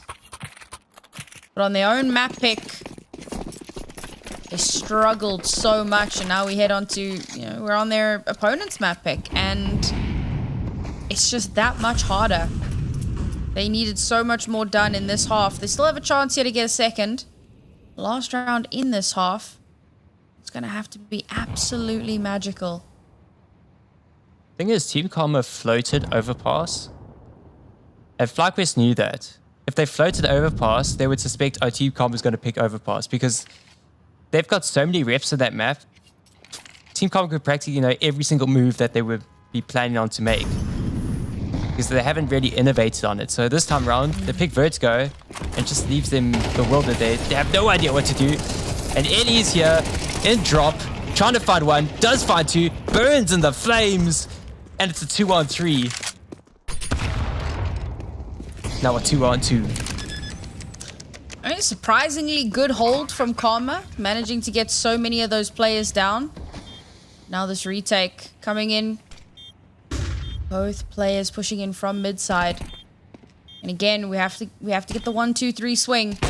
They can't line up like they did before. Kaede not going to be able to get it that time, but she will get the final kill of the round. 11-1 at the half. Can TK turn it?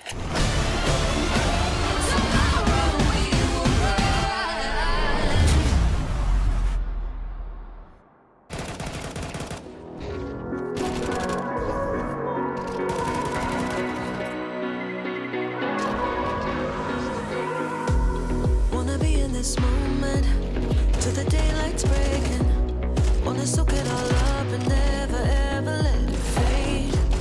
Go a little bit further, 'cause it's all worth saving. Wanna look in your eyes and hold on to the better days. Oh baby, I don't wanna lose. Let's not just throw it all away. So if you wanna be someone who sees the light, then you gotta believe that we can make it right.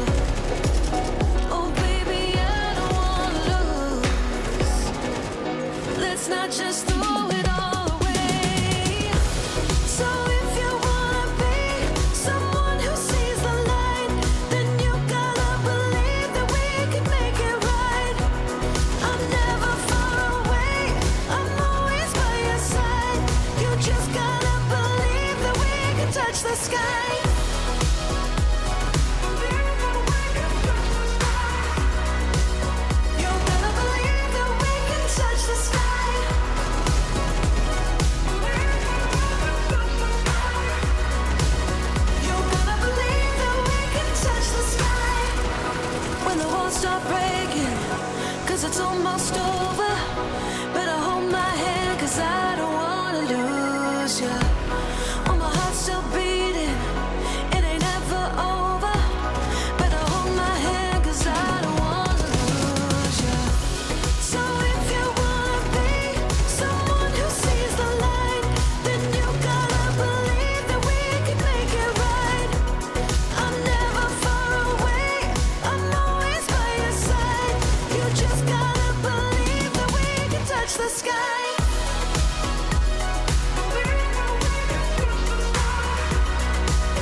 You gotta believe that we can touch the sky. Tomorrow we will rise. Vertigo could be the final resting place for Team Karma as FlyQuest Red a 10-round lead. Previous game was an 8-round lead, now it's a 10-round lead.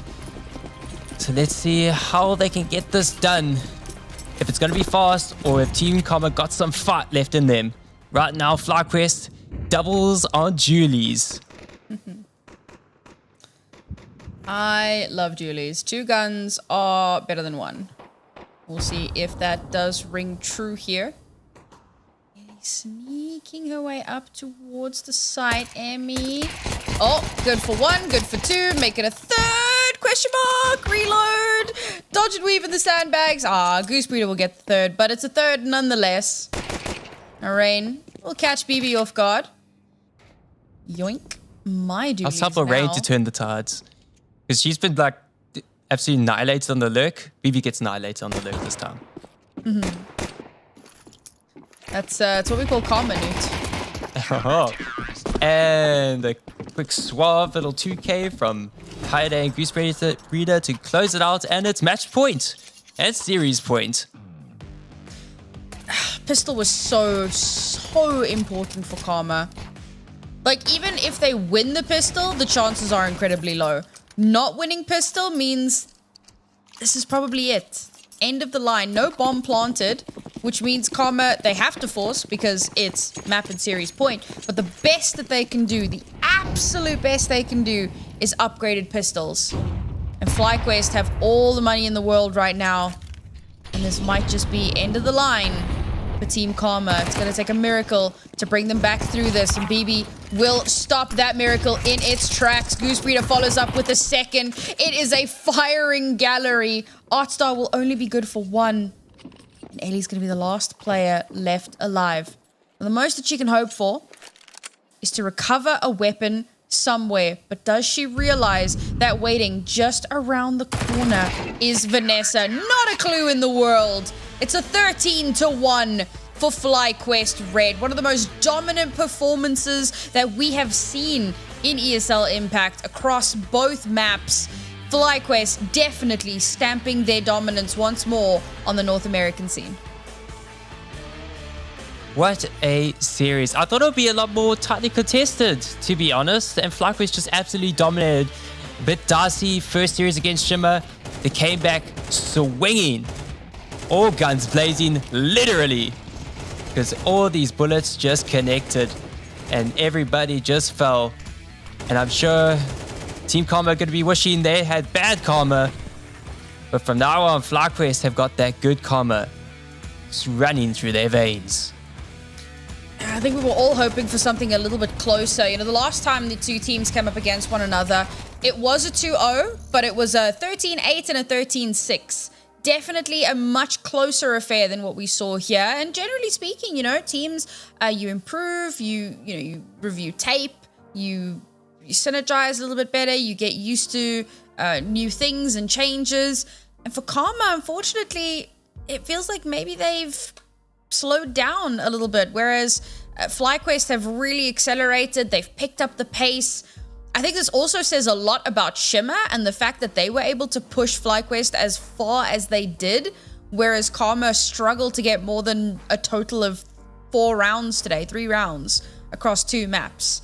FlyQuest, we said it when we saw the roster changes come through. This is a team that's gunning for the top spot. And so far, so freaking good.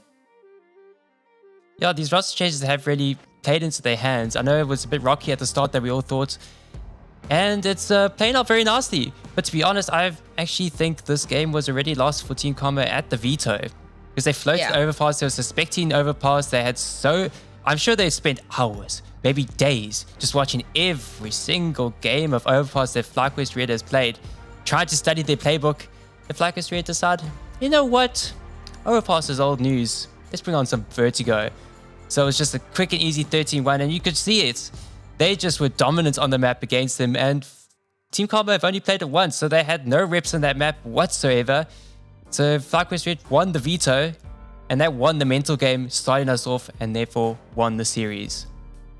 And that's the thing that makes having a deep map pool so scary, because Karma ban out Mirage because they know how good FlyQuest are on Mirage, and then they're like, okay, we're probably gonna have to take them on overpass. What do we do, right? There's like so many options that you could go for, and I think it was really tough for them to find something that was actually going to work. So unfortunately, the veto didn't go their way, the maps didn't go their way, the rounds didn't go their way, and it was a very, very one-sided affair. And I believe that we have someone on the line waiting for us. Goose, welcome, and a huge congratulations on yet another victory under FlyQuest Red's belt. How are you feeling after a victory over 3 of your former teammates? I'm feeling pretty good. We had fun playing the game, and it's not the first time I beat them, but it was fun. True. Go ahead, take the next one. One of the headline things going around FlyQuest Red, you can see it literally everywhere, all over social media, all over the news. I could see now breaking news of national TV. Goose Breeder letting go of the reins and Kaede taking up control. I'm actually curious, how did that conversation come about? Who was the one that instigated it? If it was a team decision, or you just decided, I'm going to frag out, I'm the Goose, I'm going to lay waste? Yeah, I just decided I wanted to try being a player again, because honestly, most of my career I was a player, and I kind of went into the IGL role. And I think I did a good job leading, but overall, I think it's just a tough role, and it's very stressful. And I think I think there's a lot of strengths that I bring to it, but I think that Colleen is also very capable of being a great leader, and she's showing that. So I saw that in her, and I had faith in her to be a good leader. So I figured I could be more impactful as a player and just use my IGL skills to help more in a secondary position and help captain the team with her. But overall, I brought it to her attention, and she was down for it, and I think it's just a big weight off my shoulders. I can use the focus I used as an IGL to just focus a lot more in my own role and what I'm doing, and yeah, so that's kind of how it went, and it's going good. Yeah, I mean, Kaede continues to be Kaya Slay even while she's herding all the chickens or the geese, and it was a really, really impressive performance, I think, across the board here. Now, I was curious about your thoughts regarding the veto, because we were saying on desk that it felt like you guys just straight up won the veto there. We definitely weren't expecting the vertigo pick. Is that something that you guys have been kind of prepping behind the scenes, ready for the new season? Is developing your map pool kind of a big focus for you guys, or were you just like, well, we're kind of bored of overpass, let's do something new and see how it goes? I think we just have a lot of flexibility in the vetoes, and it's something I think Karma doesn't. They're kind of new to CS2 again, where they don't really know some of the newer maps, and they have a lot of catching up to do, where, we're pretty solid on a lot of the maps. Even though we have a new 5, we've actually progressed pretty quickly in our map pool. So we're actually pretty ready on a lot of maps right now. So I think we just have more flexibility than they do. And honestly, we could play a ton of maps. It doesn't really matter. And it'll still, as you can see, it still went our way on their map pick. And our map pick, it was also really good. So I think we're just really solid. We're really solid across the board. I think we did do good in vetoes. We did kind of, we have a really good coaching staff who came prepared, and Colleen came prepared. So we have a pretty good prep process. But yeah, ultimately, I just think we are a pretty strong team. So it can go a couple different maps, and we'll still do really well. one of the key things that people were a bit worried about after that first series against Shimmer, it went down to the wire, went all 3 maps. That was the first time since, I think it was September 2023. So that was quite something. And I know a lot of you all said that's a bit shaky and there was just some things going on that they just couldn't quite connect with the game on that day. Was there something that you all came together and just decided this one needs to change going into the series? Because you look like 2 different teams, to be honest. This was absolutely phenomenal Counter-Strike I've seen. I was just blown away by this series, to be honest. So what was the difference between this series and the last series you played starting out this ESL Impact venture? Yeah, I mean, I think that every team's going to have their ABC days. And I think Shimmer is also a team that they can bring a challenge, obviously. So I think it's like if we show up on our C game, it's going to be harder to close out a game. But ultimately, we just took what we can from that game. And, you know, we're still happy that even on a bit of an off day for us, we still managed to close it out. Even if it didn't look pretty, we still closed out the game and we still finished it as a team. So obviously, we'd like to win as clean as possible, but every team, no matter what level, they're always going to have a potential off day. So we're really happy that we at least closed it out regardless. And we learned what was like costing us rounds, why was certain rounds messy. We just took what we can and we moved on. So that's all we can ever do. I think going into today, we were just really prepared. I also think that Shimmer is a tougher team than Karma. So, yeah, that also makes it look easier. And one last question before we let you go. Obviously, you know, you mentioned Shimmer, a very strong team, and I think that we kind of have them as sort of a second to you guys at the moment. And I would say that you've taken on 2 of the kind of tougher opponents. Is there any other team in the group that you're looking forward to coming up against, or that you think might present a little bit more of a problem? I don't think we're gonna face problems. Ultimately, I think we can, again, like we can take on anyone in the league. I think we've proven that time and time again.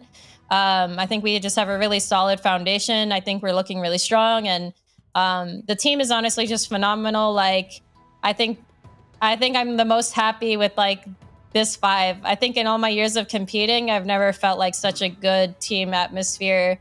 Really good attitudes, really good effort. So I'm more than happy with the lineup we're working with right now. We have a pretty solid coaching staff right now too. And yeah, I don't think it matters who plays us, but I'm excited to play Nouns. I think they're fun to play. We played Shimmer like 50 times now. So it's like, I think we're both sick of playing each other right now. So like, we're probably, you know, I'd like to play some other teams and see how those games go. Awesome. Well, thank you so much, Goose. And congratulations once again. And we will see you for your next game soon. Thank you. Bye, guys. Thanks for watching. Take care, Goose.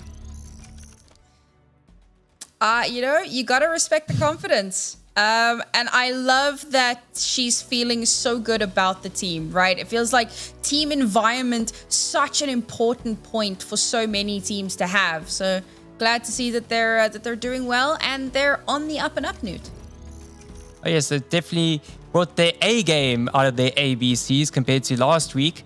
And we take a look at the standings right now. They top the leaderboards 2-0 after 2 games played. Team Karma 2 games played as well. Now 1-1.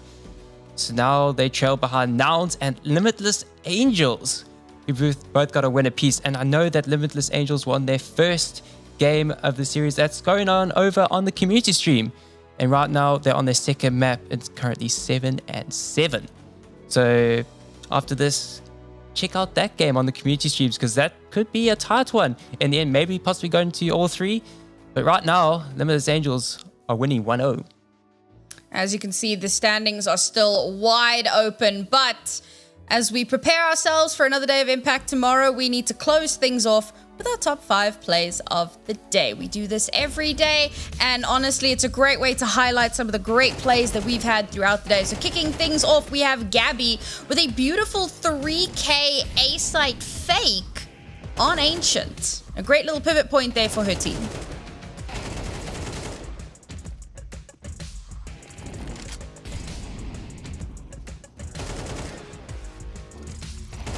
And coming in at number 4, you saw this. May as well call her Michael Jordan with this fadeaway. Whoop. Just like that. Headshot onto Danny and closes out this force fire to pistols. They were on eco and they just dominate. What a ridiculous shot, but coming in at third place, I mean, I lost my mind at this one. Ellie with a beautiful 4K here with the FAMAS over on Anubis, and to lock things down and keep her team. I mean, she didn't win the round, unfortunately, but it kept their spirits up, so that's sometimes the best you can hope for. Well, we stay on the map and we got Bish, Bash, and Bosch. Going on with the 3K, close it off with a 4K. Kaede clinical with the pistol. She was such a demon throughout this series today. We actually had her as our MVP of the day.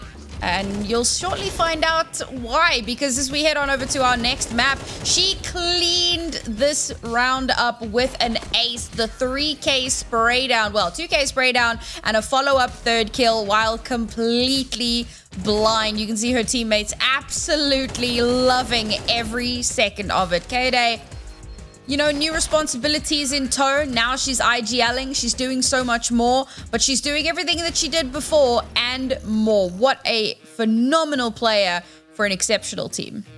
It's definitely a confidence booster. Being in a 1v4 situation, really getting the first kill, then closing it out in an ace. That is one way to get the mental fortitude of your captain, your RGL, to steamroll the opposing team going forward. So what a statement to be made, and what a series it's been, and what games have we had today for ESL Impact Season 5. It's been sensational all the way through, some great plays, and I can't think of anything better. Sam, tell us anything more before we have to close. Yeah, well, the action is not over for ESL Impact. It is for today, but we will be back tomorrow, same time, same place, kicking things off once again with the European region and taking you through South America and North America to round out the day. So from Newt and myself and everyone here at production, thank you so much for joining us. We hope you have a wonderful evening, and we'll see you all tomorrow.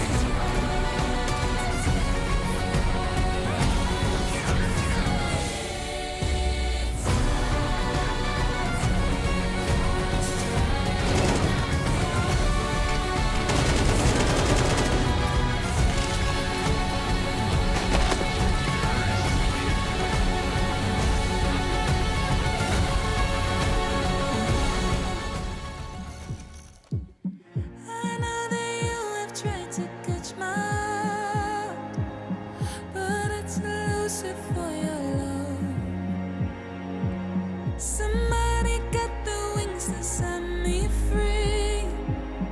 Oh, that somebody here is me. I play my own console, I'm in control. I live in my own dream, I dance to my